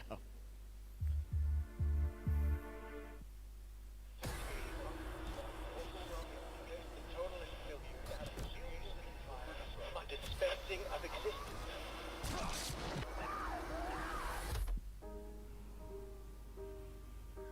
To create constant pressure. Absolute failure control. But we got fucking off. Okay.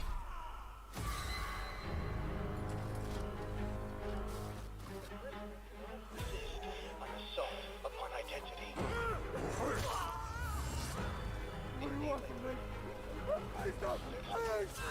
Establishment of guilt. Look at that pretty face.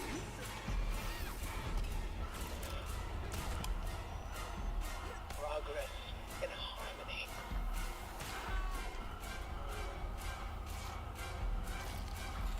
Self-betrayal. A subjugation of perception. Guard. Chemical encouragement. Second red flag. This is for your own good. Second. Final confession. Elaborate and inclusive, rather than terse. For an greater emphasis upon the experience of personal rebirth. Chef went out to test it long enough about Hero. political criminals are subjected to a literally fatal dispensing of existence by the promise of execution.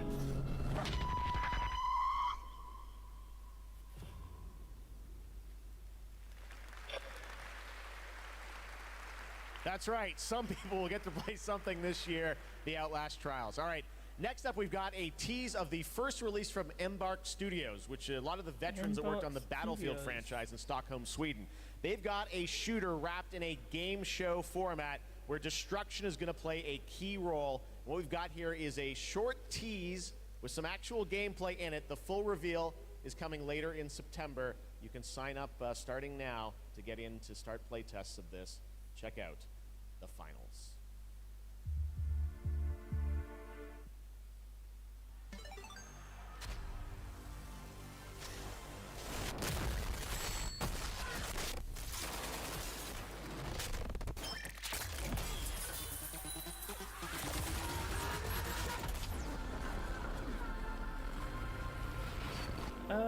Okay. There's been a lot of shooting games. There's one thing. Not many building games. There's a couple, but not many. All right. We got one more game for you tonight at Gamescom opening night live, and this is one we've all been waiting a long time for. Here we go. What is it?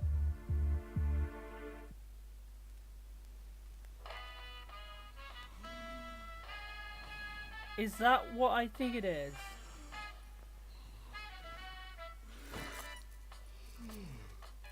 Maybe. It looks like it. Prepare to screen if it is. Or maybe not. Okay, so this guy is looking at. Why do I have a bit of a vibe for a game that we've been waiting for a bit? But, you know. It's such a Rockstar's game, but we'll wait and see. Unless it's something else. He's got a gun. What's this got? It's kind of a mess. Those are zombies. What is this? Oh no, it's zombie. Oh no, it's a zombie one. Okay. Oh, is it Life or Dead? Dead something. Hang a minute.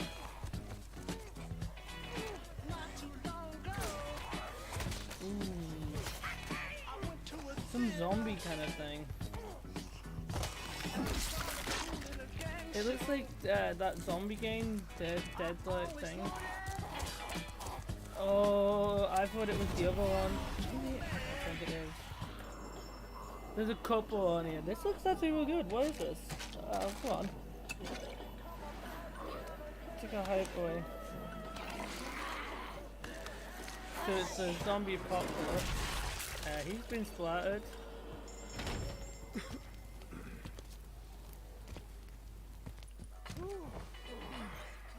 It's a long day for him.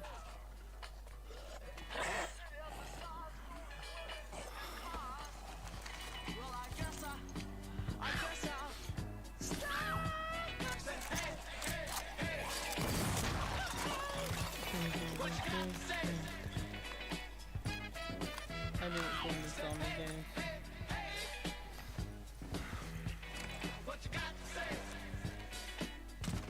He forgot to get the batteries, didn't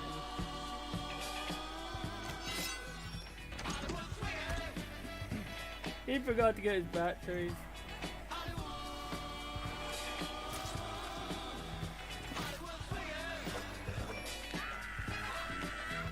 What is this?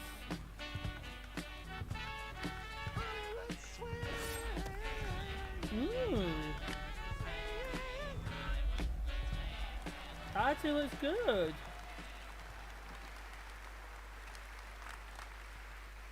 It's true, Dead Island 2 coming next February, and joining me now to tell us I will be getting that one. I will play that one. Con, great to have you with us. First of all, let's explain a little context to that trailer we saw. Who is that character that we meet? Thank you, Jeff. It's great to be here. So It's you great just to met be here. Jacob, and he is just I one wonder how many of our people have 6 had drinking playable games about, characters. "Are you Our excited?" zombie There's certain slayers catchphrases have that he uses all the larger-than-life time. personalities and unique dialogue, which fits in with a very pulpy and irreverent tone, as you could tell. I see the tagline there, see you in Hell A, so it looks like we're heading to Los Angeles in this game? Well, our pulpy tone is kind of a love letter to classic cult Hollywood horror B-movies, so where better to set it than in Los Angeles, sort of a modern paradise gone to hell. Oh yeah, it looks cool. It's obviously over the top. I know you're working on the narrative for it. This game has been, long awaited for many, many years. You guys have been Well, working we on didn't it get for what a I few? thought it was Yeah, going I'm to sure be. some fans GTA would agree with there. you. It has been I long thought I was awaited, getting some but GTA Deep vibe Silver there. Dambuster Studios But, you started know, work on it about we'll- 4 years ago. We were really hopefully lucky. next We time. got to build it from the ground up. We got to focus on what we love about the franchise, the over-the-topness, and we think we've got a really great action RPG out of that. So let's talk about the gameplay. We saw the CG piece, obviously, but what can we expect from the gameplay when you show it? So Dead Island 2's gameplay is all about experimenting with your preferred zombie slaying methods, just kind of going nuts. It's a combat toy box of close quarters melee brutality with a few guns for fun. Actually, Okay, well, not can't wait to saying learn no more. to When are this. we going to get to see more, see some gameplay of it? You want to see some gameplay? I think we want to see some gameplay. You guys want to see the gameplay? Yeah. Can we do it now? How about now? Okay, let's do it. Here's your first Yeah, look I at like the how some gameplay of creators Dead do Island this. They 2. give Thanks, a God. bit of gameplay. Let's see what this game looks like. I think I'll have to get this to review this. This might be my February treat of game. So we're on a beach, it's in Los Angeles, so that's why I thought it was GTA for a minute, but then it's this other thing. So, you know, there is rumors about GTA, and that's reasons why I've been saying this tonight. But, you know, it looks like we will have to wait until Game Awards in, what, well, it might get some other stuff this week. Oh my god. Ooh, his head's just been taken off there. This way for the happy ending. Jimmy? Oh god, zombies. Fucking video game version of Walking the Dead. Depends on the red gold pumping through my veins. Well, sounds like you're the star of the show now. This motherfucker! Killing all these zombies! Oh my god, this looks actually cool actually. This is could be a good one for next year actually.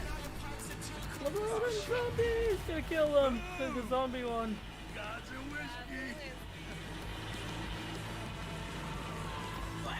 Zombie apocalypse.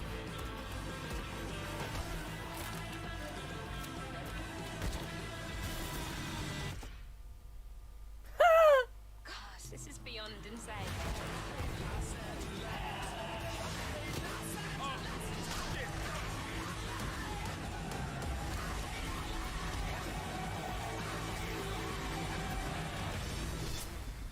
Okay, that's really good.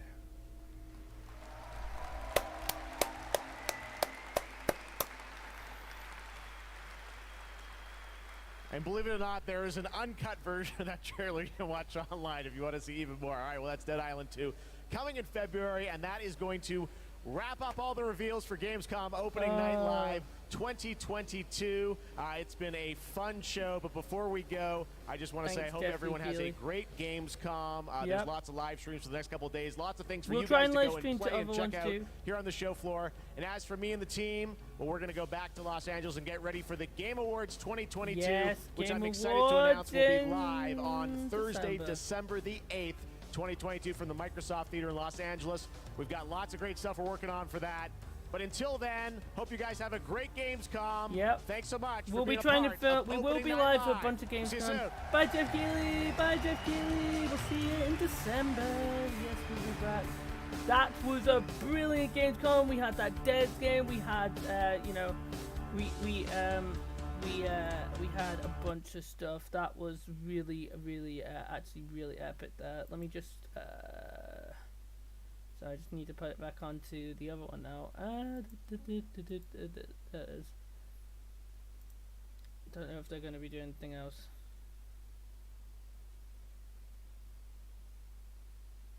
I don't know if there's anything else. But let's just cross over and talk about everything we got. Right. So we got some Sonic, that is brilliant. We got some new Sonic games. We got that Dead game. We got a bunch of like couple building games, and we also got that the Batman game that looked really good. There's a couple of games I was like going, yeah. Now, you know what's interestingly, we didn't get much talk about like Fortnite or any of the you know, Battle Pass games. Or interestingly, you know, there was that rumor about GTA 6 that's going around. I don't think that's going to happen. But you never know, Games Awards is later in this year. We will be covering Games Awards later this year. Yes, we will be. Yes, you know, and yeah, what else? You know, we had the Deadlight game thing, we had Sonic, we had Goat Simulator. Oh my god, that was Rockstorm's thing. So if we've got Goat Simulator this time, well, we could get it next time, but there's like hints going around that the next Rocket Storm thing could be GTA or it could be things. So that's when I, you know, heard something about Rocket Storm today. I thought maybe, but maybe it may be in Game Awards. So yeah, the Game Awards is next, the next big event, one of the big events. Next one. I hope you all enjoyed this. Hit that subscribe button, ring that notification button. And yeah, and we will be, that is on the 8th of December, I think, from the top of my thing. Been a really good Gamescom again. A really good one. Let me see if I can just, let me go there. So yeah, that has been really good. Oh yeah, we got the PlayStation controller. Let's just bring this up. Let's do this. No, not that one, not that one. Bring up my social media. It's gonna bring up my social media? No, it isn't. Why is it doing that now? Move my social media. Okay, this is my social media page, so we'll just click on here. Yeah, follow me on Twitter. So yeah, we got this nice, lovely controller. Oh yeah, we got the Sonic thing. This was cool. This Sonic game, really good Sonic game. I really like that. So yeah, let's do a little bit of a review.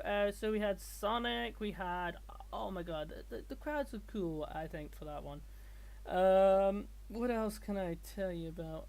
They're doing stuff now. Let me go to Gamescom. Games, where's the official one? I can never. You know what? Let me put my. That way. I forgot to even follow it this year. So yeah, let's see what else we got. We had, oh yeah, we had this. The more we know about Salazar Slytherin and the dark arts, the better prepared we'll be. Well, it wasn't Harry Potter, it was kind of something else. We also had a bunch of space games. What else did we have? We also had Sonic, that was actually really good. I really liked it, that Sonic game. And then we had the Goat Simulator, that was really cool. What else? Come to the stage, the creator of the Game Awards, Geoff Keighley.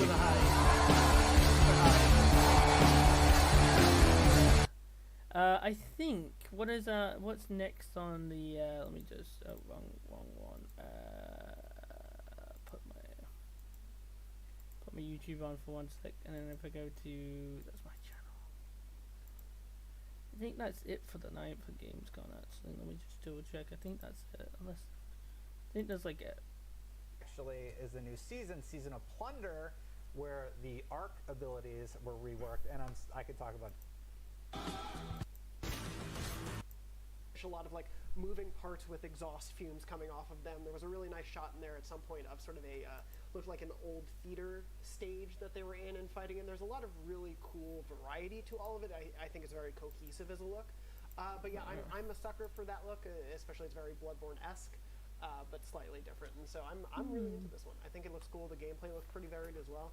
I'm not sure about that one. Game Pass, day one for this one too. Yeah, I'm down for it. Obviously, it looks really, really cool, like you guys already said. And I like that the characters seem to have a little bit of a different flavor to each of the abilities. And literally today because they're launching the content, but we're also getting a look at what's going to be taking place over the next year in the world of Destiny 2.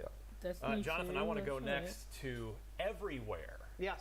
No, yes, I mean, Everywhere. we're This here is in the really studio, but good. I wanna talk about on a the trip game. together. Yeah, the game Everywhere. Yeah, we can plan a course for ourselves. So this is significant because of who's involved. It's a gentleman by the name of Leslie Benzies, and no doubt a talented team working with him. But Leslie was one of the primary creative forces of Grand Theft Auto since GTA 3. Yeah. He was at Rockstar for 20 years. There was a somewhat public, wound up in court, some ugliness in the divorce there. But now Leslie's got a new studio working on a new game called Everywhere that is a little tough to pin down. Really good. But I think purposefully. yeah. We see some elements of gun combat, of jumping around, of driving, but then they talked extensively in this sort of behind the scenes first look at it about social elements. It seemed like hints of user generated content. Like, what do you make of this in the early going here? I mean, it definitely seems like an ambitious project. I don't know the extent of it. Things like metaverse were not said, but it feels like it could exist in that sort of space, so we'll see what happens there. But yeah, I was really thrown because originally the concept art they were showing before they went into gameplay, I was like, oh, this looks like a cool, maybe fantasy, bright, colorful world. And then they showed so many different genres or ideas, and then especially at the end of the trailer, we see a much more realistic and darker art style to it. I'm curious what it is, if it's going to be sort of a game creation engine in the hands of players, similar to something like Dreams, where everyone's going to be able to share what they create, or if there's going to be more authored stuff that the devs work on that then you can kind of mess around with to a certain extent. Now there's a word. There's a little allergy to this that gamers could end up having. Yeah. Nothing confirmed, but you were digging around. The internet was digging around, as the internet does. Yeah, there were some after this announcements, and what was unearthed in the job listings. Unconfirmed reports, but I saw some talk going around of sort of like blockchain listings of job listings and interest there, and obviously, stuff like that can be very controversial for certain players. So it might not be the game for everyone, even though it goes everywhere. But a lot really unconfirmed about this game. A lot still to see what it actually is. But I imagine we'll get more in the days and weeks to come. If there's any truth to that, I'm out. Like, nobody has proven that NFTs or anything like that works really well in games. Most of the people who've implemented them haven't seen a ton of success. But it's not for me. No. Let's pretend I don't have that negativity towards it, and just looking at the concept itself for a second. So I think it reminds me of Fortnite. I think they're trying to do like the metaverse style thing. That has been a buzzword. It seems like there's co-op. Also, there is it is really interesting to think about a game world where the players are able to create different experiences during that time. So yeah, I mean, for me, it's Leslie Benzies automatically earns this attention and interest on my part, because this is a person who's one of the most decorated. I mean, the resume is unparalleled. No, I'll let them guys talk about their games, but yeah. So we got some Sonic. We got what else did we get? We got Sonic. We got that Everywhere thing. We got Goat Simulator. We got Night thing. It was also nice to see Geoff Keighley back. We've also got confirmed today when the next, as you could see at the end, he confirmed when the Game Awards is coming. It's been confirmed, so and I'm going to wrap it here because it's getting late here. So thank you everyone for joining for the Gamescom. We'll be bringing you, but still, this is just the opening night. There is other things, more thing. Tomorrow, what are we doing tomorrow? It could be some gaming stream, or it might be some XCOM. We'll see what happens with the weather with that. Yeah, I'm just trying to get it up. Someone sent to me earlier today.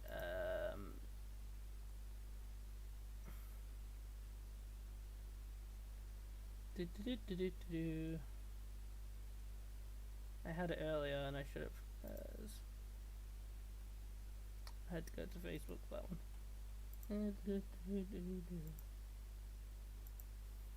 Okay.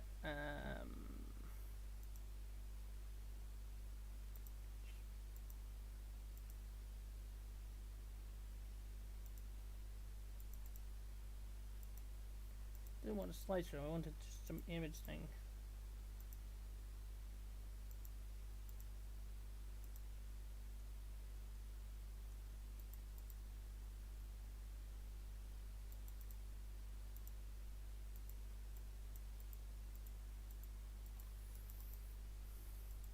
So as you can see at the top of the corner, the Game Awards will be on December the 12th, 2022, and it'll probably be like really late for us. Like the last one was like midnight over our side, like in Britain. So you know, prepare for a long night if it's the same time as last time.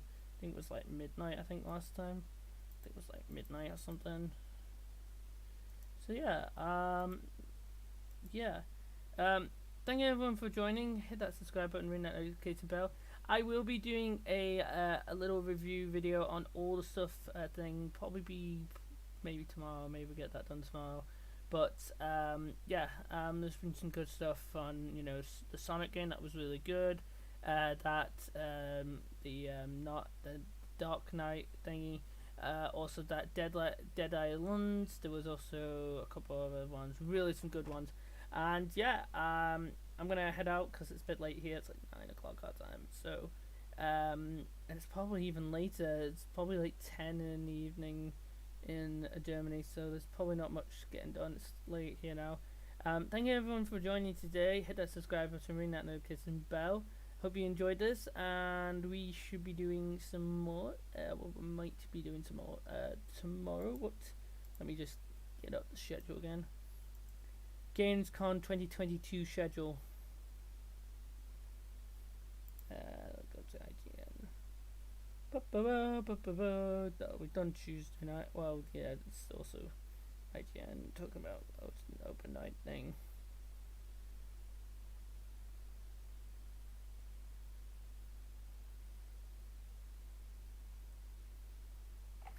Did that finish earlier than actually?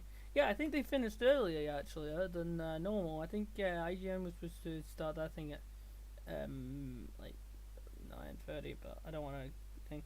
Okay, so tomorrow we have 3 p.m. There'll be some stuff on at 3 p.m. So we might pop in for that. We might make that one. If not, we'll definitely. No, hang a minute. Thursday. See, a lot of things at our time. It's a little bit of a nightmare. That's the only thing with Gamescom that I kind of don't like. That it's like only an hour ahead of us, so there's no. It's like it kind of in time when everything's going on. It's not like when we have E3 or Game Awards. It's normally at midnight, so you know. We will definitely make it to the Game Awards on Saturday. If we can't get to any of the other events, any of the other Game Award events, but I will try my best to do some little review on the games that we've got out every day. So I'll have to do that tomorrow for today's one. So remember to hit that subscribe button, ring that notification bell, and that is the first opening Gamescom thing for day one of Gamescom 2022, and I'll see you next time. Bye bye. Have a nice lovely night, and I'll see you later. Bye bye. This was Gamescom co-host opening there with DuncanYt and DuncanTTV, and I'll see you next time. Bye bye.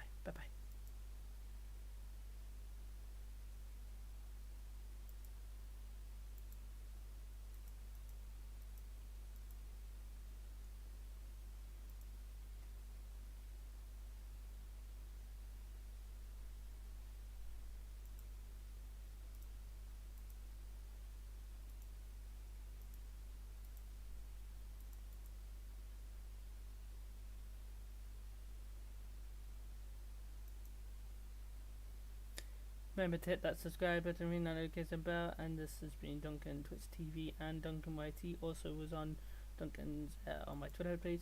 Thank you for everyone for joining. This was Game Awards. Hopefully we will be back tomorrow to do some game coverage, or we will if we're not around because of other things, we'll definitely do a review of what's been going on. But yeah, we'll see you next time. We'll see you in the next stream, next video, and we'll see you later. Bye bye, and good night world.